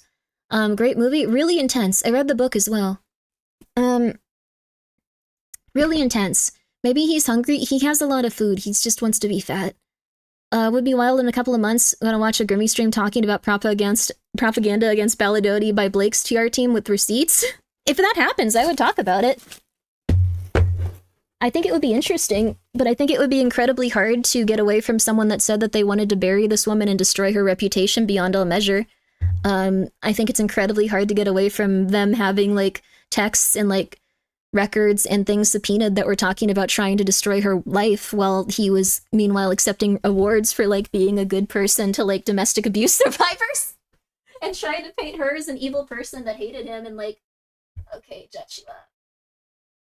Oh, no, Jachi. I'm not gonna give you more churu, dude. You had a churu today.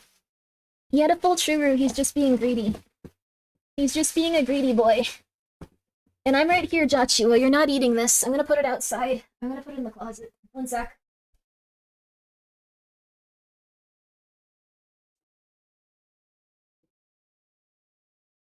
One sec.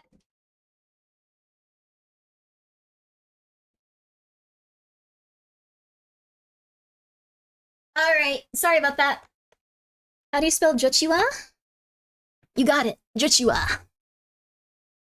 Anyways, it is what it is. I think this was a really interesting article. If you guys want to go check out this stuff too, this was all propaganda on how you too can, I don't know, be a sexual predator and then spin it on the woman making a movie. with you. That is uncomfortable that you are being insane. Go for it. Yeah. How are the other kitties? They seem like they're doing good. You too can be a Redditor. You can. So, I don't know. It was interesting to see. It was interesting to think about.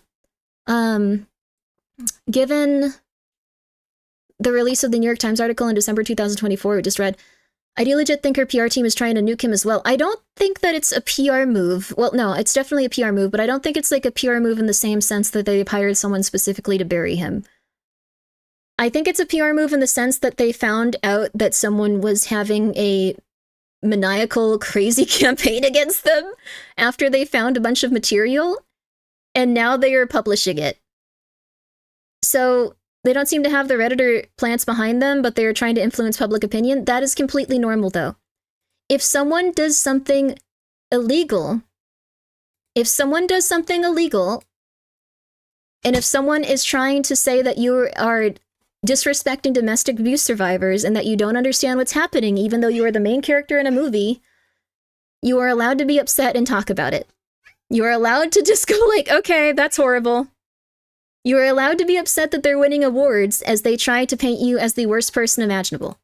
I hear a kitty. Joshua. Okay, alright, one sec. Sorry, Joshua's really pissed I didn't give him the Chiru plastic. Joshua, you gotta be polite, baby. You gotta be polite, baby. Baby boy. Baby boy. Okay, Joshua is now entertained. Joshua is now relaxed. Joshua is now happy. The Justin guy won awards? Yes, he won awards for uplifting women, as he was also saying he wanted to bury a woman because she was not happy that he was sexually harassing her, allegedly, and asking about her weight. Like, that was really weird, so. Kitty wants the crumbs? He'll literally eat the plastic and then throw it up. He's unstoppable. The whole movie, is disrespecting domestic abuse survivors, so people bringing up about Lively and giving Belladoni any awards after he was associated with the movie is crazy. Is it really that bad? Like, I don't know what it's about besides domestic violence. I'll watch it myself. I think Hollywood does a lot of, like, stuff when it comes to, like, but the reason she wasn't, like, being disrespected and, like, said, they weren't saying that she was, like, what's it called? They weren't saying that she was, like, disrespecting domestic abuse survivors because of the movie. They were saying she was disrespecting domestic abuse survivors because she wasn't talking about that during her PR campaign when she was going out and talking about it and doing interviews. And that was something she was told to not talk about by the studios. The entire cast was told not to talk about that by the studio, and then the studio went to him specifically and said, you should talk about these things. That is insane. That is insane. That is crazy. That is a crazy person thing to do. So, I don't know. A PR team that Justin uses is actually working with Blake to nuke Justin the possibilities. They won't do that probably, so... I don't think that they're gonna work with her. I think she's probably gonna hire a different PR team. She's probably hired a lawyer at this point too, so... Anyways, this is propaganda. It's good to remember that this exists everywhere in the world. Propaganda is getting very weird. Propaganda is getting very weird. And now you understand how your opinions can be shaped by X, Y, or Z thing, and it's good to look at absolutely everything you can before getting too upset.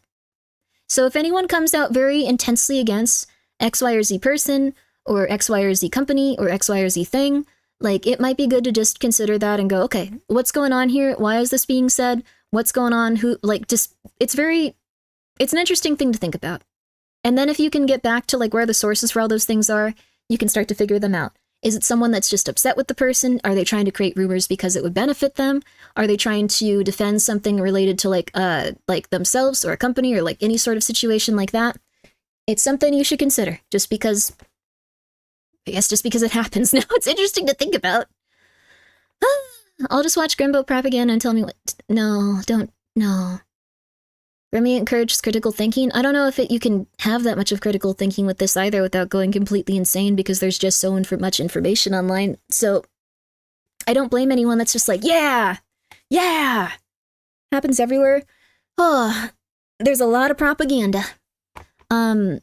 Also, people misreport on things over people said to lend credence to their claims. Oh yeah.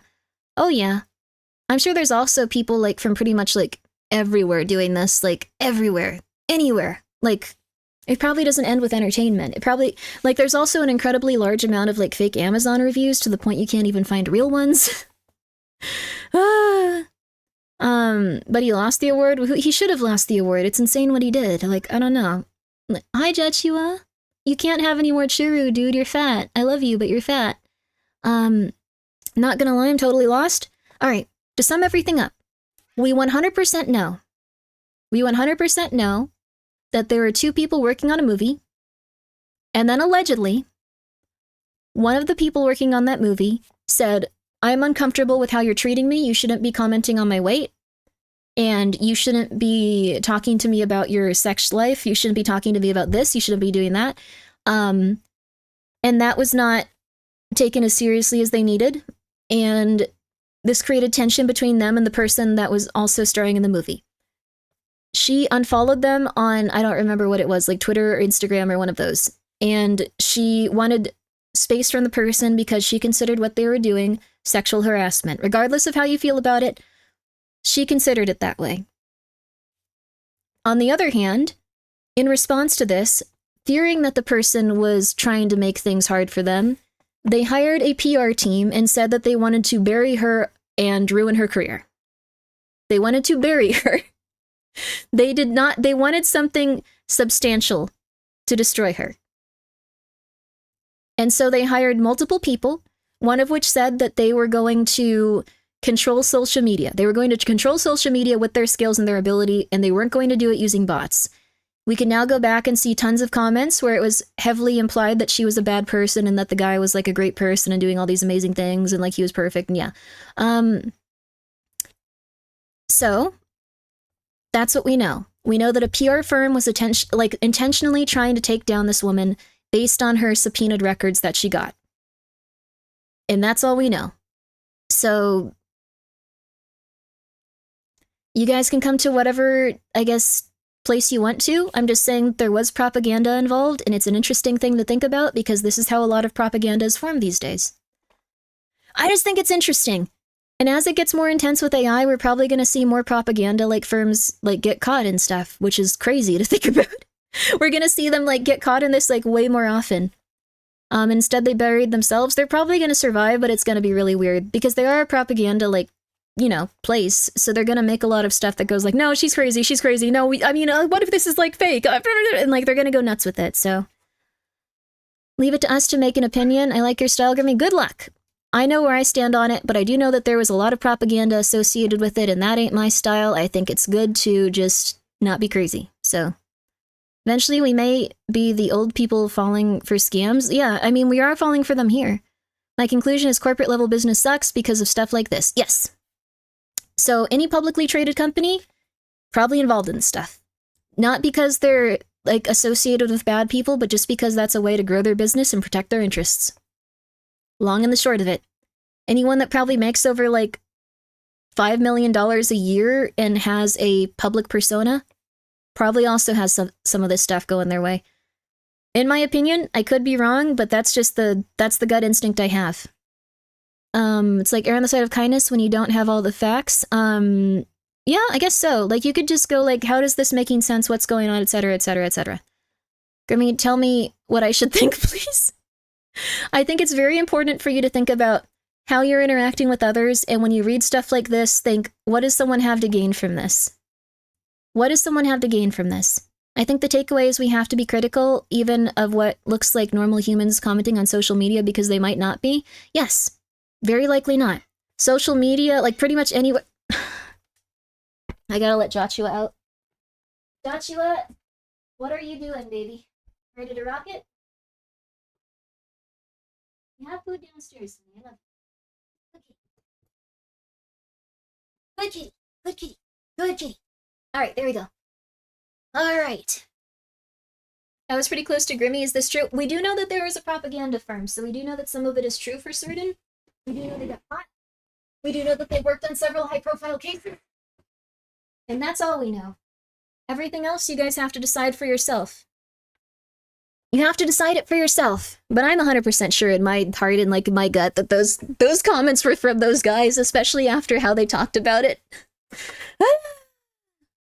Grimmi could work for Blake. I don't know who she is. I don't care. I don't care. You can believe me or you could not. All right. Anyways, that was about propaganda and how it works and how that went for them, and hopefully they can all get better and chill out. The ideal thing that could happen here, the ideal thing they could have happen here is that everyone calms down and goes, why do we do that? We are so stupid. Like, that is what you should hope for every single person that ever ends up in a lame situation like this. Just always hope that eventually everyone goes, damn, I was stupid as hell. And hopefully everyone calms down. That is the ideal. That is the ideal. Ideal. Okay. Anyways. You guys want to play a video game? The lesson I learned is that I can be the next Aiden Ross if I hire them. Oh, goodness. Oh, my. Oh, my. Oh, my. No. Or do you want us, or so you want us to think? I have no regard for what you guys think about this stuff. I talk about this stuff and I go, damn, everyone's gonna think I'm stupid and hate me and like try to like make me like go like just like Grimmi, don't be political. Grimmi, how dare you? Grimmi. Like I just think like, man, people must not like when I talk about this stuff, but I want to talk about it. It's interesting. I think propaganda's cool.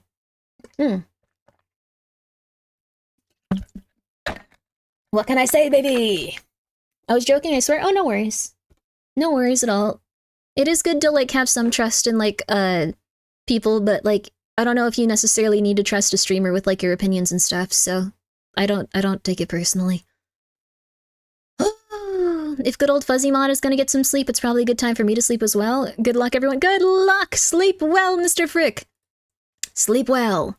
What do you, think of the Orange Man? That'll be really political.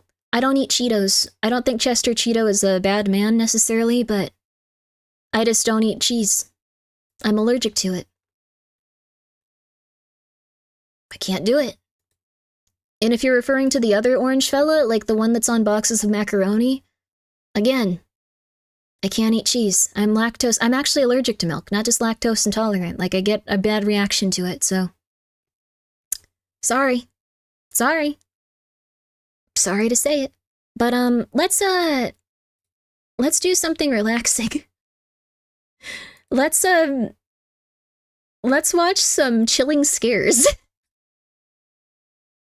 Do you guys want to watch some chilling scares? Like we could do that as like a nice little like palate cleanser. You want to do that? Very relaxing. Oh, it's nice though. I like these though. I like these. Okay, so what we're gonna do is we're gonna give it a few minutes of break. Pardon me. I don't know why, but like my entire body is now just like not doing well after like a bad hiccup. Thank you. Karagi was traumatized by cottage cheese on watermelon, they said the other day. Why did you make her eat that? That's mean. Be nice to her. She's just a little dog. She's just a little corgi. While you're on, be right back. Do you need to move laundry? Yes, I do! Crap! Thank you! Alright guys, take 5, and then we're gonna watch 5 disturbing crimes caught on Google Street View. Ooh, and 10 disturbing internet rabbit holes explained. Ooh, that sounds fun. That sounds real fun. Oh my gosh. Oh, maybe we'll watch a Reddit one too. Oh my. Okay, I gotta go change that. Okay, I'll be right back, you guys. I'll be right back. Stop trying to get dogs to eat cottage cheese and watermelon. That is mean. You be polite.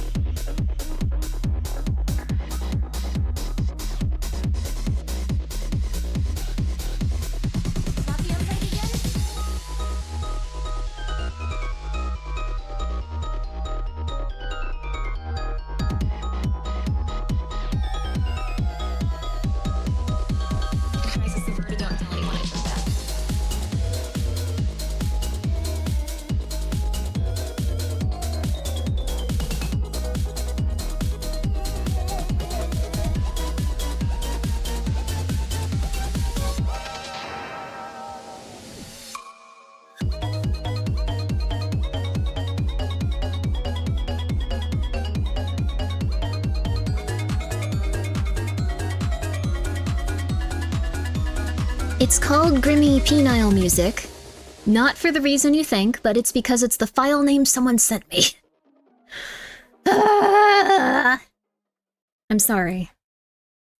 I'm just saying. Just saying. Sorry. Sorry. Sorry, I saw that you guys were looking at that and talking about it before I got... Anyways, thank you guys so much for being here. How are you?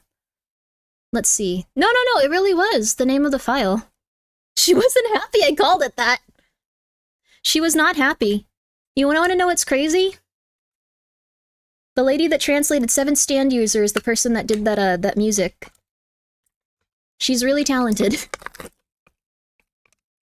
She's very talented. Yeah, she translated the entire game. Herself. Not the updates, though. Those would be hard to do, she was saying. But, what? Yeah. I've been friends with her for, like, a really long time. Mm-hmm. You were the one who said it was already named? Yeah, it was named Grimmi Penis Music in the file, so I just kept the name. She wasn't happy about it either, but I thought it would be rude to change her work. I don't know, I don't know. I do need Aaron. I'm so happy to hear that you've been enjoying it. I hope that you've been doing well. My mesh with perfection? I wanted to respect the author's original intent. Mm-hmm. She's really nice, though. And she does amazing stuff.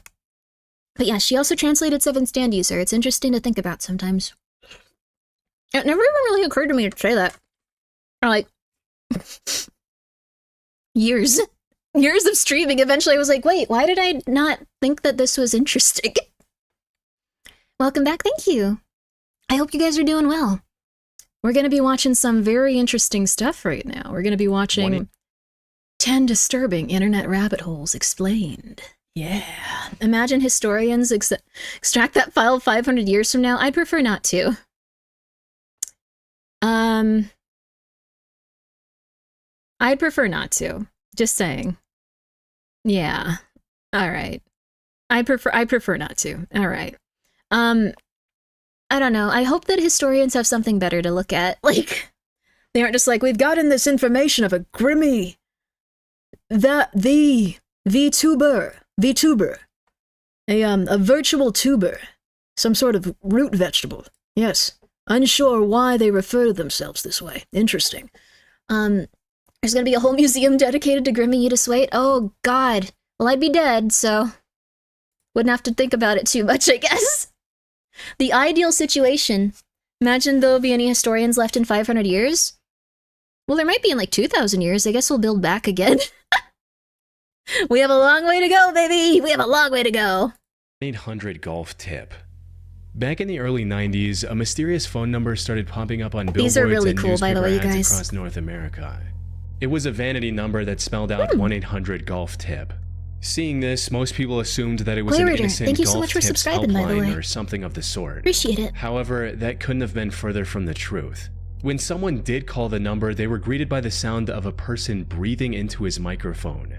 This was then quickly followed by the same person counting off numbers 1 through 10 in an Indian or Middle Eastern accent over and over again. 1, 2, 3, 4, 5, 6, 7, 8, 9, 10.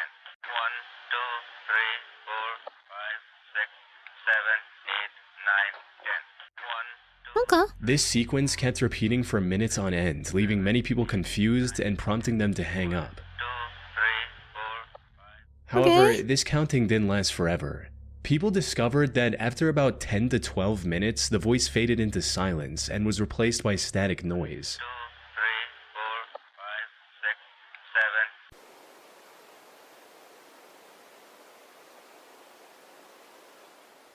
4, 5, 6, 7. But that wasn't all, because the ones who kept on listening were eventually startled by a loud and unsettling siren sound.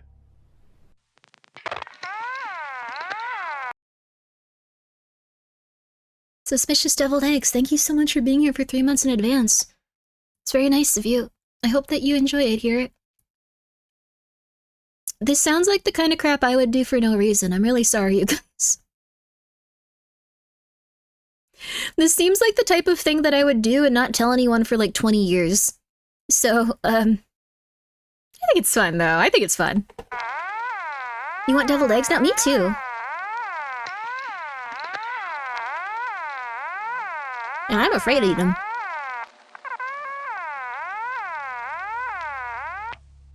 Not only was this extremely creepy, it also left the listener with many unanswered questions, like what was the purpose of the strange counting? And why would anyone pay money to advertise this number in the first place? Over the next few years, the 1-800-GOLF tip number became a modern folktale of sorts. People heard about it through word of mouth, dialed in out of curiosity, I would totally do this. and were all met with the same eerie voice. Gregory_TPG, thank you so much for gifting 10 subs. I am now going to go make an insane billboard. Mentions of the number dating as far back as 2003. Thank you very much. However, it's very the nice complete of you. lack of information Take gave care of rise to a yourself. flood of theories attempting to explain the mystery, including one which speculated also, if any of you guys are worried about the timer going down to 0, first of all, I have something very stupid, but I think it'll make things very right with you guys when it gets to 0. Second of all, it has like an additional like 60 hours on it, so I just need to add that at some point. I'm very sorry. I'm very sorry about that. So don't worry too much. It's all good. But thank you so much. I appreciate it, Gregory. With number stations, which, for those who don't know, are shortwave radio broadcasts of unknown origin. These usually transmit sequences of spoken numbers, tones, or coded need to double-check them messages, out? often Okay. in eerie mechanical voices. But it's from Skelter's project. Thank you guys. Thank you guys so much. Seriously, it's been very nice how supportive you guys have been with it.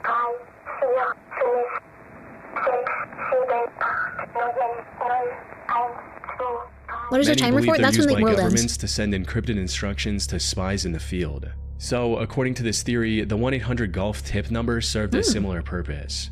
Another theory that many came up with was that this number was a part of a marketing campaign, probably to gather working phone numbers for telemarketing later or as a social experiment to generate hype for an upcoming product. However, none of these theories hold up to scrutiny.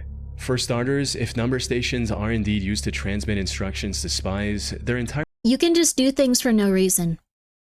They don't tell you this, but you can just do whatever the hell you want at any given time just to make people confused and a little bit afraid and think about stuff that they don't usually. What's Grimmi munching on? I have a pancake on a stick with a fake sausage in the middle and real pancake, but like there's no animal stuff in it, so that's what I'm eating. I got 2 of them for dinner. Ooh yeah, oh yeah. You watching without headphones? I don't know how it's doubling for you, I'm sorry. entire purpose is to deliver messages anonymously, leaving no trace of pancake who corn received dog, yeah. them. A purpose that's negated It's really completely good. if the receiver had to call a phone number that could potentially be traced back to them. On the other hand, the marketing haven't gone and number grocery collection shopping in a theories while. don't hold much weight either. There are far more effective ways to achieve both goals without depending on an Food on a unlikely stick is chance gesture? Oh, of the yeah. number spreading through word of mouth and attracting calls from curious people. Well, hello, Ultimately, Michael. Hi, despite kitty. many attempts at uncovering the truth, 1-800-GOLF tip remained a mystery for nearly 3 decades. That is, until a Reddit user took it upon himself to get to the bottom of it. He spent over 4 years combing through the available leads and gathering personal anecdotes from people who remembered calling this number in their childhood. And as it turns out, the 1-800-GOLF tip rabbit hole False wasn't flags a are a viral reason harder to hoax find or a real one? disturbing A real one of what? conspiracy. Instead, it was the result of a simple mistake. You see, back in 1994, the Professional Golfers Association, or PGA, was No! touring across North America. It wasn't just a crazy And guy. in an effort to promote the sport, they set up billboards and purchased ad space in newspapers, listing their golf tip line 1-800-GOLF tip.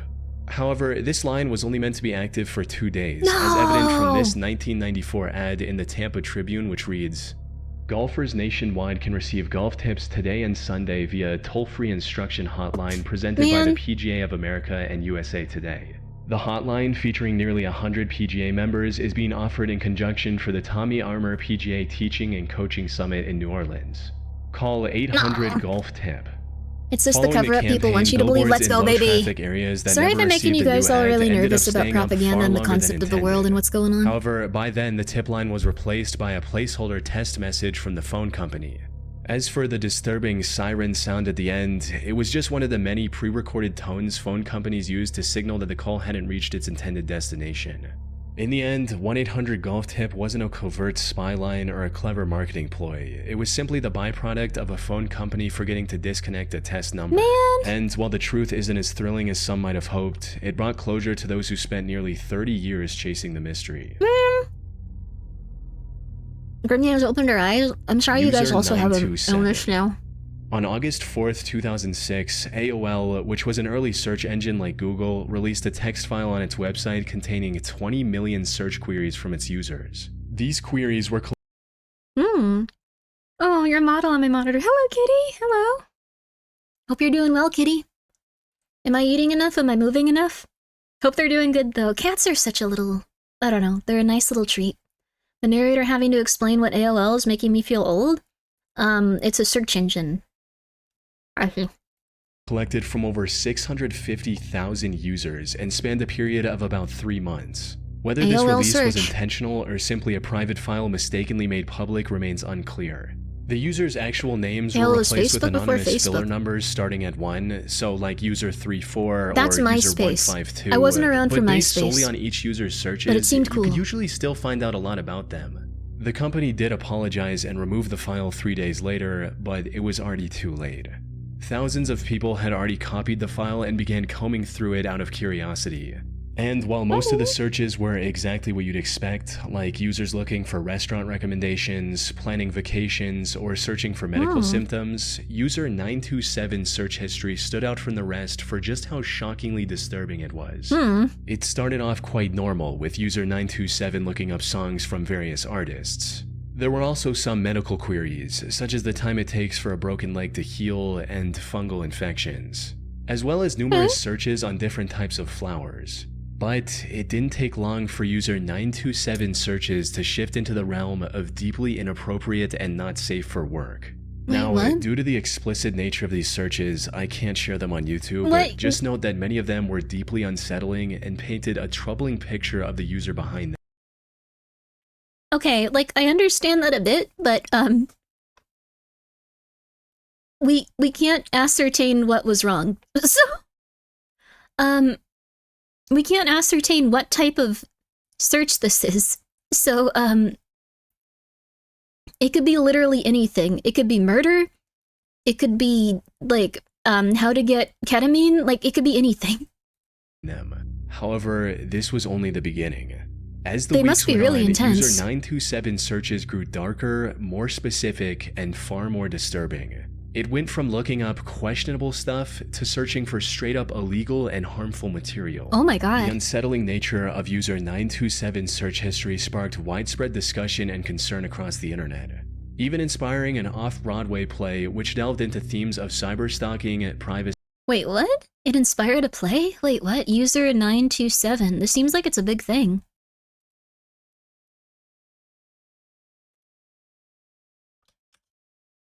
I'm gonna write this down. I want to look into this. This is really common. Also, sorry, I gave Michael catnip and now he's tweaking. He's like just running around cooing and looking at himself in the mirror confused. It's okay, baby, it's okay. But this is actually really consistent and really normal. Like, what happens is, like, if you can see X, Y, or Z thing... Hi, Michael. I'm not sure if you guys can hear him. Hi, baby! He's so cute.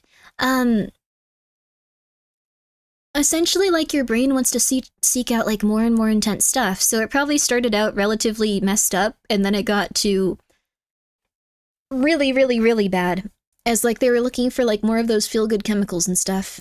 and the implications of our digital footprints. Despite their infamy, however, user 927 was never identified. All we know is that they were likely from Colorado they were based in on a this single chat? search from the state's official government website. It's also likely that these searches were made on a shared family computer, actually since bad? they often Uh-oh. flip-flopped between wholesome searches and illegal not safe for work searches. Oh no. Apart from that, the identity of user 927 remains a mystery to this day. What if it's not you, Swift? Come on. Google Translate anomalies. Near the end of 2017, a few users on 4chan noticed a bizarre phenomenon with Google Translate, where typing in incoherent and broken strings of characters led to eerily normal-sounding responses. Huh? For instance, typing the letter O and P repeatedly resulted in Google Translate telling the user to click on the image to view more. Similarly, using P and S instead produced something that resembled a snippet from an email.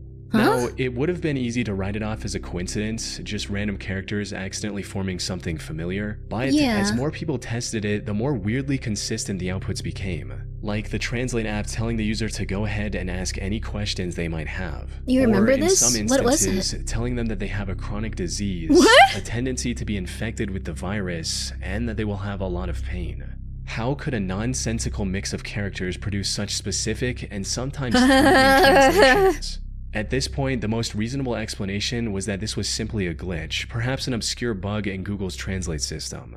After all, most of these eerie translations occurred specifically when converting between Somali and English, suggesting a potential flaw in how the algorithm What handled videos that is this? language This is pair. chilling scares. But what made this seem unlikely was the amount of unique information Google Translate was showing in response to these requests, including things like a link to a Facebook post, or what appeared to be an email address. In a similar vein, a few specific combinations also provided results that read like a private conversation between two people, stating things like, "You will be given the opportunity to be re-elected," and "This is a great way for you to come to our country."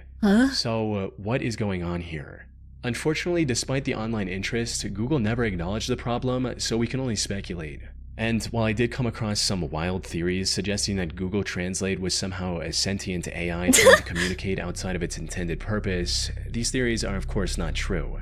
One possible theory is that this was the work of a rogue Google employee, someone who out of frustration or boredom decided to tamper with the system. Maybe they were trying to degrade the pulling up app's training quality out data? of spite, Maybe. or perhaps they simply wanted to leave behind a hidden Easter egg for others to discover. However, someone risking their lucrative career at Google for something this uneventful and niche is fairly hard to justify. From everything I've seen, the most plausible explanation Doomsday clock is 3 minutes at 12. We are experiencing characters and a dramatic developments in the world, which indicate that we are increasingly approaching the end times and Jesus' return.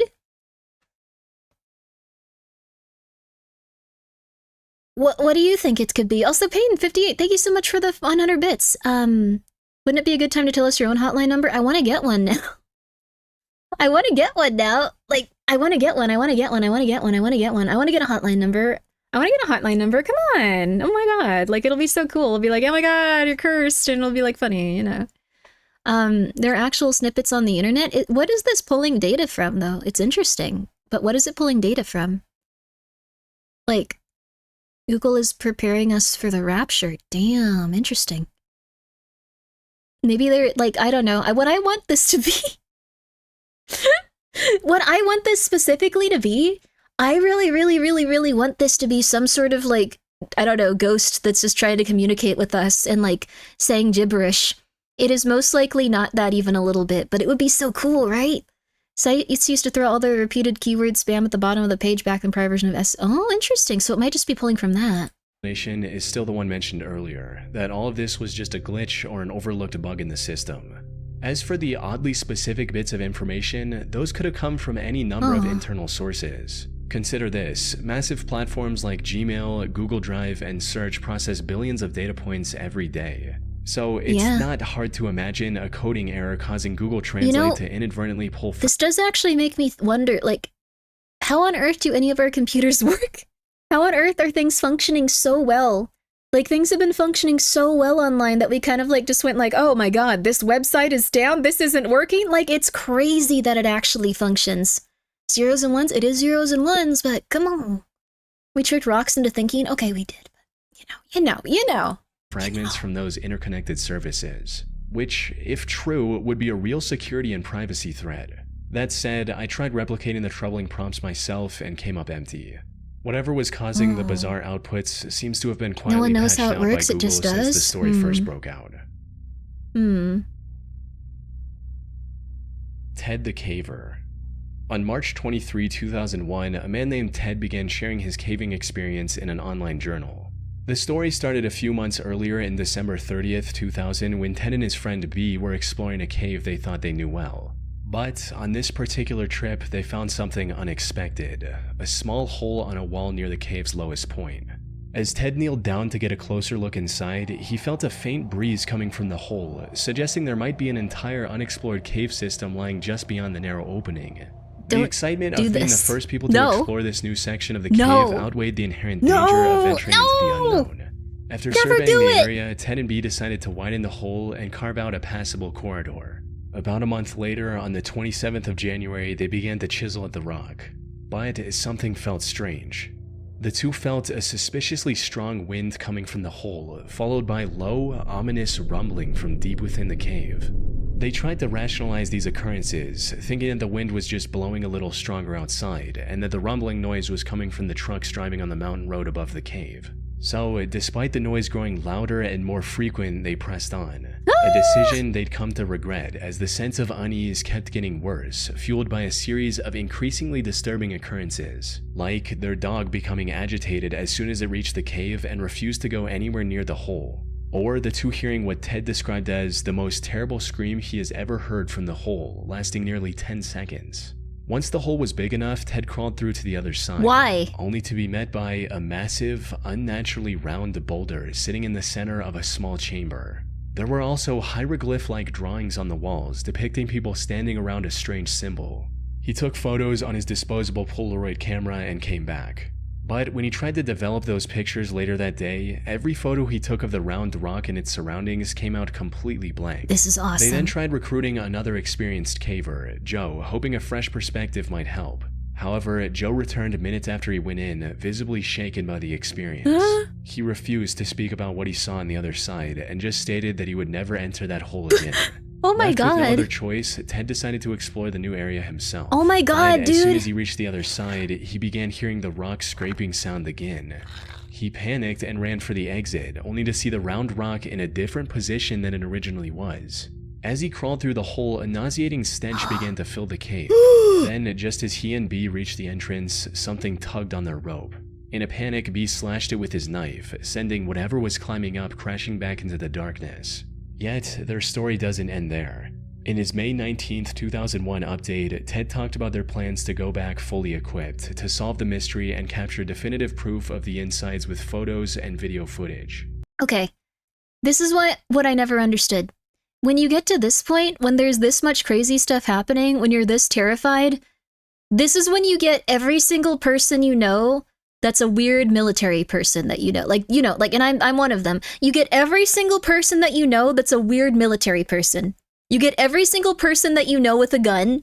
You get every single person that you know that like has any sort of history in law enforcement, military, anything like that. You go and get random other flippers that are just like, yeah, I don't know, I like taking pictures. You get like a gigantic team of people, and you get the US government, and you go, here's what I'm doing. There's something weird going on. We'd like you to come with us. This is where we're going to be at this exact time. There. All of them. And then when you have like 40 people there, that's when you go in. When you have a trail of people all the way to the front of the cave and like tons of flashlights for free, it's an interesting experience. You can get at least 40 autistic people together to investigate this. Let's not kid ourselves. Let's not mash words here. You could easily get 40 different autistic people to come and do this for at least 2 weeks straight.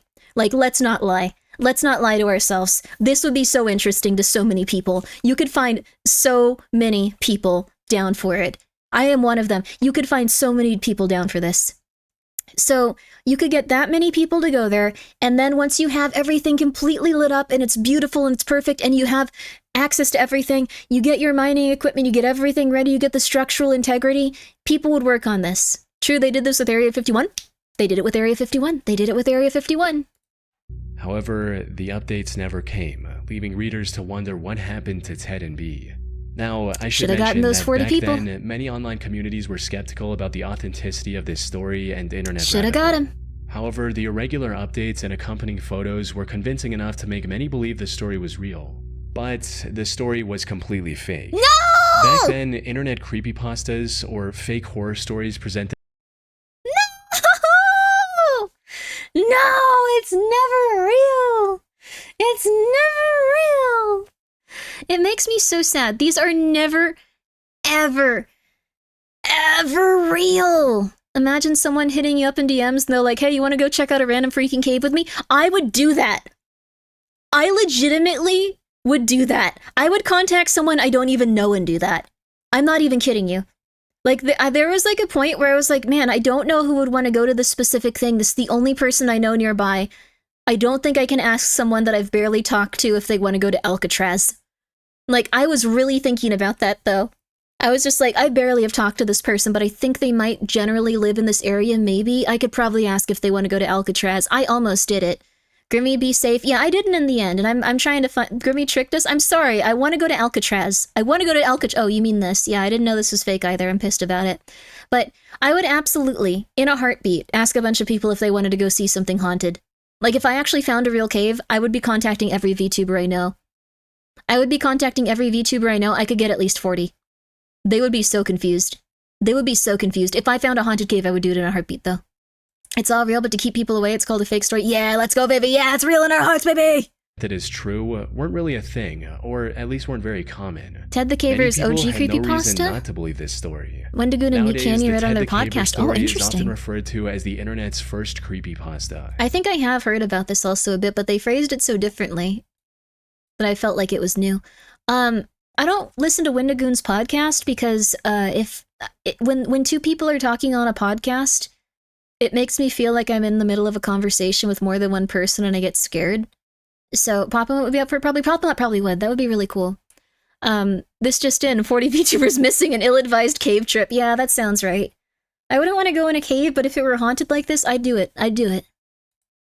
In 2000, some baddie MILF tried to hit on me, but my age fumbled. Being a truthful guy, said I was too young. Wish I could attract girls my age like this.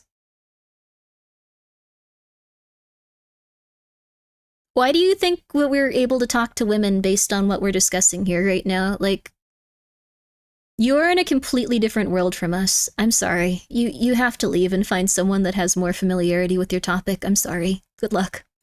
In 2004, he joined a discussion about his story on a forum site and admitted he made it up.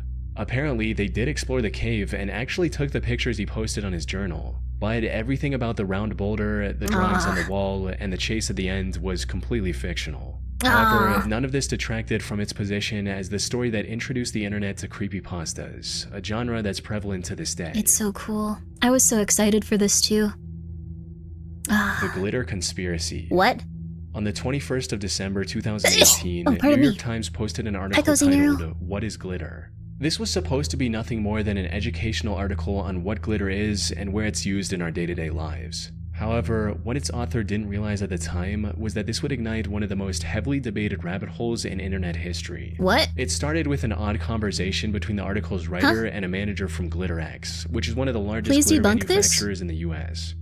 When I asked Miss Dyer if she could tell me which industry served as GlitterX's biggest market, her answer was instant. No, I absolutely know I can't.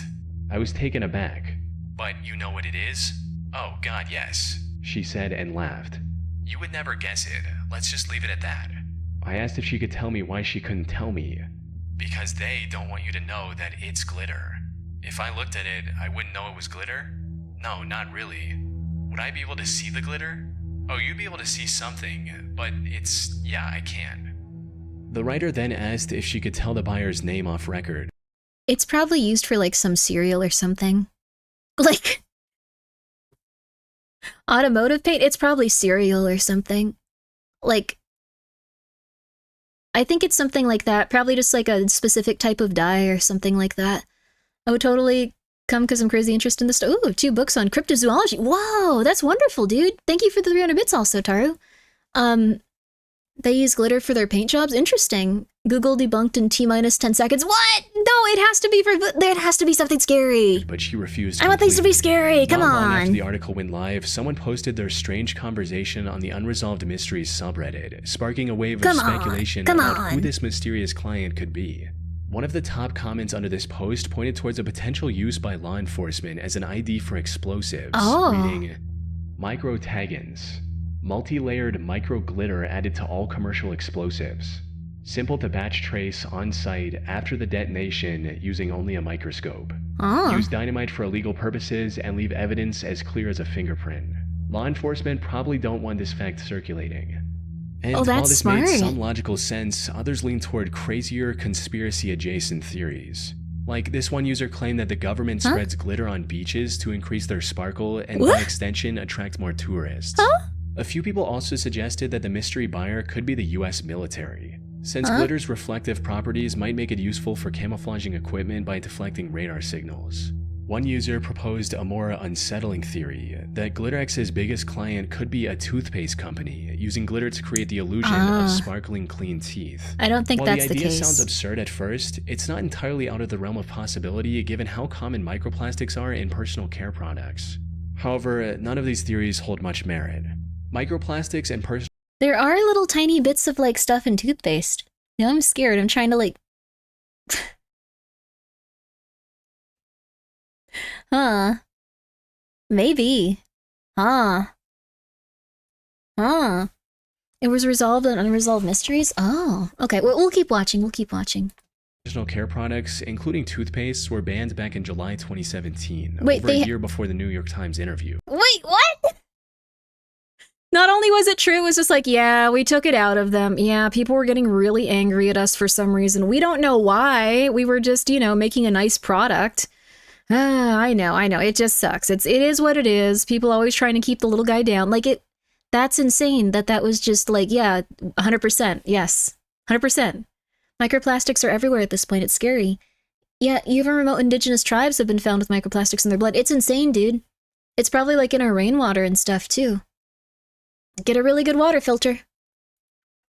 The military contract theory is also completely detached from the truth.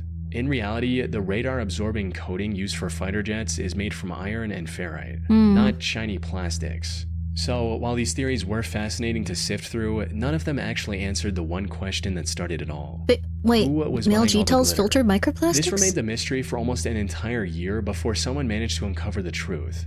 On the 8th of November 2019, the Endless Thread podcast dropped an episode titled The Great Glitter Mystery. Thank you. And this had the answer people were looking for. Apparently, the answer was boat manufacturers. This might sound odd at first, but it actually makes a lot of sense when you consider the shimmering, reflective paint used on many newer boats. What? As for why GlitterX might be so secretive about the identity of their biggest client... What? Why would anyone be upset about this? That's such an unsatisfactory answer. Why? No one would be upset if your boat's sparkly. Like, no one in the world. One plausible reason could be environmental concerns. Glitter, especially the traditional kind made from microplastics, has been heavily criticized for its contribution to pollution, particularly in oceans where it can be harmful to marine life. Oh. So if it came out that companies were using it in boat paint and releasing untold amounts of microplastics into the ocean, it could spark public backlash or calls for regulation. In the end, the truth behind the glitter they have like conspiracy was lacquer a lot and more stuff mundane over than the secret paint, military though. contracts or explosive detection, leaving many to express their disappointment online. Like, I don't know, they have like actual plastic like that's covering that. Polybius. Polybius is the name of a rumored arcade game that had a limited release in 1981 and has since been lost to time. As the story goes, a single cabinet of the game was installed in a random arcade in Portland, Oregon in 1981. The cabinet was plain without any fancy graphics on the sides, and the gameplay was described as weird and puzzle-like with action elements. This gameplay is also rumored to be surprisingly addictive. There are reports of teens spending hours playing this game, to the point of getting dizzy and even fainting. However, there were also several claims suggesting that the dizziness and fainting... You know, it's really funny because when this like creepypasta first came out, it was so exciting. Like, I assumed that like everyone was like, this is amazing, like this is crazy, like I can't believe people are fainting. I think that it's just something that we're so used to now, where people will play video games until they like want to throw up and die. Like, I assume that like this was like a big deal at the time, right? Why is it always Portland? Is Portland a scary place? I remember reading creepypasta about this. It's interesting, because, like, I feel like we could play Liza P for 12 hours until I'm like, no, I don't want to go. I don't want to go to bed. I don't want to go to bed. I don't want to go to bed. I don't want to go to bed. No, I don't feel good. No, I don't feel good. Oh my god, I feel bad. Oh my god, I need help. Oh my god, I don't feel good. I don't feel good. No, I can keep going. Yeah, it's called Elden Ring. Yeah, any souls like our Souls game. Yeah, there you are.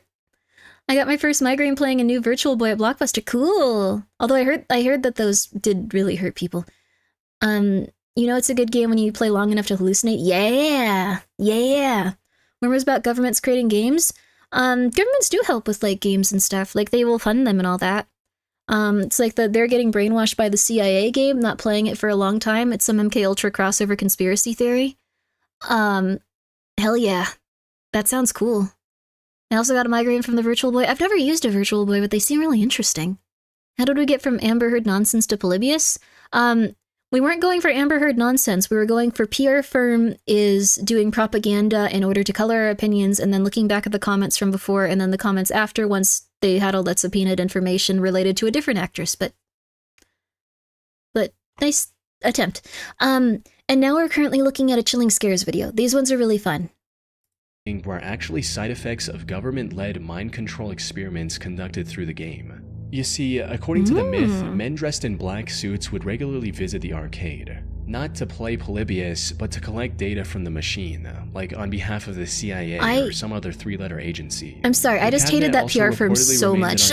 For only a brief period before mysteriously I'm like gonna feel angry every time I think about it for the rest of my life. I apologize for being so snappy. Side effects like amnesia and nightmares, combined with the alleged Men in Black sightings, cemented Polybius in urban legend history. But here's the thing, there's no concrete proof the game ever actually existed. No official records, no contemporary newspaper You think they tried to fit in more? I was just thinking that. From 1981 mentions it. The only, quote, real evidence of its existence is this screenshot of the title screen, which looks a bit too advanced for its era, and this grainy black and white picture of an allegedly real Polybius was the PR firm pro-depth or anti-depth? It was pro. And overall low resolution makes it near impossible to extract any details. However, given the overall shape of the cabinet, this was likely a repurposed Namco cabinet with its stickers removed. And even if these images are real, there are no sources dating back to the 1980s that could verify their authenticity. In fact, from what I was able to find, one of the earliest mentions of Polybius in any gaming magazine or website was in the year 2000 on a website called coinop.org. The legend did become widespread enough to inspire enthusiasts into building their own real-life Polybius arcade cabinets. That's really cool. However, I wasn't able to find a single piece of evidence matching its. That would be a really interesting project to do. Like, if you could, like, somehow make it so, like, someone would actually have, like, negative reactions based on, like, their physiology and stuff. You probably could actually make this and, like, put enough, like, stuff into it to, like, make people be crazy. Like, if you're someone that knows a lot about hypnotism and, like, mind control, that would be such a cool project. That would be such a cool project, dude.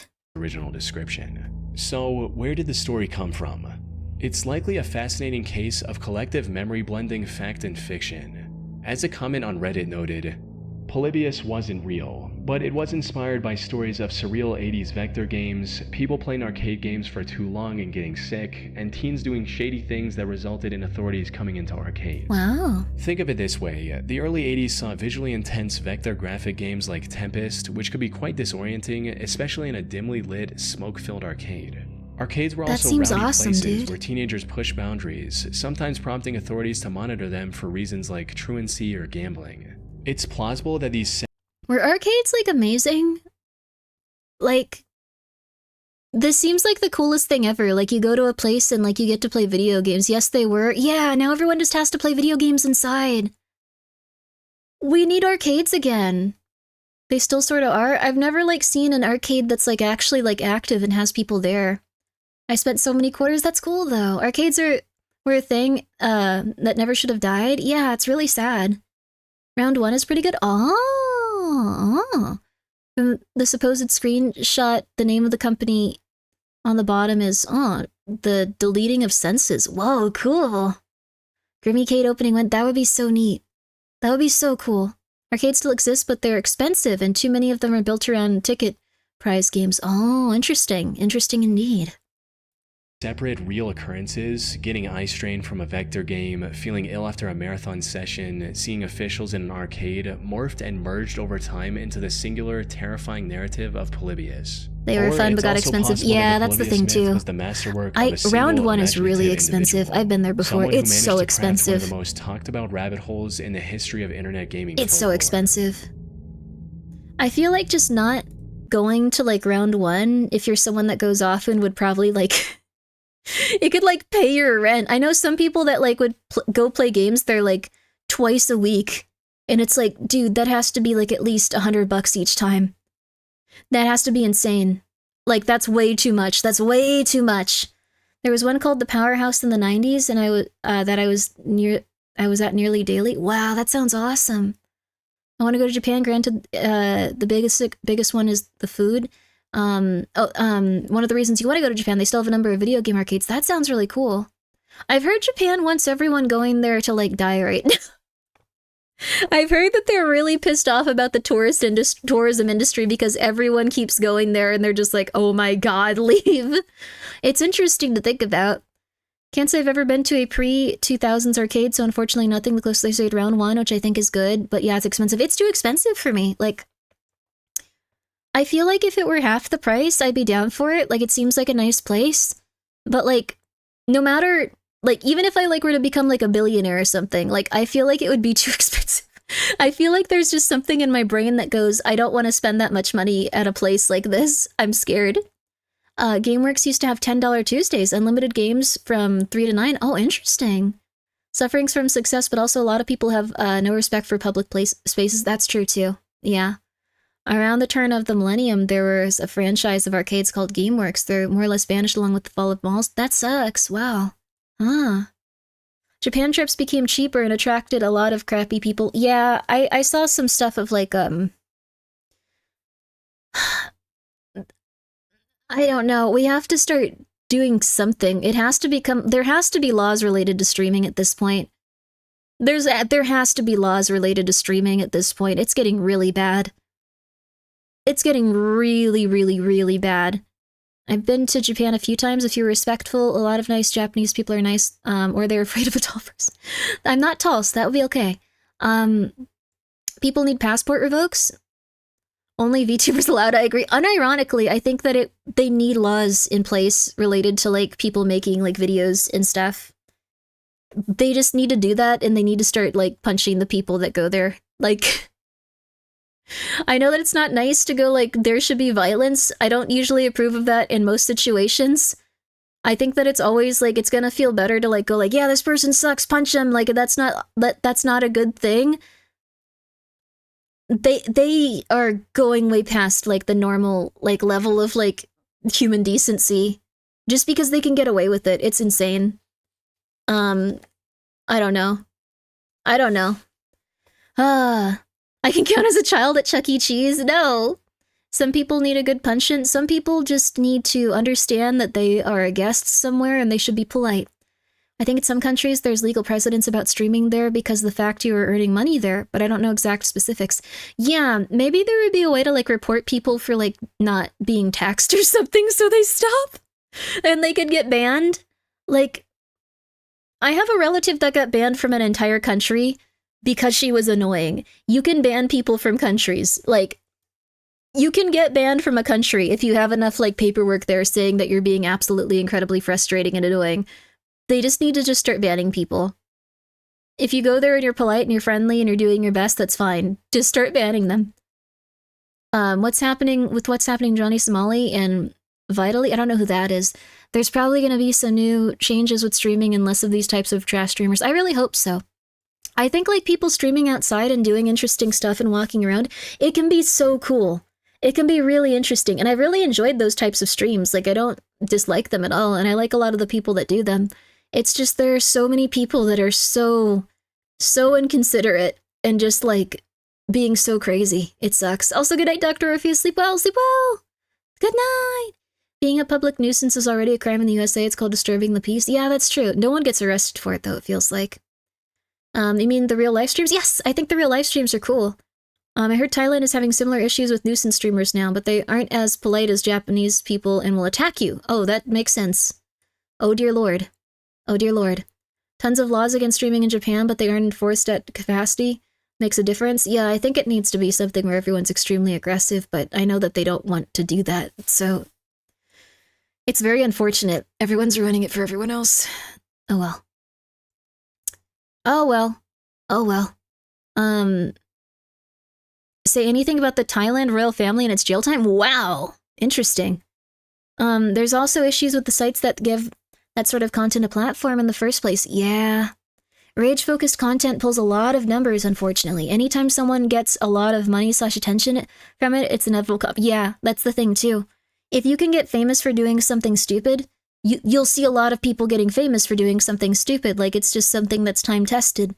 Like, you could develop a skill you could be polite, you could be friendly, you could do a lot of different things, but you could also just be annoying, and if you don't have that part of your brain that makes you feel bad, like, you could go far, I guess.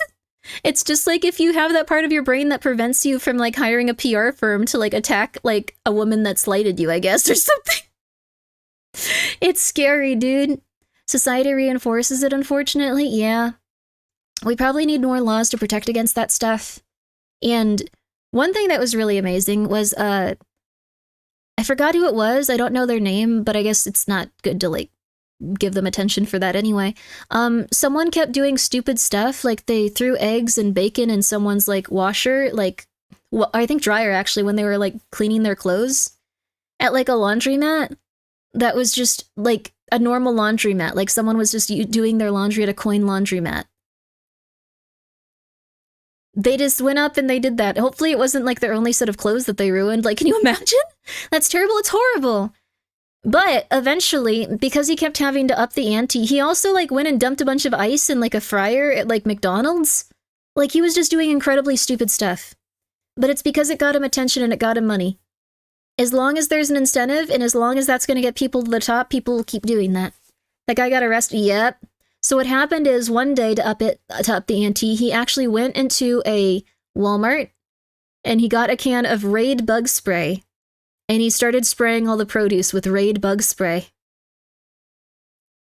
And this is considered an extremely intense felony. He did not realize, and I believe he's still in jail for it. Poisoning someone's food supply at a market is considered really, really, really bad. Countries technically have no obligation to admit tourists. They can deny anyone of entry for no reason. I have a feeling streamers are going to start getting denied. Let's see. Didn't some commentary YouTuber make a case about these video cases recently? Probably. Like, I think this guy is pretty popular, unfortunately. Like, there's tons of commentators that talk about this dude. There's tons of commentators that talk about all of them. That's how they get popular. Including me, I'm talking about it right now. Laws can't keep up with constant evolution of the internet, to be honest. Yeah. It's not just rage content, but stuff like dangerous life hacks, misleading dangerous AI content, etc. Yeah. It's also stuff like advertisement and slander and, like, stuff like that as well. Like, we saw that earlier when we were going through the propaganda and all that. Like, there's nothing to stop everyone from exploiting it on a corporate level. There's nothing to stop anyone from exploiting it on a personal level. I don't know when it's going to catch up. Unfortunately, it's probably going to require the internet becoming a much less, like, anonymous place and, like, a much less, like... It's going to become way more regulated and stuff, I assume. It's going to be weird. The Box of Crazy. On November 4th, 2013, Reddit user TramStopDan posted an Imgur album on the We were on there for so long, I forgot we were watching. Sorry, dude. Large box Sorry, full of dudes. odd illustrations And ladies. of an event, And anyone. aka The Box of Crazy, Regardless of found what by you the like to be Trash referred to by. Bins. On the surface, this looked like nothing more than an antique wooden briefcase. However, its contents told a completely different story. Inside, there were hundreds of documents containing People text could have better records media of literacy. alleged UFO sightings, Yeah, things are kinda diagrams, screwed. and schematics for What do you mean media literacy, though? Do you just mean, like, people understanding stories and stuff? I'm really sorry to pause this again, but I saw something on Twitter that was, like, the most insane stuff I've ever seen.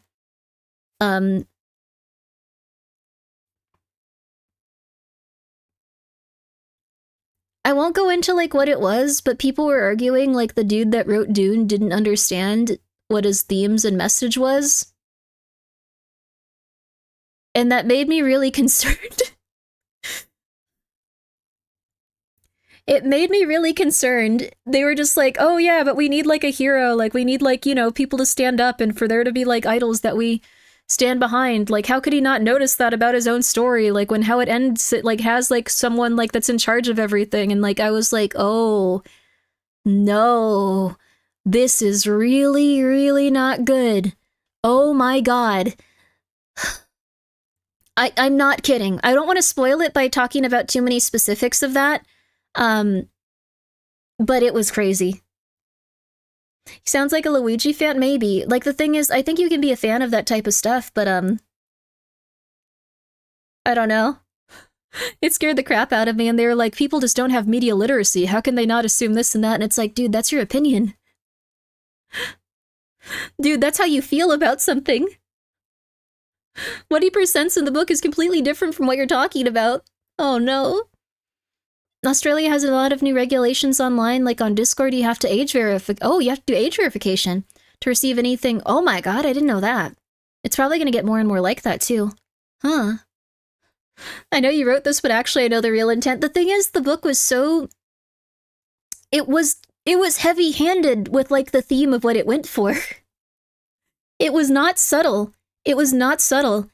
And it was not anything what they were talking about in terms of, like, them going, like, but they had this at the end, so that means this so against, well, like, what they were talking about. It's like, what are you talking about? It's like Blade Runner, but humanity are the bad guys.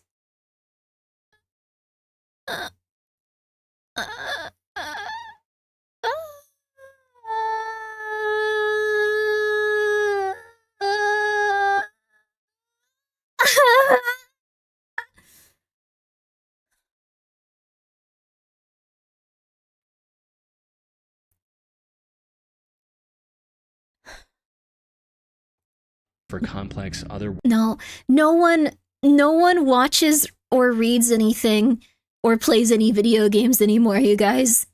No one does that anymore. I saw someone, like, way back arguing that Snake and Big Boss would be homophobic. Big Boss is a character, I think maybe, like, one of the only ones ever that has not been in a not safe for work game that has voluntarily had intercourse with another man on screen. Ever. Ever. Like, there is no reason for that to be someone's opinion, dude. Like, no one plays video games anymore. You mean Peace Walker? Yes, he did voluntarily have intercourse with another man in Peace Walker. Actually, it's implied that there were several, but one of them he did have intercourse with on screen. Like, people don't play video games anymore. People don't read books anymore. People don't watch movies anymore. People just don't do that. They go on YouTube and they watch someone talk about something, so they get cliff notes, but they completely missed these huge things about characters that people don't talk about as much in video essays, and it's insane. It's insane, dude. It's insane, and it's happening all the time. Grok, is this true? Oh my god, bro! It's so crazy. Vamp wasn't named because he was a vampire, it was because he was bi. That was the funniest conversation in Metal Gear Solid 2. The only reason Big Boss is a dad is because they stole his genetic material. That's true. That's true. Ain't nothing gay about that, just bros being bros, wrestling each other inside a box, naked little hearts coming out of the box. Yep. Yeah. He also did that with, like, a petite, like... I'm gonna just have to spoil Peace Walker for you because, like, just this one little bit, because if I don't, Big Boss looks really bad. He also had intercourse with, like, a petite, like, late 20s woman in the same fashion, so maybe he just likes going into boxes and doing that with friends, but I think if you have, like, them doing that with a lady, everyone would be like, oh yeah, they banging, but, like, when it's with a guy, it's like, oh, you know, they're just, it's the little tomfoolery there, it's a little tomfoolery, but when, oh my god. I think she's older than that, actually. She was very baby-faced. Anyways, spoilers, I'm really sorry, but there's no other way to put that without it, like, getting unfortunate. Famous forum thread about this, it's a Russian taunt. I have a shirt from Extra Fuzzy actually sent me a shirt that says that. It's the Game FAQ's argument shirt. I really like it. I really like it. It's so good. It's so good. Now I can never wear it outside again, though, because if someone sees it, they'll be like, oh my god, that could be Grimmi. Oh my god, hello, how are you? Talk. Talk in your voice. Talk in your voice, I need to see. Like, my brain is so hardwired to engage with multiple things at once, I have to learn how to just sit down and read without anything else playing. I would recommend learning that skill. I would recommend putting your phone aside for a few days. I would recommend putting your phone maybe even like a box that you could not access. Maybe like you could have a timer or something. Say your catchphrase. Oh god. Oh god. worldly machinery, and hand-drawn We need to start having illustrations of people actually disturbing absorb demonic media again. creatures. It's insane, dude. The box also contained a lot of handwritten notes from the creator of all these illustrations, Daniel Christensen. This looks cool. As well as several maps and globe projections. Wow. Much of it was cryptic and difficult to decipher. However, even after reviewing just a small portion, it became clear that this was the work of someone who was deeply unwell. Some of his notes hinted at the possibility of him being a World War II veteran, which could explain the origin of his mental illness. However, that wasn't what started his fascination with aliens and extraterrestrial life forms. Some of the earliest documents in the box were from 1937, with some of the newest ones dating to 1977. In other words, Daniel remained fixated on this topic for over 4 decades. However, his earlier work was a lot tamer and more legible than whatever he came up with in his later years, hinting at his deteriorating mental health. As for the actual contents of this box, however, one particular topic stood out above the rest: his account of the incident that happened on July 7th, 1977. According to Daniel, Tampa Bay was hit by a tornado on that day, but that tornado was just to disguise alien ships used to make contact with Earth without getting spotted. He created several detailed illustrations of what he saw that day, and it's bizarre to say the least. In reality, there were no records of a tornado or any other extreme weather event happening in Tampa Bay on the 7th of July. That said, Daniel didn't choose this day at random. You see, a lot of Daniel's illustrations of the 7th of July include this same building as the center point for alien descent. This was the inverted pyramid on the St. Petersburg Pier in Tampa. Coincidentally, this building was also lit up with a massive laser light show installation on July 7th, 1977. So it's highly likely that Daniel witnessed this laser show, misinterpreted it as an alien encounter, and then spiraled in. What this could also just be is just this dude kind of wanted to make something cool and pretend aliens existed. Like, I would feel incredibly embarrassed if people found my notes about stuff, like, related to projects I do. Like, I would feel incredibly embarrassed if they took it all at face value and just assumed it was all supposed to be, like, historically documenting, like, something. I would feel so embarrassed. I assume that this could be this guy, too. Just like, yeah, it was really cool. It would be cool if there were aliens, yeah. Into an obsession to document what he genuinely believed was a life-changing event. And the craziest part is, this was only a fraction of the work he'd produced in his lifetime. This is because as the story gained traction online, a Reddit user named That's My Box came forward, claiming that she was the previous owner of the wooden box Tramp Stop Dan found. And apparently she was telling the truth. She moved into a new home in the 90s where she found a room full of Daniel's work. Whoa. This included a chair-like machine he'd constructed, which, according to his notes, was the device he'd used for an out-of-body experience and time travel. Whoa. Unfortunately, most of Daniel's stuff had to be thrown out, which is how Tramp Stop Dan found the box. It really makes you wonder what other mind-bending contraptions, bizarre concepts, or odd events he might have noted down on paper during his life. It could have been highs. I think it's very possible that this was like just an experimental writing project, or he really was cool and crazy. On November 5th, 2015, an anonymous user posted a thread on 4chan talking about a strange conversation they had with a girl at work. The girl he talked with was, at the time, homeless and in a band. Oh. She also worked for a really shady company that was in the process of closing down. One day, her supervisors gave her and another employee 2 tape guns and instructed them to pack boxes. However, the tape in one of these guns had the word Eratas written on it. When she inquired about this word, her coworker told her to get rid of the tape gun and to not mention the word to any of the supervisors. Eratas? Apparently, he used to work in IT, and one of his jobs was to flag employees who searched this term so they could be fired. What? The OP was curious about what Eratas meant. However, this was also the first time other 4chan users had encountered the word, so they couldn't offer much help in figuring out what it meant. I'm a time traveler by the time you read this conversation has passed. On December 19th, another anonymous user brought up Eratas again, hinting that it was some HR-related computer program. Is Eratas real? We received an answer, which defined Eratas as a program that allows some specific third-party company unconditional access to employee information. No. This reply also mentioned major brands like UPS, Unilever, and Ecolab. About one more month later, on January 25th, a user on the music board talked about wanting to make music from obscure YouTube videos. They also included a list of video links they were interested in. The second of these links led to a video titled "YouTube is monitoring and controlling my life" that was posted just 2 days before the 4chan post. The owner of the channel that posted this video, Chronos for Life Jurassic Park, believed that he was being targeted by Eratas. This, along with a now-deleted Q&A video Chronos posted later, gave people a clearer picture of Eratas' true nature. Veritas, as many came to understand it, was a mass surveillance and censorship software allegedly used by powerful entities to securely monitor the public. What made Veritas so— I like that this was something so scary when this was posted probably at least 5 to 10 years ago. And now it's just like, yeah, what? Yeah, of course. Yeah, duh. Like, you know, like that's, are you doing anything wrong? Of course your employer knows like your social security number, duh. Yeah, like the person that you need to rent from needs your bank statements. God, like what's wrong with you? Oh my god. I probably talked about Eritos or seen like a video with it before. Like this person puts out some stuff consistently, but we've seen other things. Yeah, just like, oh my god, why are you so upset about this? Like, yeah, of course you had to put your information in there, and yeah, they can tell when your dog's birthday is. God, they know you're taking the day off because it's your dog's birthday. Yeah, they scraped that data. They're not gonna let you have that day off. so terrifyingly effective was its ability to erase its own Of course existence. your employer knows your detect VTuber handle. Oh anytime my someone god. mentioned it across the Nightmare? internet and remove that reference without a trace.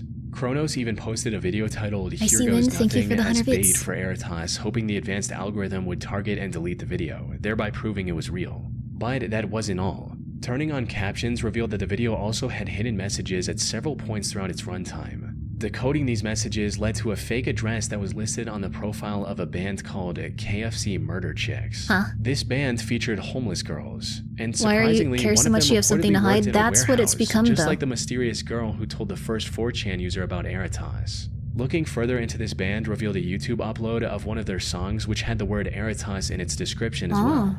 The channel that uploaded this video, Todd Ellsworth, also had a relatively empty Twitter account with the word. The only noteworthy post on this account was this creepy, elongated portrait of a man.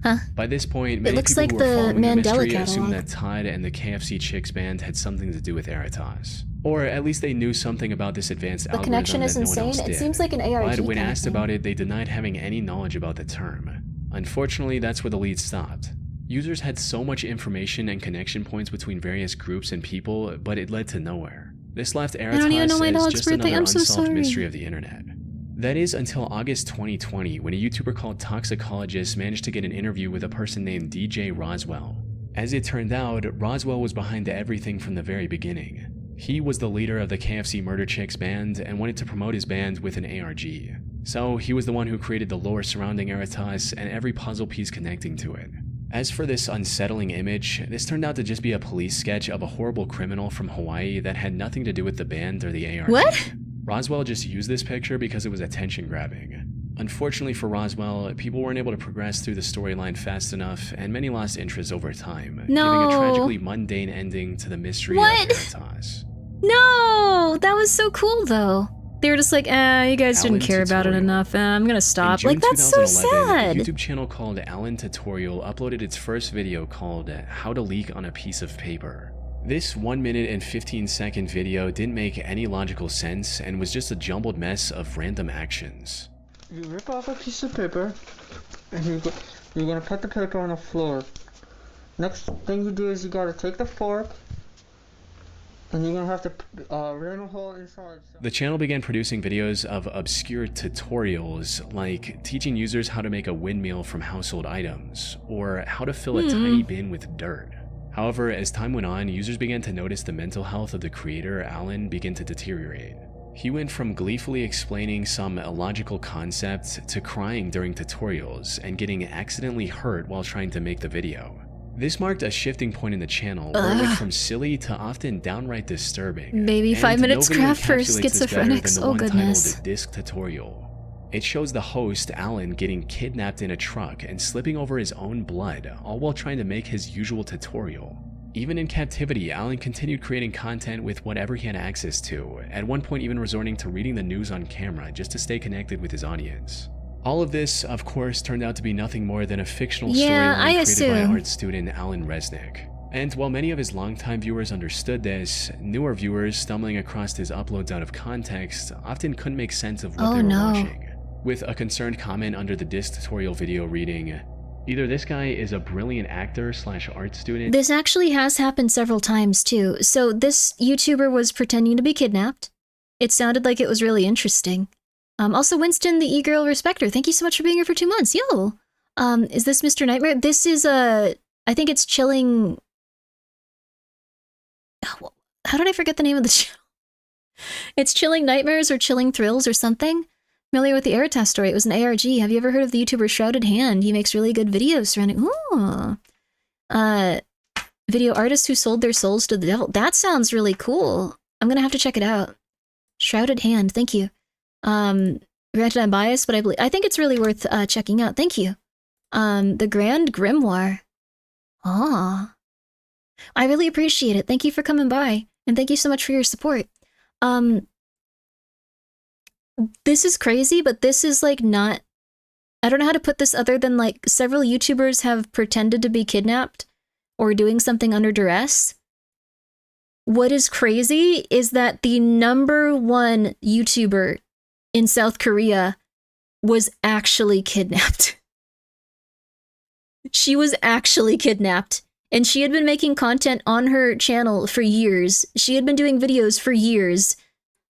Yeah, Tuzong. Yeah, Tuzong. I'm not sure if I'm pronouncing her name correctly, but yeah.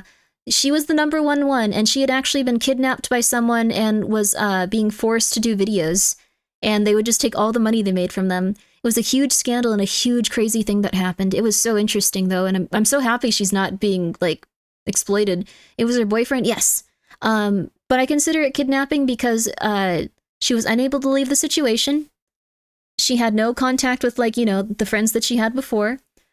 He was forcing her to work and like give her all of her money, or give him all of her money, before she even worked as like a YouTuber. 100% was, for clarification. Yeah, that's who was doing it. Yes, she was kidnapped. She was kidnapped by someone, and I would hesitate to even say that it was like her boyfriend. I do think this is a pretty clear-cut case of like human trafficking. It was someone that said that he was her boyfriend and pretended to be her boyfriend, and then once she was reliant on him, he forced her to work somewhere, and then after she was done working there, she was like, he essentially was just saying like, okay, you're gonna have to get into like the actual like sexual aspect of human trafficking, like you can no longer just work here. Yeah, it was definition human trafficking. He was incredibly evil. But she said, well, I could try doing YouTube videos because I think I would do really good at them. Like all of my friends said I could do this, I could do this. So he let her try at that, and she like popped off really quickly. So it was human trafficking. It was a channel run by a human trafficker. It's pretty crazy to think about. Really happy she's doing better. Reminds me also of a Chinese VTuber that was kidnapped by an elderly lady. Oh wow, that's crazy. Wasn't that what the boyfriend did to that one Twitch streamer? It's possible. It might have been the same one. Which one Twitch streamer? But yeah, this is a very common route in human trafficking. It's also why I'm terrified of people. But a very common route in human trafficking is they will find women that are anxious or not doing so good, and they'll become someone that inspires a lot of confidence in them. And then once they kind of separate them from other people and get them to move in with them, they'll demand that they start working for them, and they'll usually start them out in a relatively okay place, and then they'll move them into sex trafficking. And in this case, they moved them in instead of they didn't move them to sex trafficking, they moved them to YouTubing because they thought that they'd have more success there, and she did, and no, she's okay. Yeah, it's scary. It's very scary. It's very scary. The only trafficking I do is yelling at anyone who drives slower or faster than I. Good for you, buddy. I like that. Just like, I'm a man, but I don't do any sort of human trafficking. Don't worry. Check out the case of very disturbing videos involving paranormal house huntings. I'll check it out. I'll check them out. I'll check them out. Sorry, I know we never do any of the things I say. We're just like, we're gonna play Liza P. Or something weird is happening. But this happens pretty often. Like, it's not something that we think about, but like, it's crazy. I'm starting to have my doubts. She saved herself from becoming a sex slave? Yes, she did. But it's very, very, very, very, very common those things happen, especially if people run away. Nearly 2-minute upload in which Alan finds especially if like younger, like teenagers and stuff run away from home. Ever since this conclusion, it's very, very rough. Back and analyzed each video to find the hidden meaning and bits of lore. According to the most popular interpretation, also, if you're like a kid online that's just like, yeah, my parents suck, I'm gonna go like live with like my my like boyfriend or girlfriend that I met online, that can also be something like this. Just, you can end up in a really bad situation. Be extremely careful when communicating with others. Make sure you're taking care of yourself. There's a lot of really crazy people out there. Human trafficking is real. Oh, there's no question. It's the biggest industry in the entire world. By far, it's crazy scary. Trust No One is the name of the game? Oh, Trust No One. Interesting. Oh, I thought that was like an actual game. It was like they made a game about this? That's crazy. Wow. Oh my god. But yeah, you should really take it seriously. Don't leave, go live with your Discord kitten. It's larger than GPUs. Yes, it is insane. It's very, very, very, very consistent and out there in every country. At 4 a.m. for me, I'm tired. Go to sleep. Resnick created suffers from autism and was living with his older brother and his girlfriend who didn't like him. Oh. This explains why he ends up homeless at one point, as his uncaring family kicks him out. Oh my Some god. users have also speculated that the reason he's crying in the blue chair tutorial video is because it reminds him of the way he found his mother after her death. This theory is supported by the video's description, which reads, "If your chair is on the floor, here's how you get it back and pick up all the pieces of something broken and unfair." However, creator Alan Resnick has never confirmed or denied any of these theories, choosing to leave his years-long art project open for interpretation instead. I'm too mentally messed up. I'd probably be the one to be manipulated. This house has people you gotta in be it. careful, because if your self-esteem is too low, you might end up taking out your issues on others, though. That was aired on Adult Swim back It's in always March good to try to get better. 2016. The short is often known for Being the just healthiest how version weird of you and is disturbing its the best thing you concept can do. is. It was directed by Alan Resnick, the creator and actor of the Alan Tutorial channel we just discussed. What? Though, unlike Alan Tutorial, I didn't know that. That's so cool. Oh my gosh. Wow, he really became good at his craft. That's insane. which started off a bit lighthearted and slowly descended into absolute madness, This House Has People in It wastes no time pulling This was a viewers really into its interesting, surreal, really unsettling interesting world. project. It starts with the footage of someone logging into a computer and choosing a specific video to play. The footage then cuts to the CCTV feed from a house with 9 cameras, and then cuts again to the main couple, Tom and Ann, arguing Oh about my where to go gosh. for vacation. A politician was arrested for it. It's That's not that horrifying. expensive. Orlando's expensive. All the hotels and all the. And immediately something is extremely wrong with the situation as we see a person lying on the kitchen floor while the couple ignores them completely. From there, we also see a repairman working in the basement This is and the interesting. son Jackson watching TV in the living room that is decorated for his birthday. We also learn that the person lying on the kitchen floor is Tom and Ann's teenage daughter, Madison. She had a fight with Ann 2 hours ago and has been lying there in anger ever since.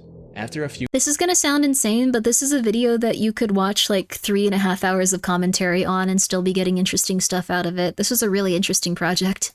minutes, Tom tries to pick Madison up, only to Yeah, make it was a the Boomy the disturbing Cat thing, I discovery. think. It is time. They had like a fake disease even and stuff that they went into. Like a lot of world building. I know it sounds fake, but it's... Oh, there he is. Madison appears to be completely stuck on the floor. The situation then goes from bad to horrific as Madison starts sinking through the kitchen floor. Human trafficking is the way the repairman highest tries to level help can by confirm. putting Oh a yeah. plank on Madison's face to It's stop a huge her from problem sinking everywhere. through. However, that does not work, Be very resulting in careful. Tom having a complete meltdown in the basement. Buy a gun. I know it's not nice to say this, but I think every woman should have a gun, honestly. You've always been so beautiful. Stop right now! I praise you. I serve you. Left with no other option, they make a final-ditch effort to save their daughter by placing a mattress underneath her. We eventually see Madison fall onto the mattress, which then immediately cuts to a shot of the mattress without her, implying that she fell through the basement floor as well. The short ends with the guests who gathered for Jackson's birthday lying down in the yard just like Madison, while Tom and Ann are freaking out inside. There's like so much about this like one short. The short seems to carry a major theme of neglect that's prevalent throughout. For instance, we see Madison lie on the kitchen floor for 2 hours before Tom and Ann talk directly to her. Jackson is completely neglected by his parents. The baby doesn't have food in her bowl, and when Tom hands the baby to Grandma, she immediately sets it down, which ultimately results in her crawling out of the house. Don't call As a baby comment on it. YouTube That's a little puts weird, in, dude. I think the title, This House Has People in It, is referring to, this is Dude, a house, don't do not that, a home. please. We are just people who scared. live together, not a family. However, this was just the tip of the iceberg. Every woman should You get see, jacked this and short use was released with steroids. a now Oh, defunct you. website called absurveillancesolutions.com. Visiting this site unlocked a fully functional ARG, which in turn unlocked Yep. hours of additional footage, dozens of images, and even chat logs between the family. This is Viewers such an also interesting uncovered ARG. additional plot points hidden within the extended media, including one about a mysterious disease slowly spreading throughout the world of the film. It's so extensive that even 9 years after its release, fans still aren't sure if they've uncovered everything Yep. hidden within it. It's really interesting to see. I honestly think that's one of the best things that Adult Swim has made, or like, I guess, at least funded. The one that, what is it called? Like unaltered footage of a bear or whatever? That one's also really solid. That one's really good. But I really like this video. Chilling Scares is one of my favorite YouTubers, like, period. They do some amazing stuff. Too Many Cooks Exist. Too Many Cooks is really good too, but I really liked unedited footage of a bear. It was unedited footage of a bear, or realistic footage of a bear. It was really solid. Too Many Cooks is really good though. It also is very scary and uncomfortable. Have you seen some of the backroom stuff from Adult Swim? I don't think I've seen anything of Adult Swim's backroom stuff. If you mean in general, I've seen a lot of backroom stuff. I am a very annoying backrooms person. I know a lot about the backrooms, and I will be very frustrating to deal with once I start talking about them. Too Many Cooks gets a bit too wacky, but it's still cool. It's a little bit existential, but it gets a little bit silly. Yeah, that's a good way of putting it. It overextends a little bit. Have you seen Marble Hornets? I have. Marble Hornets is really good, really exciting. I think it's like one of the first things too, right? It's like super, super old. Grimmi is from the backrooms. Her eyes are the wallpaper color. Oh, that's nice of you. It's true. Oh my gosh, you're so right. You're so right. Can you talk sometimes about the backroom? Sure. I think it's really fun, but I also don't love how it kind of became like SCP almost related. But God, if someone wrote some SCP like backrooms like crossover stuff, I'd go crazy for it. I want that. I want that. I want someone to just like make some sort of story that updates daily that I can read to ground myself to reality. Maybe I'll write it every day and like post it on somewhere to ground myself to reality. To ground others. I can't handle horror stuff involving scary looking monsters, but I really like horror ARGs that are creepy realistic. Oh, that's exciting. I think that those are some of the best ones. The psychological ones where people are slowly going mad are like amazing. Those are my favorites. The concept of madness and people slowly losing it and not understanding what's going on, those are my favorites. In October, this one's going to be a little bit more realistic. This one's going to be a little bit more intense, probably. This is 5 disturbing crimes caught on Google Street View. Which is crazy that there's been 5 of them, but I mean, there's so many people in the world and they're constantly driving these cars and stuff. She's putting things in the back room. It's an interesting concept. Would you like Cthulhu mythos and SCP stuff as well? Maybe. The Lovecraftian and like Cthulhu stuff is pretty cool, but I feel like it's mostly like historical feeling, or like it's supposed to have taken place a little while ago. I like when it's a little bit more modern, like most stories are a little bit from a while ago. I have narcolepsy, so I suffer from hallucinations, and horror monsters will cause visual hallucinations for me. Oh, damn, that sucks.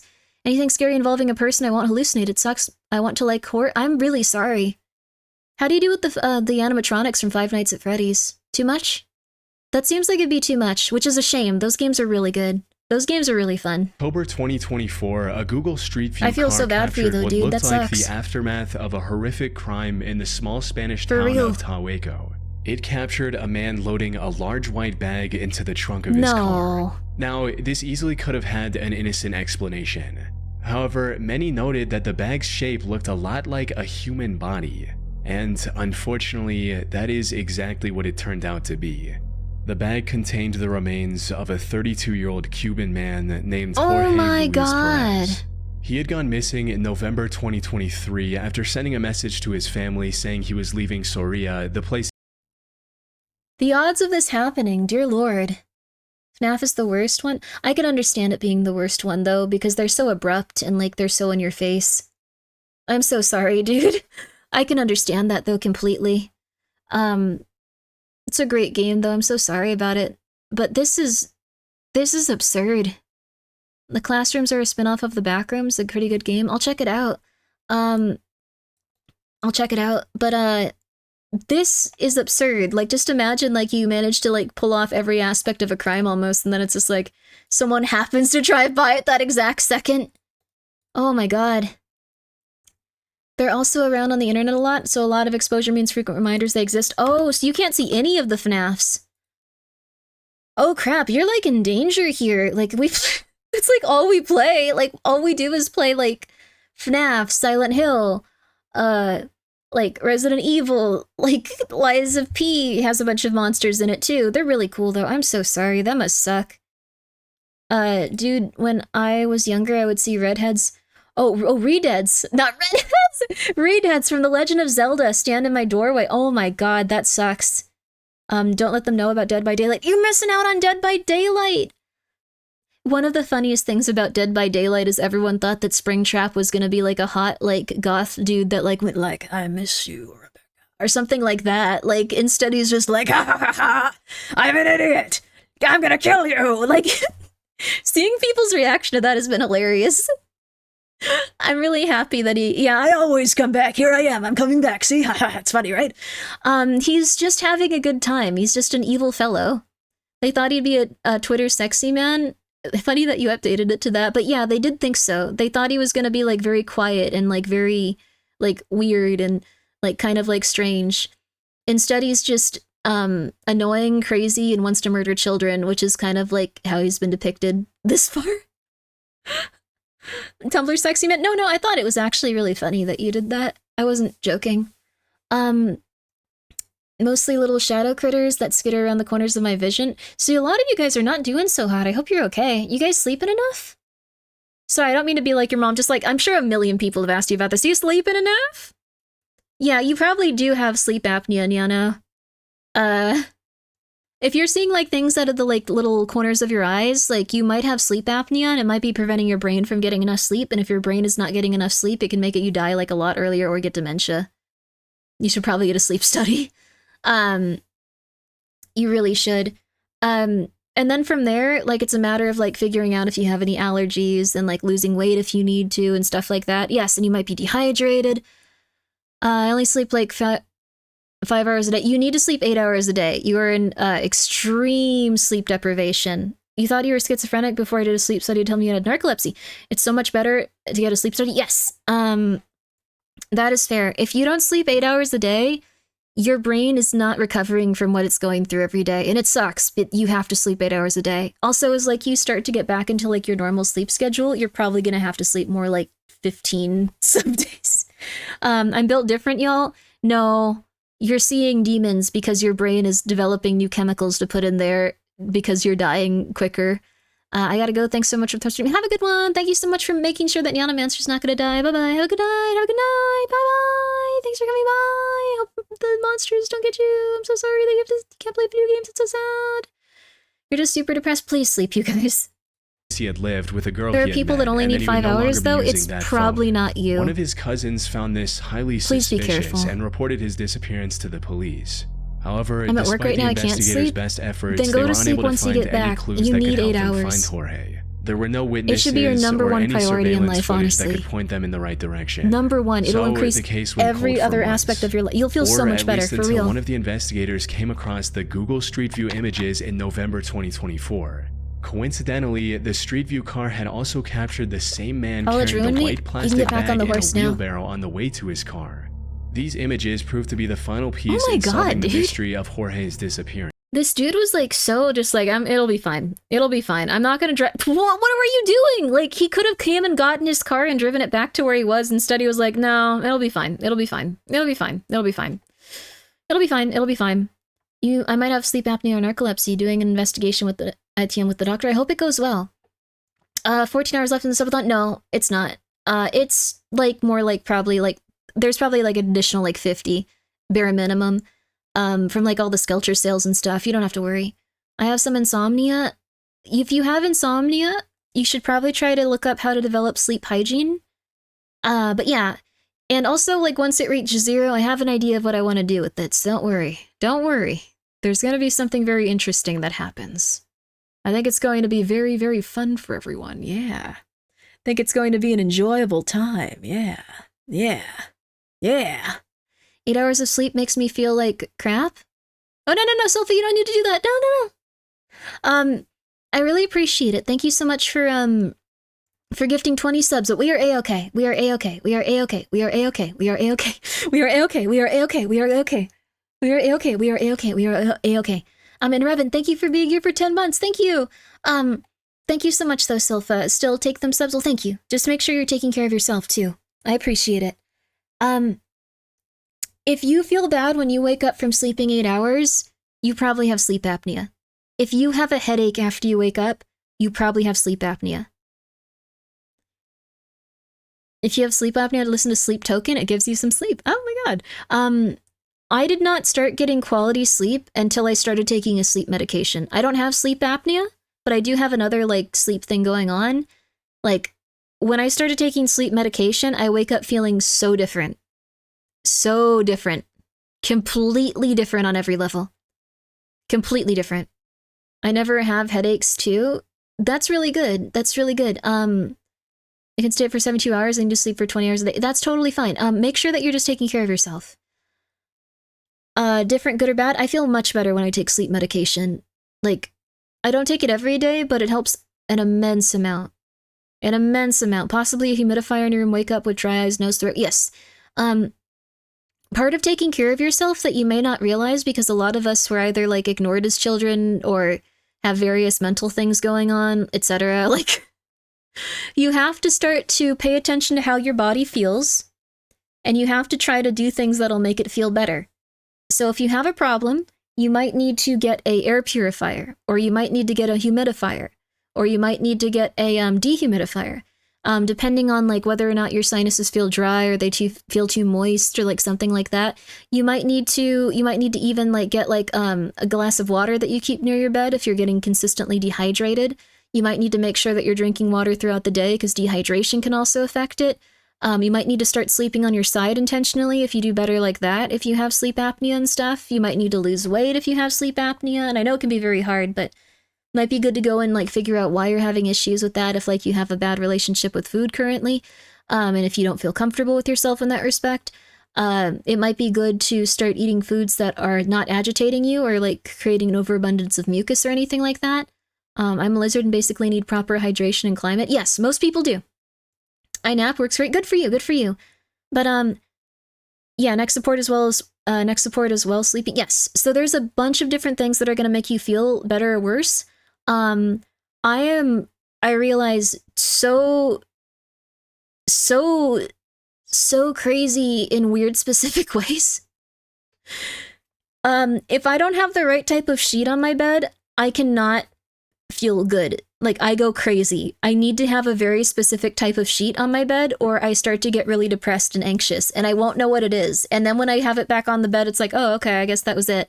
So, even just doing things like that, like if you have a texture problem, if you have issues with that type of stuff, same, exactly. A lot of people have texture, like, texture stuff, type sheet. I don't know what type of fabric it is, but it's like soft, but not too soft, which is so frustrating, probably. It's not too soft. I can deal with cotton sheets and I can deal with like flannel sheets and stuff like that. But it might be bamboo. It might be bamboo. But it needs to be like not too, no, it can't be silk. It's too soft if it's silk. It's too soft and it's not breathable enough. It's incredibly annoying. But if I do that, I feel great. I guess I'll walk my dog now. Thanks. Then sleep after that. Since I have sleep apnea, insomnia, and chronic nerve pain. Thank you, Grimmi, for pointing out that I should sleep more. You probably should sleep more. I hope that your dog gets a nice little walk. It might be really good if you do have all of those issues to also just try to adjust your comfort as high as you can. If you can adjust your comfort really, really, really high, you'll feel a lot better. Also, Revan, thank you so much for being here for 10 months, baby! I appreciate it! Yo! Some people really need weighted blankets in their life. Yes, weighted blankets can help. Grimmi sleeps like royalty. I don't. But I sleep like someone that made a really, concentrated effort to make sure that I was going to enjoy being in my bed, because that's where I like to spend my time. I can dream, wake up, take a pee, then continue with the dream when I'm back to bed. Also, no problem sleeping away entire night, then go to sleep at night after, like a snack. Good for you! You have really good sleep hygiene. If you have any tips, let us know. Like, if you don't, take your phone with you, you probably don't look at your phone when you do that stuff. That's one big thing. This conversation has become further ammunition for quitting my job. I'm so sorry, Yeto. Just don't die. I mean, even royalty didn't have air purifiers back then. True, we're all living like better than kings did, like 200 years ago. We're living like better than any royalty ever did. They were able to narrow down the list of potential suspects by tracing the vehicle back to its owner, Hot a water? 48-year-old Tahueco resident named Manuel Isla Gallardo, who worked at the Fruit town hall from in a different neighboring places town. of the world, However, year-long? Manuel had no prior history of violence or any other illegal activity, making it difficult for the It's authorities crazy. to arrest him without any solid evidence. But after As you tapping get older, his it phone feels like and you're trailing operating on him less for and a less couple sleep. of I'd weeks, the recommend getting back investigators on it. uncovered the connection they were looking for. He was in a relationship with Jorge's partner, and as later investigation would reveal, Manuel and this partner kidnapped and later killed Jorge because of this love triangle. They likely would have gotten away with it as well Jorge? if not for the Street View images, Is a that how you discovery that was nothing short of a miracle. You see, the town of Tahueco has fewer than 50 residents, so there were no Whoa. eyewitnesses to Huh? What? I've never seen this before. In October 2024, a Google Street 2023 That's right super direction. weird. So the They case got went her? cold for Carol Under. That was a scary. prior history of violence or any who worked at the history of violence or any That other was really illegal scary. activity, making it difficult for the authorities and later killed Jorge because of this love triangle. That was They really likely would weird. have gotten away with it as well if not for the She was a Street good View streamer, but they images, got a her. I'm discovery talking way that was too much nothing about short like of a why miracle. like corporations You see, like the try to town of divide Tahueco us, has but fewer she's than not 50 good. residents, so All there it's were gonna no take is me eyewitnesses talking to about how the Manuel government putting does it Jorge in too. his car. Additionally, In order to the make it Google so- Street View car just Oh, so I'm not happened to gonna be talk about it, don't driving worry. through Tahueco for the first time in Don't worry. 15 Don't think about it. years. Haha, Both don't worry Manuel about it. and his partner were arrested on She had November such a nice 11th voice, after too. That's investigators nice of found you. more evidence linking them to I don't have Jorge's sleep apnea, disappearance but in I their exhibited home. symptoms Their of... arrest also led to the discovery Oh. of Jorge's remains in a cemetery about Yes, weight 15 loss is the minutes from best where thing. the Google Street View images were captured. Oh my Finally gosh. bringing closure to his tragic case. That is so sad. This poor man, but at least Google Street View is there to December like help him, I guess, in death. It's probably because you limited your RAM on Opera GX. It is possible. I gotta get more RAM. Grimmi is smart enough to stop being smart. I think that you should after a certain point, yeah. I don't think about government mind control. Don't think about government mind control. It is government mind control then. I'm gonna say... It's fine, it's fine, it's fine. It's fine. It's fine. Dude, trust me, all the things you say on stream aren't gonna get you marked by anybody.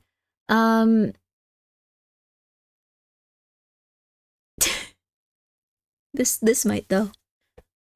People get upset that the government funds different stuff.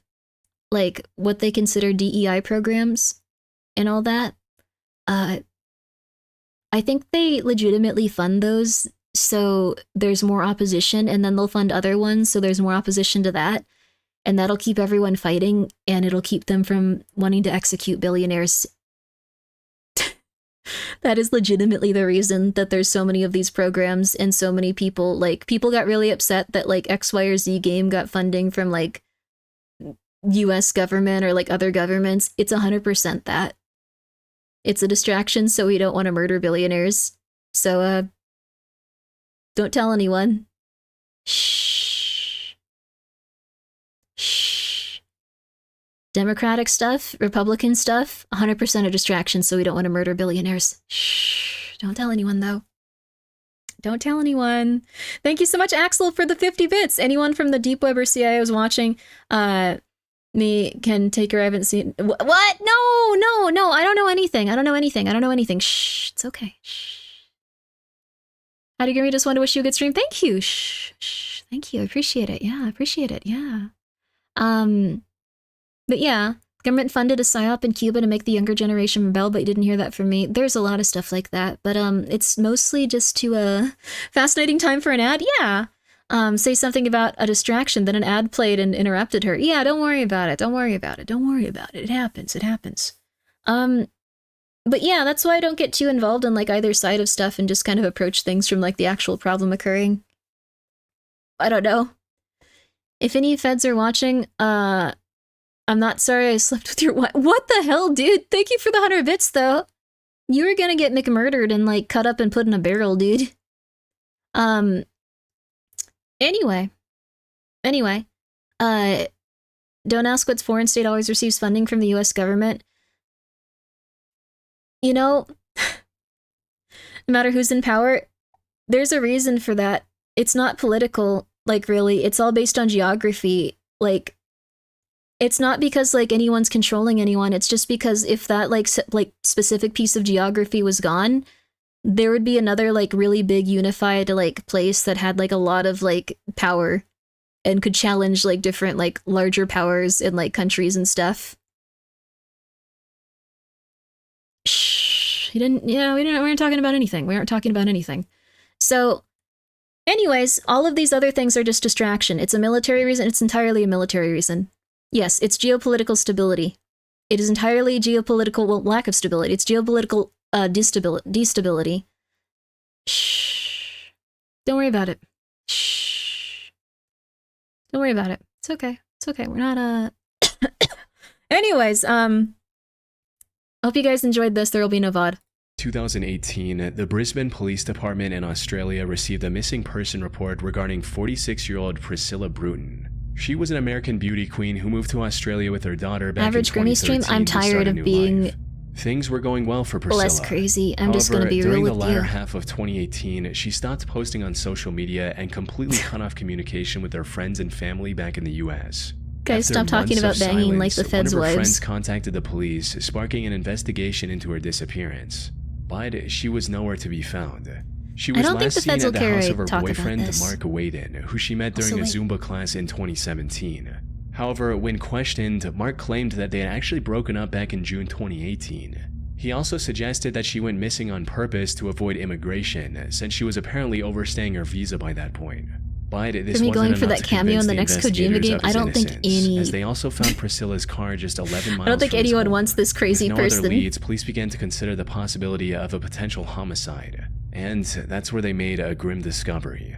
Priscilla was, without a doubt, dead. Even more shockingly, she was buried in Mark's front yard. What? Cadaver dogs helped pinpoint her exact burial location near the home's entrance, prompting an excavation to recover her remains on June 8, 2019. However, while the investigators did find some evidence from the Jeez, dig dude. site, most of the body was completely missing, which didn't seem to make any sense.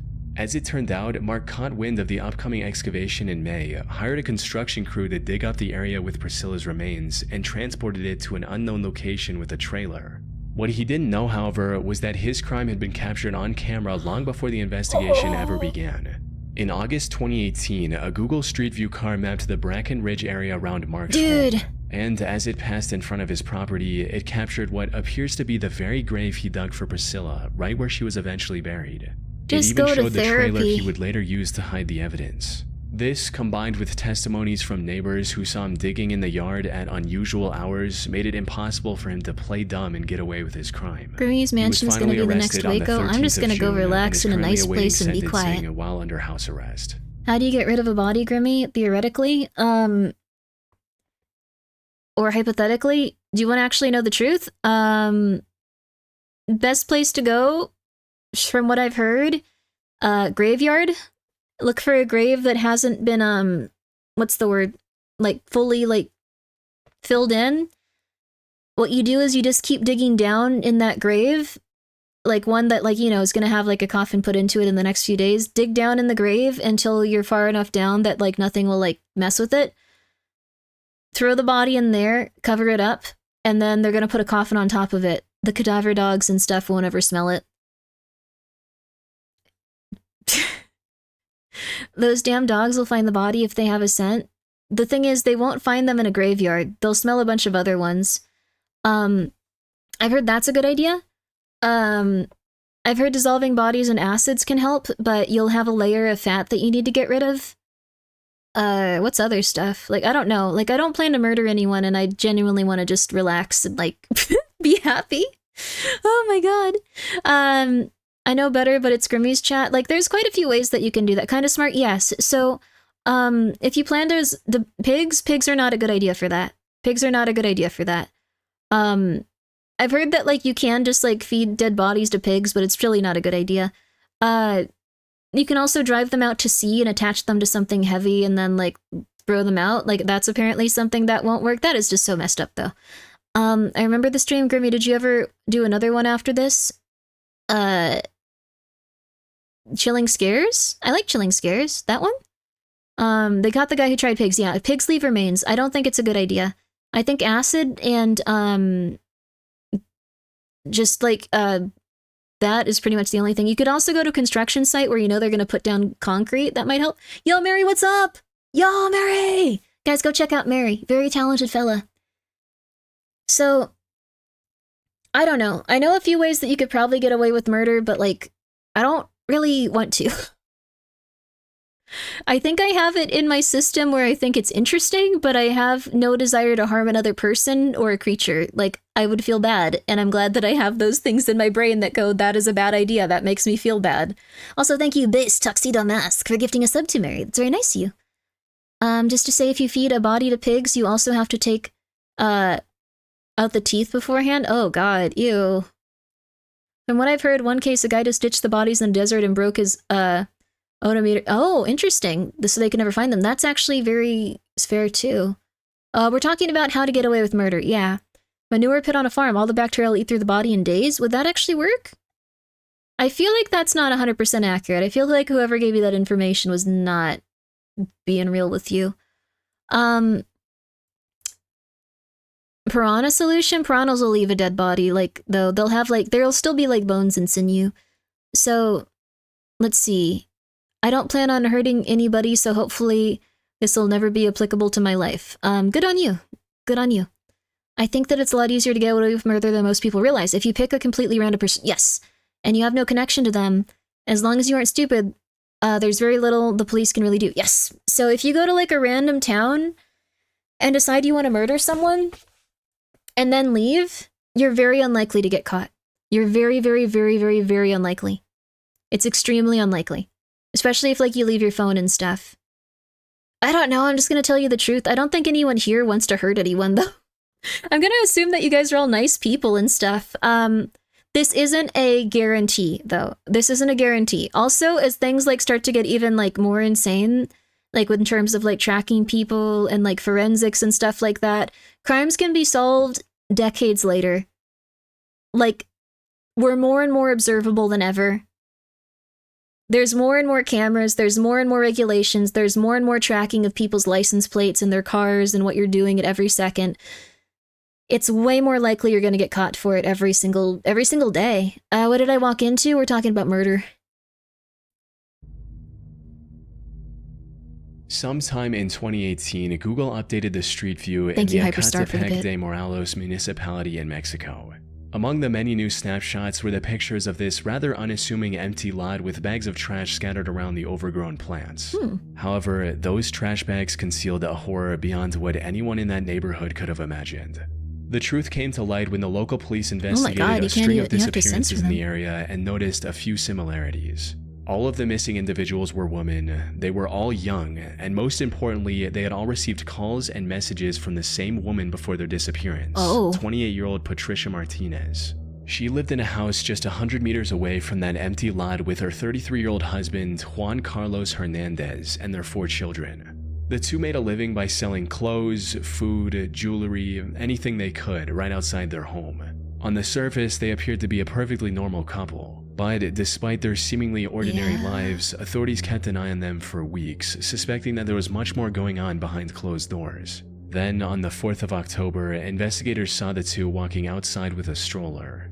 They suspected the stroller was carrying the 2-month-old daughter of a missing woman who had vanished together with her mother a month prior. Hoping to prevent any harm to the baby, the investigators moved in and apprehended both Patricia and Juan. However, when they inspected the stroller, its contents left them in disbelief.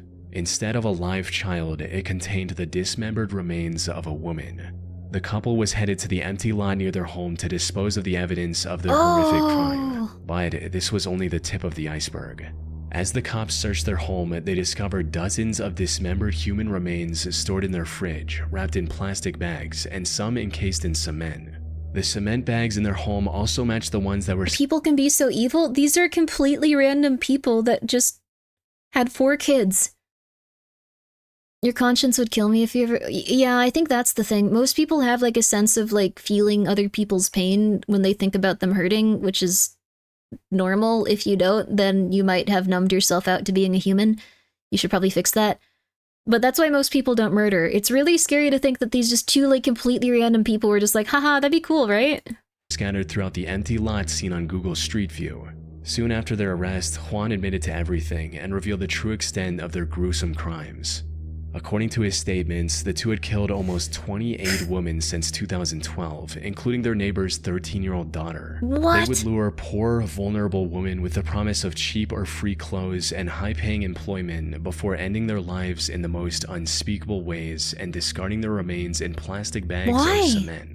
And if that wasn't bad enough, Patricia also admitted to cooking and cannibalizing parts of their victims as well as feeding them to their dogs. What the However, flip? the most shocking part of it 28 all people was gone, Juan's yeah. complete lack of remorse, with him boldly declaring his hatred of women and vowing to do the same again if he was ever given the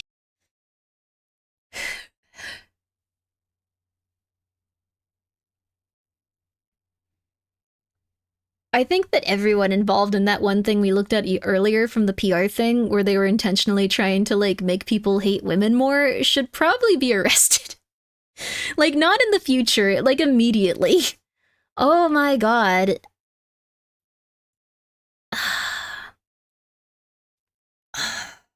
That's effing insane. It is. Execute these freaks, honestly. What the hell, dude? Misogynist, he was really deeply disturbed. He was really deeply disturbed. I'll tell you, these people don't care. There's still criminals walking around freely, and some are from the cartel. I guess so, yeah, that's true. The cartel stuff is really intense. Oh. When the death penalty is necessary, let's hope so. Let's hope he got that. chance. Y prefiero que mis perritos coman carne de estas I would rather have the dogs eat the meat of those women than let them continue to breathe my oxygen. Oh, jeez. And while I'm still on Earth, I'm going to continue to do all the harm I can and have fun while doing it. The only This is why I do silver not go lining outside. in this entire case is that the baby was unharmed. Uh-oh, They had that's- actually sold it to another couple for Wha- 15,000 pesos, or about $770. These buyers were later arrested and the baby was rescued safely. As for Juan and Patricia, they were sentenced to nearly 350 years behind bars, where they remain to this day. They should just kill them. I don't think they should be giving them food. If you go to this location in Barron, Wisconsin on Google Street View, you will see cop cars and police tapes surrounding That is this absurd, dude. residence. On October 16th, 2018, this Street View I don't think you could change their mind, kill them. I think that if you're that pathologically crazy, like, you should be taken out immediately. Like, I don't know. Too far gone, no chance of rebellion. This is horrible, but I don't know. Like, it... You should be extremely grateful to have the things in your brain that make you feel bad for others, because not everyone has those. Legitimately. Not everyone has a thing in their brain where they feel bad if they harm other people or they think about other people's feelings and stuff like that. We're all incredibly lucky to have that, because the alternative seems horrifying. Like, I don't think everyone does that type of stuff, but the alternative seems horrifying. So, yeah. I wonder what could cause such hate. Probably like a bad relationship with like his mom or something like that, probably being rejected. I'm amazed that his wife went along with it though. It's absurd. I say death penalty now, but death penalty in itself is horrifying and inhumane. That is true. I think if someone admits to like killing people and has no remorse, that's fine. A lot of people will just go like, yeah, I didn't do that though. So, I don't know. Shout out to Happy Humanity. Yeah. Not everyone has it though. I've talked to a lot of people and like I've been surprised that some people just have managed to either repress their natural state of empathy and have a sort of weird numbness associated with others, or alternatively they were not born with it and it was not developed in them as they were growing up. So it's weird. It's weird to think about. Let's see. This is explainable. Let's see, what was so explainable? It's just an insane person, don't assume he has a reason. Well, he has a reason. Like, the thing is, like, he might have developed schizophrenia or something, or like some sort of like psychological disease that makes it feel like he has to do these things. That happens too. Some people do think that they have to commit murders for X, Y, or Z reason because of that, so... It is what it is. I feel like empathy has been on the decline lately. Yeah, I think it's not something that people, like, develop or teach others to, like, have as much. It's just, it's an evolutionary thing that's going to aid you, and it's not really something that's, considered that much. I think we've become more individualized and like individualistic. So if you ever have the opportunity to just sit down and relax. Also, thank you, Drake, for the bit. I just noticed that. Are we tossing cents again? Thank you for the bit. I appreciate it. Thank you for the penny. Some people just want to do bad things. They do. Sometimes people just want to do that, but empathy needs to be learned, and the school system fails more and more, and parents have no time. If you feel like you don't connect to others and you feel uncomfortable with this conversation, it's good to get off your phone and go talk to, if you have a grandma, go talk to your grandma. Go talk to your grandma and go ask her about her life and go ask her about all of the things she cares about. And you'll probably develop a good sense of empathy over the course of like a few weeks, honestly. If you have to go to school to learn empathy, you have something wrong with you. Well, no, the thing is, like, empathy is something that's cultivated and learned more and more as you grow up. Like, it's something that you start with, like, you don't want to harm others, but it's something that you grow up with. Some people may lack empathy, but empathy doesn't make a person, you know, a person. I have a friend who's no empathy. Sympathy is quite a good thing to, yes. So, it's something that you can probably teach yourself, unless you are a psychopath, in which case that sucks, but you can also have sympathy and you can cultivate those feelings in yourself. The man that was actually doing a specific study on which parts of the brain a psychopath has underdeveloped and overdeveloped, he scanned his own brain and he found out that he was a psychopath. But his parents had raised him in such a kind and like genuinely loving way that he did not develop any of the tendencies associated with harming others, and he just learned that it's nice to be kind to others, it's nice to do all these other things, and that was the best way that he could survive. So, empathy is a rare resource nowadays. It's something to cultivate for sure. That's really interesting. It is. Also, thank you, Vox, for the penny. I appreciate it. Good ending? Yeah, very good ending. Captured the aftermath of one of the most There's a rise of nihilism on the internet. Yeah, I'm very nihilistic, history. But I think we should still be nice to people. It people. happened a day earlier when the 21-year-old Jake Thomas Patterson knocked on the Kloss residence at around 12:50 a.m. and claimed to be a cop. You won't James always Kloss do right. came to the door and try. demanded to see Jake's badge before opening the door. In a fit of rage, Jake raised the shotgun he'd brought with him and shot James through the door. He then fired another shot to break the lock and enter the house. Oh my god. Meanwhile, Denise Kloss locked herself and her 13-year-old daughter Jamie in the bathroom and made this disturbing 911 call. Uh-oh. County 911, where is your husband? Somebody I just want from. Hello?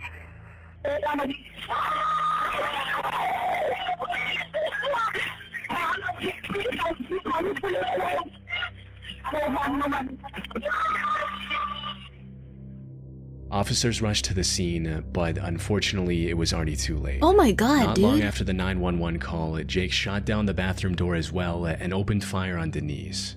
By the time the officers arrived, both James and Denise were already dead. However, the more urgent concern was Jamie, who was nowhere to be found. It didn't take long for officers to realize that Jamie had been taken by Jake. Oh no. In fact, one of the responding officers had unknowingly passed Jake's fleeing car while rushing to the Kloss residence. As later investigation would reveal, Jake had developed a sick infatuation with Jamie after seeing her get off her school bus. Oh my and god. Kidnapping her was his primary motive that night. He took her to his cabin Yeah, about we're gonna 80 watch miles something away else from her after home this. and locked her in one of the rooms. And while the investigators started searching for Jamie almost immediately, they had nothing that could lead them in her direction.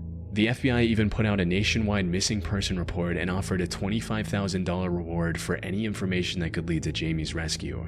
Unfortunately, none of this led to anything substantial, and the hope of finding her alive kept declining with each passing day. But then, on January 10th, 2019, the Wisconsin Police Department received a call they never expected. Douglas County 911. You were near this when it happened? Oh my god. I have a young lady at my house right now, and she says her name is Jamie Kloss.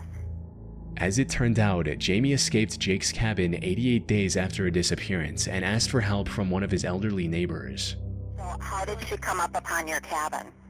I was walking my dog, and we were almost home, and she was walking towards me, crying, saying, "You gotta help me." Why are you help me." asking this person She pulled how off you this encountered her? remarkable Wouldn't escape she by just be like, carefully where are studying you? Jake's routine for weeks, tracking when he left and how long he was gone, waiting patiently until the perfect opportunity revealed itself.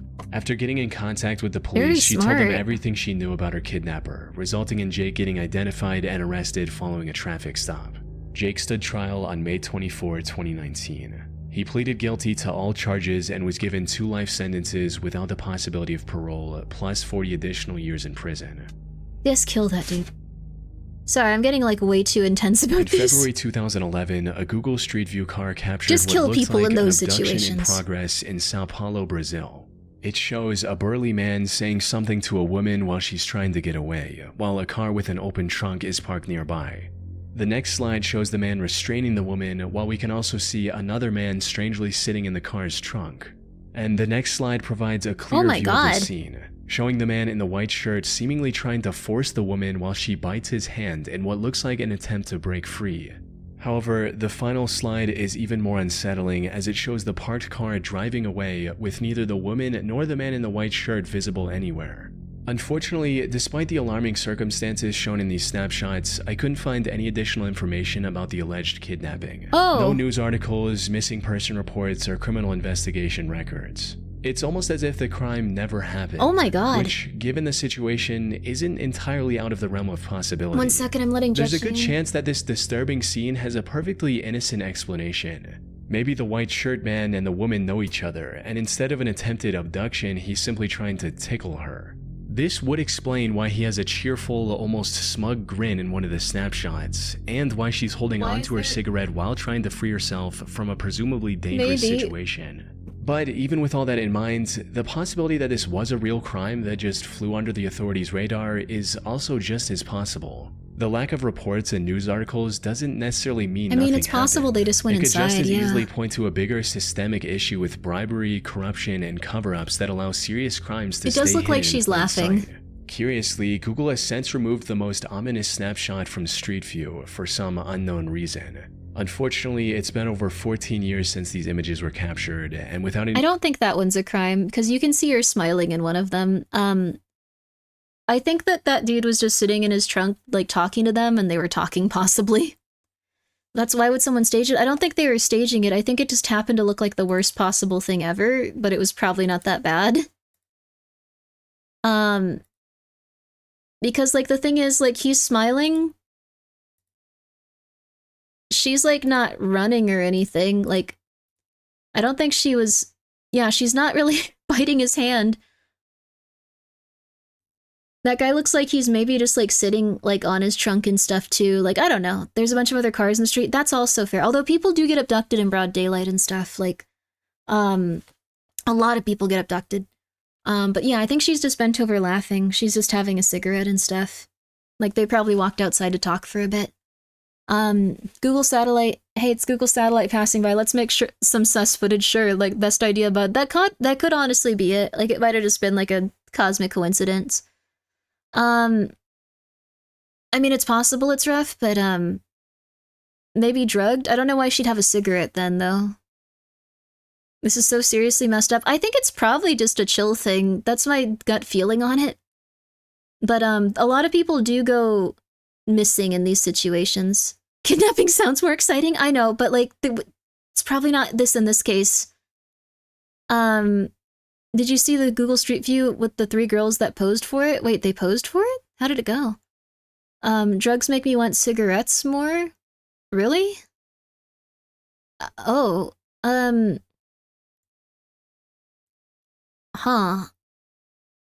Well, I mean, it could be anything. They usually use white vans with a Dalek on top that says Google on the side so you could see something like that. That's true too. Huh. It was cool. Someone made an art with, as the 2 girls. Oh, that's cute, Fluffy. I really think they're just chilling and laughing. I honestly think they're chilling and laughing too, like, based on what I'm seeing. Here's what we're gonna do. Here's what we are gonna do. Don't worry about it. Here. This'll always cheer us up. You may be wondering what I'm talking about, but I have a feeling you're gonna know in just a second.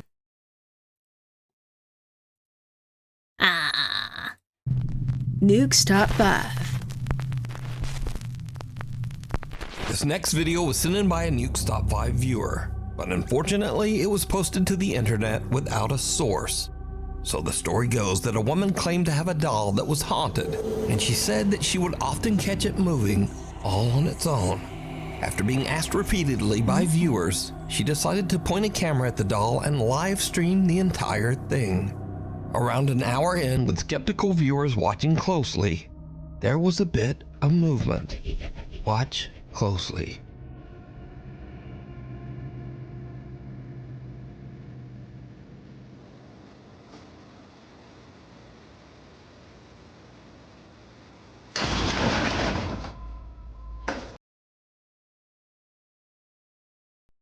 Hi, Jachua. I didn't really need to watch that closely for that one. A bit of movement.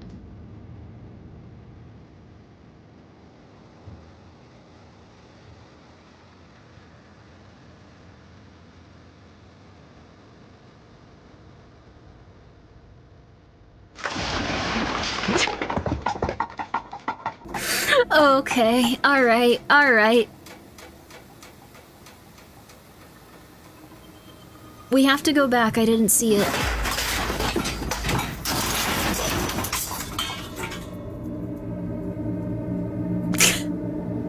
Just a bit. Now, the doll doesn't actually move, but the items surrounding it in the storage closet fly violently across the room, and even on top of the doll.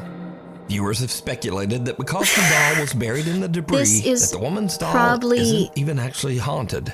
Yeah. But perhaps her house is. Oh, that was the conclusion we others came claim to. that the Okay. supernatural activity is centered around the doll. And some even claim that they saw the doll move in the video before everything came crashing down. But without a source, we'll never know.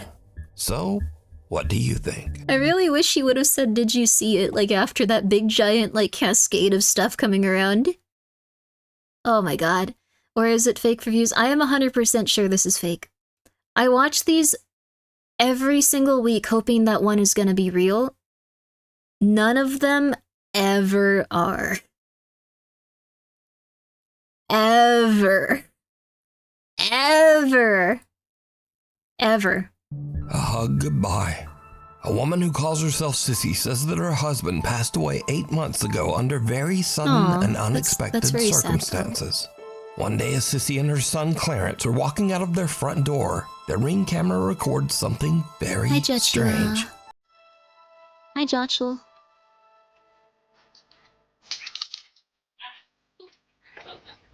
Can I go bananas? Come on. Aw. Let's go.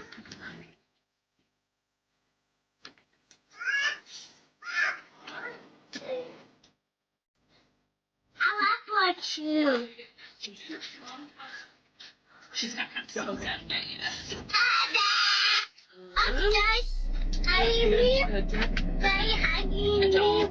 Wait.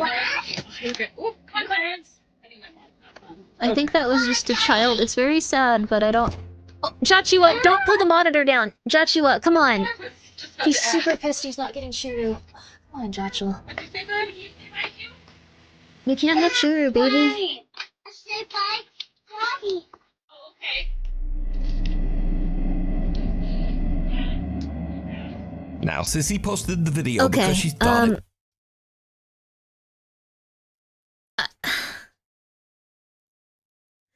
So, it's a child's imagination. I really wish it were, like, Jachi, Michael, just be polite, guys, we got, just be polite, kitties.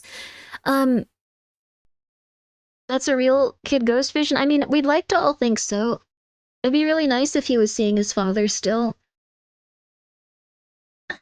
I'm sorry, it's just, I don't know. It was just a little odd and kinda cute that her son was talking to his dad who passed away. She made no claims that the clip was paranormal, but when she posted the video online, viewers began to point out that there also seemed to be a strange voice in the clip. A voice? A voice that they thought might actually be the little boy's father, communicating from beyond. Now, His I'll dad enhance did look the very audio nice, and but... listen carefully just as little Clarence walks out of the door. Come on. Let's go. Let's go. Let's go.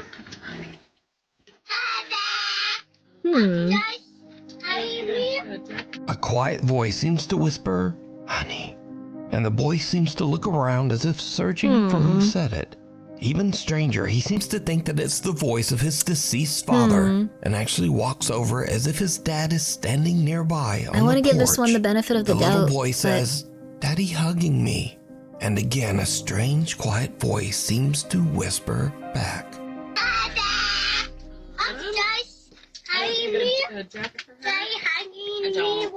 Oh wait, no. Okay. Oop, come on, Clarence. I need my more. Oh wait, no. Okay. Oop, come on, Clarence. So did little That would be Clarence actually nice. I encounter just the don't spirit know. of his deceased dad, saying hello and I'd giving really him a like for quick this hug? not to be faked, but Clarence it would seems to be think extremely so, easy to fake. But as usual, you decide. Door moving? Yeah, it could be the door Witchboard. too. A woman is doing a solo investigation of a That's haunted really house sad, but and yeah, is it using probably a Ouija is. board to contact a spirit named Brenda that Aw. she believes inhabits the home. But as she conducts her Ouija board session, she begins to suspect that she might be in contact with something Some people are really much afraid of more Ouija boards. sinister. Am I dealing or am I speaking with the devil right now through this Ouija board? It is not Brenda. You've just said it's Brenda. It's not Brenda, is it? Oh my god.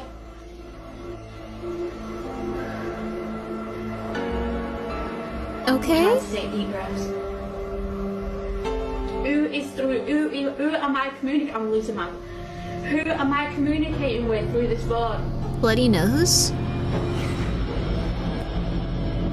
Sounds like a fake British accent. Absolutely not. They're impossible to fake. Demon. That's incredibly rude of you. You're bothering this woman. I've got no tissue, but my nose is bleeding right now. The body's moving. Oh my god. Right, Okay, that was a string. Okay, alright, that was just string. She hears a strange sound from the floor above her and her nose starts to bleed. Okay, no. But still, she decides to continue her session. Engages in witchcraft, Suddenly, meets the devil, Ouija board surprise flies feature. off the table, I would be and afraid too. I'd finally, probably do she something dumb like decides that this. She has had about enough, and she just gets out of there. That was not a big enough reaction to that. That was not a big enough reaction. That would have, if that actually happened, she would have been gone. She would not be picking up her stuff. If that had actually happened, she would have been out the building. She would have never gone back for her phone. It would have just been lost. It would have been something where that thing had been filming for the next 12 hours until, like, I don't know, like, literally, like, just random dudes, like, from a coffee shop that she paid $50 to, like, come and get the phone came in, and we're just like, was this it? Yeah, I mean, this is it. Like, she was just, like, looking at, like, she has, like, one of the little, like, boards here. Yeah, I see it, yeah. All right, pick up the phone, let's go. Like, that would have been the end of the video if this was actually accurate. If that happened to me, that board would be in pieces. I would be gone. She doesn't want to disrespect the spirits. I guess so. You're supposed to never take the planchette or whatever off the board or you're cursed. Stuff like that is supposed to be really important. I would still just be gone. I would be gone. Would not matter. I would be gone. I would be gone. I would be gone. I would just be gone. I would be gone, and I would be calling everyone I knew, and I would turn on every light that I had, and I would be yelling, and I would be calling the police. Anyone would do this, and they'd just be like, I'm sorry, I don't know why I called you. I'm just really scared. Okay, I gotta go. Like, that is the only reasonable reaction to that. That is the only reasonable reaction. This is completely fake. Just saying, this is completely fake. A guy named Angelo decides to camp You're in a not getting forest that is Churu, said to be Joshua. haunted. Calm down. You already got He's a bit Churu today. unnerved by the spooky surroundings, but nevertheless, he decides to try to contact any Joshua can nearby understand the spirits words I with say, the I Ouija think. board. As you might expect, it did not go well. Just heard something move outside the tent.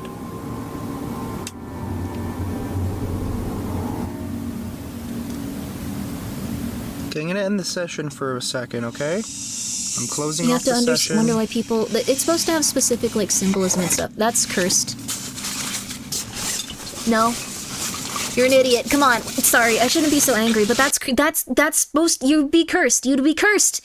You're not supposed to do that. That's an instant curse. That's an instant cursing right there.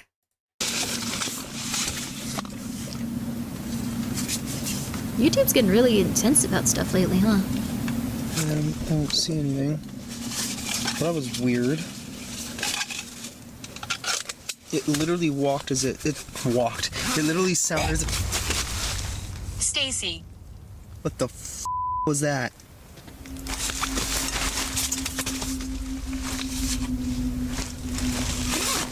No. Nope. No. Nope, no. That's... No, this is... I don't know what the hell that was. This is extremely fake. This is extremely fake. This is extremely fake. This is extremely fake. This is extremely, extremely fake. This is embarrassing. This is embarrassing. You don't put this online if you're trying to scare people with the Ouija board. It's real to me. I'm sorry. Thank you very much, Silpha, for gifting a sub to Stacy Plays. That's nice. I don't know if I want to know what the hell that was. This is so fake. What do I do? Honestly, I think I should probably leave. Let's, I think I'm gonna do that. Angelo begins to freak out. He never from the intended to strange stay. Look at like what's in his tent right here. Like behind me, there's like nothing. He never intended to stay. This was all just. There's no sleeping bag. There's nothing for him to sleep on. There's no like. There's no blankets. There's no bedding. There's nothing. He never intended to stay there. This is complete. This is like embarrassing. This is better than the PR managers over at that place that that one dude hired. And come on. This is just horrible. You could do so much better than this. You need a sleeping bag. You need like a lantern or something. Like the little, like that. Oh my God, come on. Sleeping bag under the camera? How do we know that though? This looks like it's the entire tent though. Like this is like a lot of the tent. Like what kind of lens would you need for this to not look like this is like, there's not enough room. There's not enough room. This is like at the very edge. I don't know. Sounds that seem to surround his tent and decides it's time to leave. Yeah, you were never staying there. Okay, exit is just down that way. Oh, that was a really bad idea.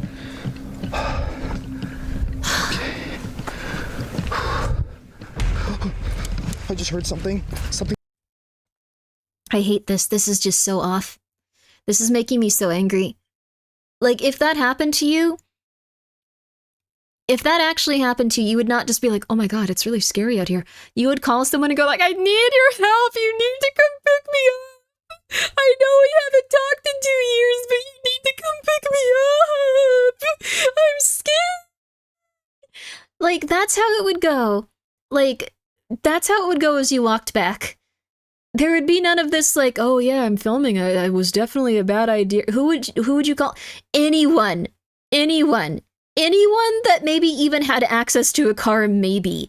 Like, I would be calling them. Personal experience, Grimmi, I just think that's the most normal thing in the world, to just be terrified. And even if, like, you're the type of person that... I didn't see what you said, I must have been weird. But, like, even if, like, you're the type of person that doesn't usually, like, hang out with people, you'd call everyone. Hello, Uber, I effed up. Yeah, you'd call an Uber. You'd call literally anyone. Anyone. Made a sound in my ear. What the was that? Nope. Let's just go. No, there's nothing there. There's the exit.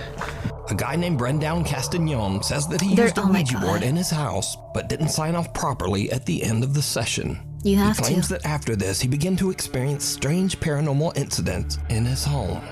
One night, he awakens to the sound of something moving around in the other room.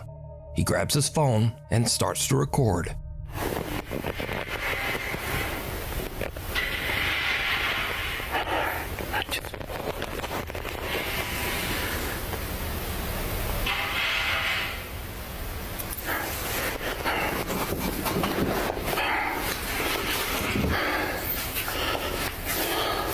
You would not be looking behind you. No, you would not. You would be gone.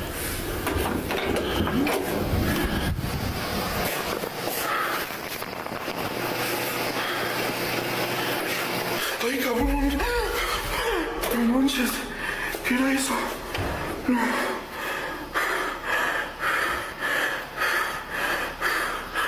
Ay, no manches.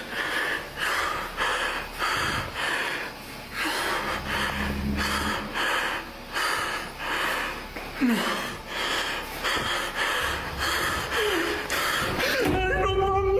A strange pale face seems to peek around the corner. I don't know about this one. When Brendan approaches, there's nothing there. Now terrified, he tries to retreat back to his room. I don't know but about the door this slams one. shut right in front of him. Brendan Castagnon Did says you that see it? after this Luckily, they have incident, the he circle never for us. used the Ouija board again. And thankfully, the supernatural incident in his home Is anything real? I watch these every time. Occurring. Also, thank you, GGG, for gifting a sub. And also, thank you, GGG, for gifting a sub to Stacy's mother, 69. A guy who calls What does himself that mean? Native Penguin was doing some urban exploring That is on strange. the grounds of the Cherokee And Heritage Center in Park Hill, Altered in. Oklahoma. Thank you so much for The being here for 2 months. collection of old buildings were built on the I'll watch site the of VOD. Keep former grimming. Sleep well, Cherokee sleep Female well. Seminary, a boarding school for girls that burnt to the ground This looks really in cool. 1887. Oh. Suddenly, Native Penguin starts to hear something very strange. Thank you, Native Penguin. Am I tripping or is there something going on in here?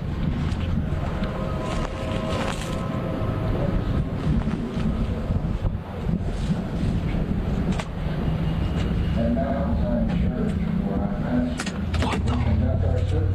In both languages, Cherokee and English. And when we have a completely Cherokee audience, then it's all about in the Cherokee language.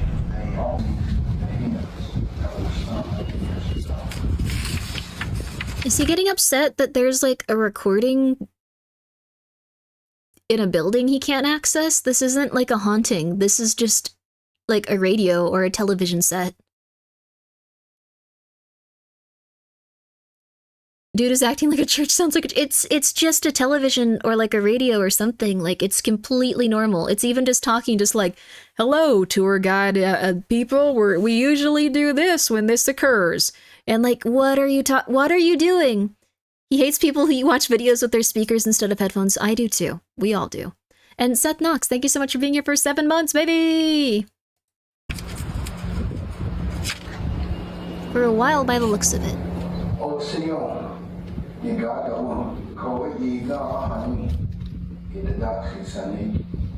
This man is horrified of this radio. Indian territory. Cherokee Nation set aside 1 acre of ground for each church congregation. Alright, it's Baptist. It's literally like tour guide audio, dude. It's tour guide audio! Come on! It's tour guide audio! Why is the recording playing? I don't know, but it's completely normal. For years, there's an odd recorded message playing inside one of the buildings. Native Penguin looks in the window. This is not weird. It just means the electricity hasn't been shut off there.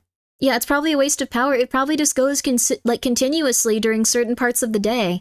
But like what it is it's probably that this place is entirely abandoned. Like people still probably like live there. Like on some part of it, so it still has electricity, and they just don't know that they have this one specific thing playing constantly. Like, this is not... And he's just like, what's going on? It's, I guess, spooky, like, as a concept, but, like, it's completely normal, just as a human being, for this to occur. Like, it's still weird. It is still weird, but it's a completely explainable thing.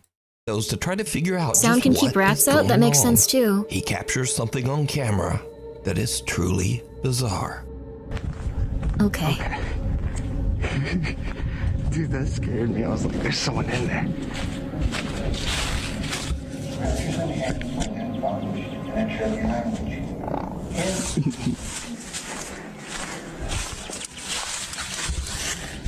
At Mount Zion Church, where I pastor, we conduct our services in both languages. Behind the wood stove?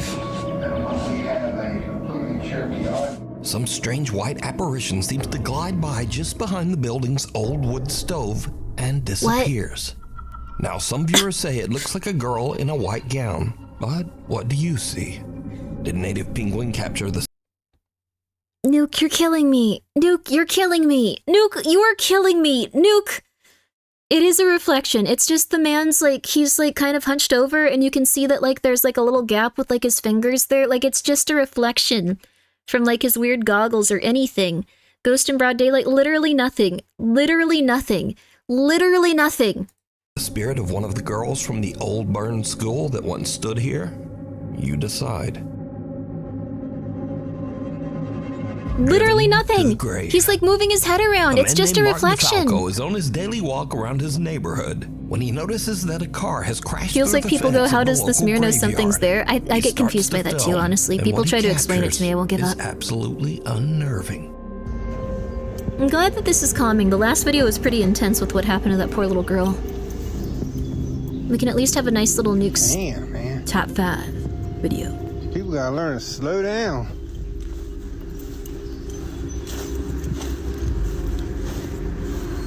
Lucky they didn't hit none of these tombstones. Real lucky.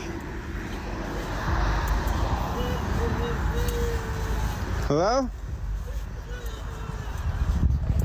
You alright?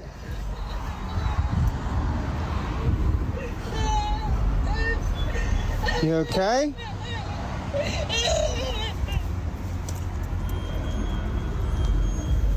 What the hell? What the fuck is going on here? There ain't nobody there. Miss? I don't think that this is like paranormal, but I do think it's spooky. Just someone crying because they crashed their car. Yeah, the acting is just like, what? There's nobody there. Like, it's... Hello?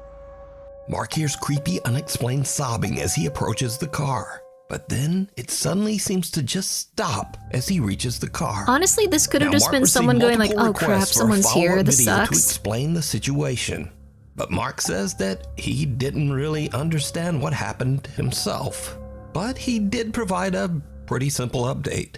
Well, I finally got an update for you on that cemetery video. Seems like a nice guy.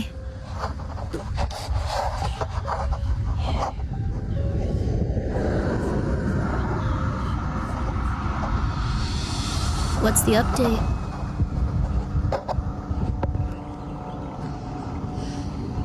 They patched the fence up? They fixed that fence. Now, this video was filmed 3 years ago, and to this day, Mark claims that the video he captured is That is 100% real, and that I'm willing to let him have it. But let me know what you think. I mean, I think it's very explainable. I think the person drove their car into the cemetery having a mental breakdown and we went, what's going on? They were like, oh God, I don't want to talk to anyone right now. I'm not gonna, oh my God, I'm not gonna cry anymore. I'm just gonna hope that they leave. I'm just gonna hope that they leave. They fixed that fence. I like him though, he's cool. This one's very likely fake. You okay? Well, obviously, it's like either fake or it was just a random woman that was not having a good day. What the hell? Intruders. I like him though. A young woman named Jeanette moves into a new apartment. But not long after, as she is recording herself practicing a new dance routine, something happens that is truly terrifying.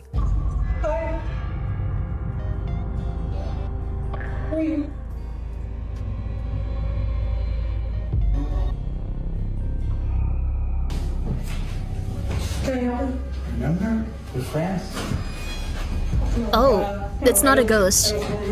Oh, that's like a person. Please get out of my apartment. Please get out of my apartment.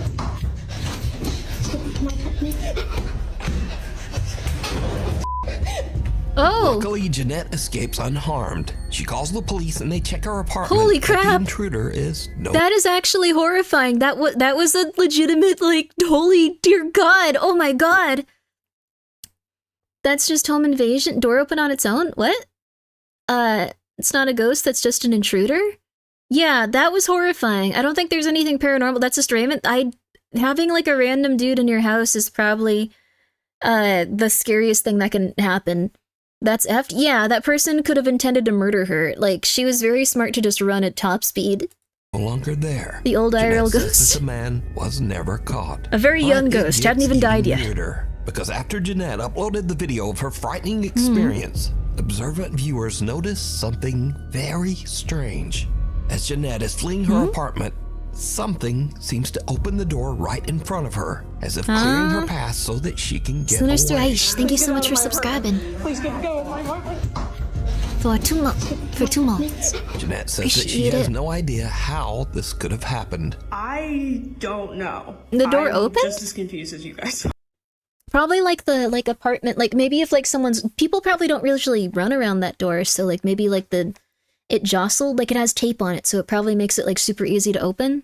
I have no idea what happened. This door is not the easiest to open, and this is why I think it's like. Was Raymond holding a string attached to the door? I don't know, a ghost or. I don't know if this one's fake, just because I don't know also if someone would want to, like, it could be a draft. Yeah, it could be a draft.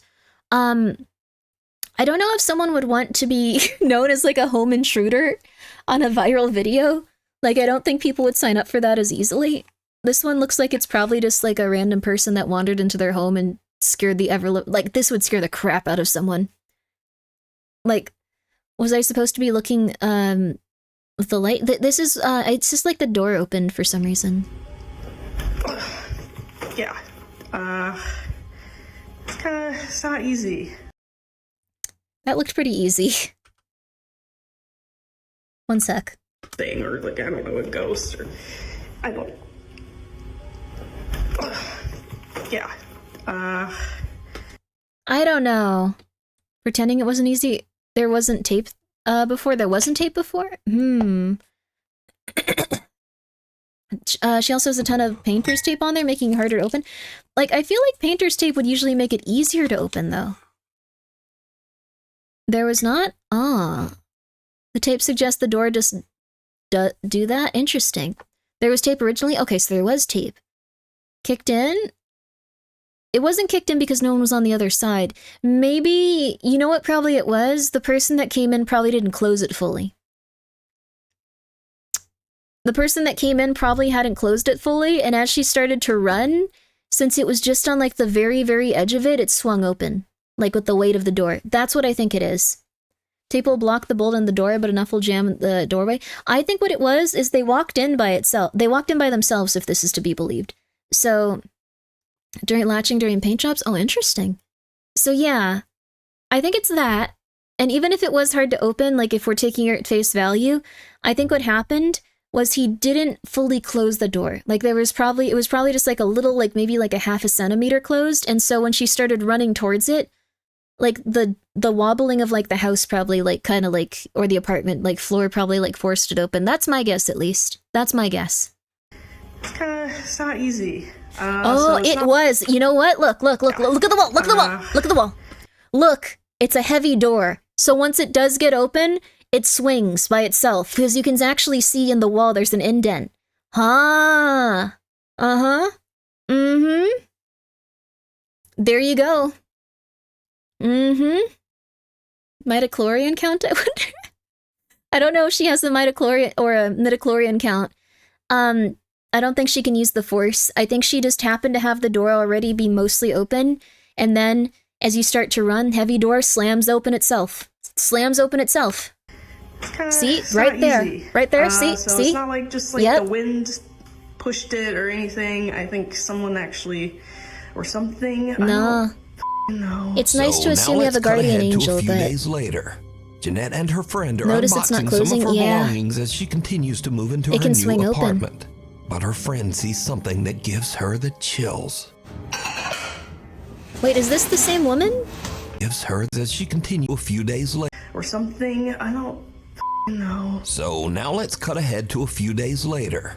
Jeanette and her friend are unboxing some of her belongings as she continues to move into her new apartment. Okay, this is probably fake. But her friend sees something that gives her the chills. Two of them?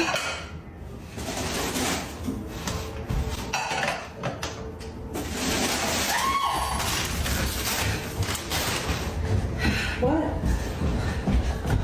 There's someone in here.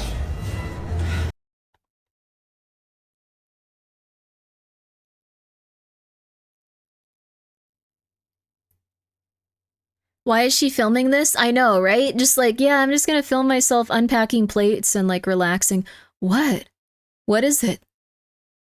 If your friend screamed from the other room, you'd be like, dude, are you okay? What's going on? Like, what?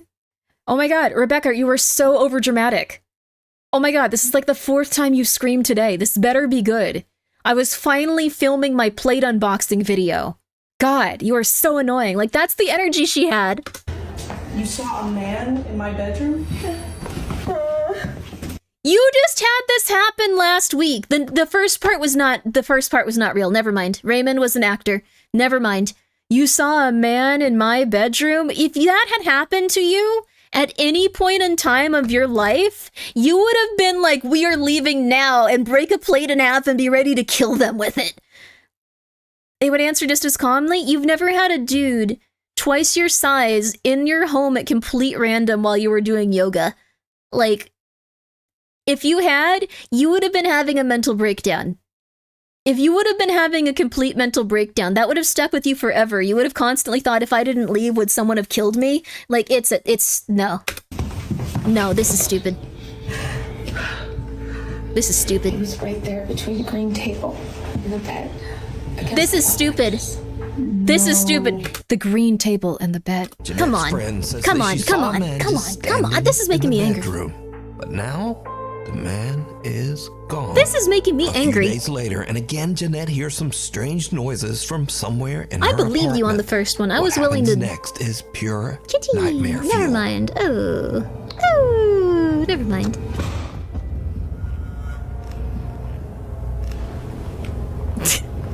Cat's just like, oh, you're not gonna pay attention to me now. You're doing this stuff again. Nuke, this is not pure nightmare fuel. I don't know why I'm in such a mood today.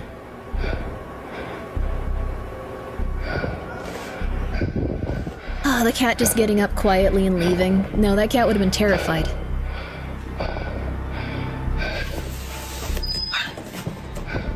Breathing heavily.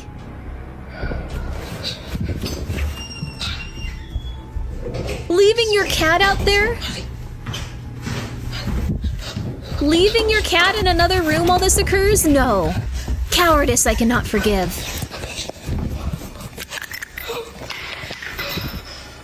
Pepper spray? What are you doing?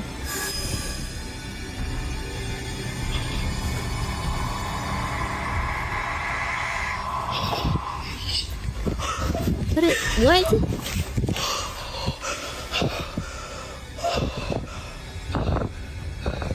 Was that the scary part? This is silly. I can see all of your tricks, running woman. out the front door, but instead she rushes into her nearby bedroom and grabs her pepper spray. But as This she is turns silly. around, her blood runs cold as she sees something slowly make a deep imprint on her mattress. Thread. Look at that. Like this ghost's behind is like concave. Like here, look. I'm kind of in the way. Almost as if some spirit actually sits. Look at that. That's thread. That's thread. She threaded it through like her like weird mattress and like sheets and stuff. Now you're calling the ghost concave? Yeah, they do have like a concave behind though. Like look at that. It's like completely pointed. It's like triangle. It's the thinnest behind. It's not even skeletal. It's just like, I don't know. It's like a triangle. It's thread. What she did is she thread through her sheets and through her mattress, and then when she needed to, she pulled it down from a side you couldn't see, and then that created the illusion of something sitting there. And it's not even looking like it's sitting there. It's just thread. You can see that it's thread. You can see that it's thread. Cake is cake. Down It's on her thread. bed. As she runs out of the room in It's fear, thread. she turns, and the imprint on the bed is gone. 'Cause it's thread. Jeanette says that she is now terrified of the weird things going on in her new apartment. She says that friends have been staying with her until she can decide just what to do. Black Mass. A young woman named Olivia Conkle says that some very strange things have been happening at the apartment that she shares with her boyfriend. We're gonna start watching Doors these every in the week. apartment often just open and close all One of on them's their gonna be own. real. One night, the couple returns home and sees something truly horrifying that seems to be staring out of their apartment window. I'm pissed.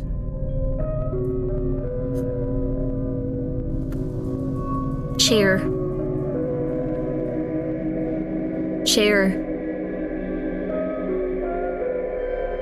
Her boyfriend. The couple looks around their apartment, but there's just nothing there.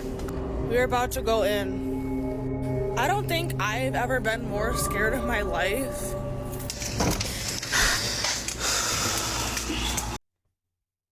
I am so pissed that people do these for attention. I am so pissed. We are never going to find actual ghosts and actual hauntings, because now everyone's just like more concerned about getting big on TikTok. It's frustrating.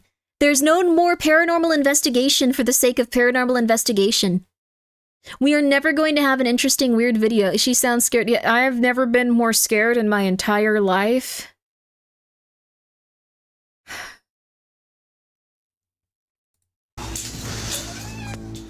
I don't even have any words. But the paranormal activity in their homes I hate this. Oh my god. Oh my god. Okay. seems to be getting worse every day. One night, Olivia is all alone. Next day, there were 2 when sheets there. This happens. They have a cute cat, though.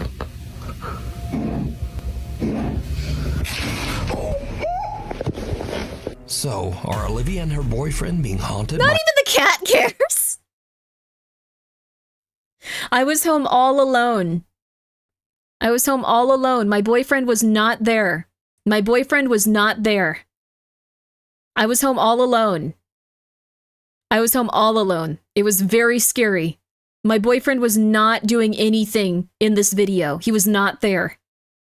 You could skip this one if you're raging. They have a cute cat, alright, skip it. by some dark, shapeless thing. I'm gonna that rage hides over in the all of these. shadows? None of these are legit anymore. You decide. People at least used to try. Scary videos. These are videos that are sort of in the scary video genre, but they're just kind of silly, and also they're all about doggies. So first Thank you, up, Nuke. a man is watching a horror movie when very strange things start to happen nearby. Yes, it's good. Because I'm here for my piece that slice my thing.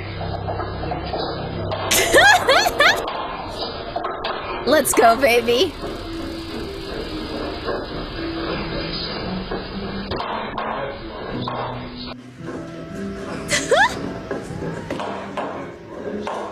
Oh. Bro, I'm literally watching a horror movie.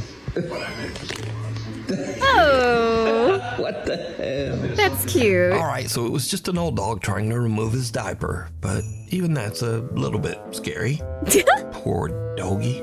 Oh. Next, a man leads his little French bulldog back inside his apartment building, but someone has just set up a spooky Halloween decoration Oh, no. at the end of the hallway. This is the best part of the video so far.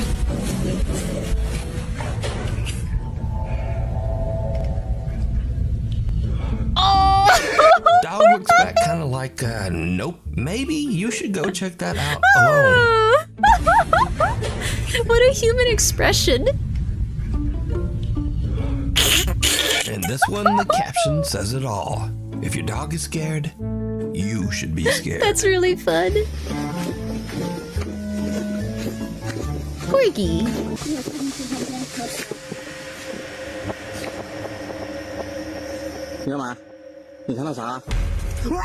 And finally, a woman introduces her new doll. That's really good. That was lovely. Nothing was bad was happening. They were just like, oh my god, my dog is afraid. That's me too. I would do the same exact thing. I would do the same exact thing. Like, it does not matter. Like, at that point, I would also just scream and run. That was a very real one. It was probably like a leaf or like a bird that scared them, and it's like, oh my god, we're gonna die. To her cute little pug named Augie.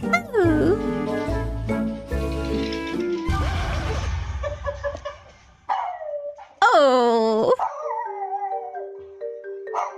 Poor baby. Oh, poor baby. But can this little dog sense something about the doll that we can't? Nah, probably not. Anyway, thanks for watching. Maybe like and subscribe. And hopefully I'll see you next time. Those were actually really good. I love those, dude. Those are adorable. Those are adorable. I love this. That was the best one. I really like that. That was very cute. And Free Champ, thank you so much for the 100 bits. Yo, and Jiro, thank you so much for being here for 4 months, baby. I couldn't use my BF as a meat shield. I'm so sorry. I'm so sorry that you couldn't. I'm sorry. I'm so sorry. The dogs are the best parts. They really were. I hope that he starts including those in all his videos. I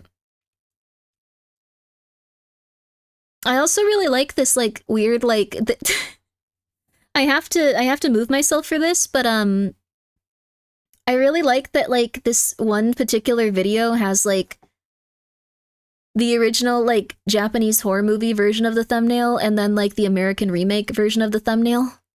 Like, they're so similar that it feels like, I don't know, like Ringu in, like, The Ring. Just a little something there. I really like that one, but it is 3:30 a.m., so I should probably let you guys go rest, and I'm gonna try to stream earlier tomorrow. I know I need to get back on YouTube as well, so gotta adapt the location, baby. Gotta make sure people can understand the context of the film, baby. But I really like Nukes. We should probably watch more. He really got me in the last, like, 2 minutes of this. No, it's not. It's 5:30. Let's see who's streaming. Let's see.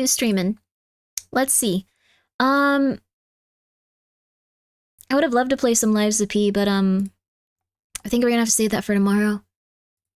I'm sorry that every time I'm just like, we're gonna play it, guys, we're gonna do it, and then I completely forget. I'm sorry. I'm so sorry. But, I think we're gonna leave you over with... Let's see. We're gonna leave you over with... we haven't gotten to read Fang in a while. We haven't gotten to read Kana in a while. We haven't gotten to raid Karino. There's a lot of people streaming right now. Like, you know what? Let's raid Fang. We haven't raided Fang in quite some time, so I don't know if we've ever raided. No, we've raided Fang before. We've raided Fang. So this is Fangul. She's very cute. She's a cave woman VTuber. She has a really adorable design, and I'm sure you guys are gonna absolutely love her. Have you raided Nixie? I don't know if I have raided Nixie. I should have, though. I'm so sorry. We'll do that in the future. But guys, thank you for coming by. We've raided Fang before? Okay, we have. But yes, she is a cave woman VTuber. She's extremely cute. I know that you guys will love her. And I love when someone wants to leave or, like, get off the phone, so I'm gonna let you go. Like, yeah, I'm gonna let you go. I'm gonna do you a favor and let you go. Get away from me. That's how I usually end conversations. I'm gonna let you go for now. It's especially awkward if someone's just like, no, I want to keep talking. And it's like, no, I'm gonna let you go. I've talked to someone for too long today. I have a very, very, very, very, very small amount of time I can talk to people without having a mental breakdown. I'm gonna let you go. But you guys have a good time over with Fang. It was very nice to hang out with all of you for the time. I hope that you're doing well, and I hope that you have a very, very, very, very, very, very, very, very, very nice night. Sleep well. Bye-bye, you guys. Bye-bye. I'll be back tomorrow. Bye-bye. I think I'm actually going to be doing a collab with, Cha-Cha and a few other people. Not sure who. Okay, we'll figure it out, though. Bye-bye.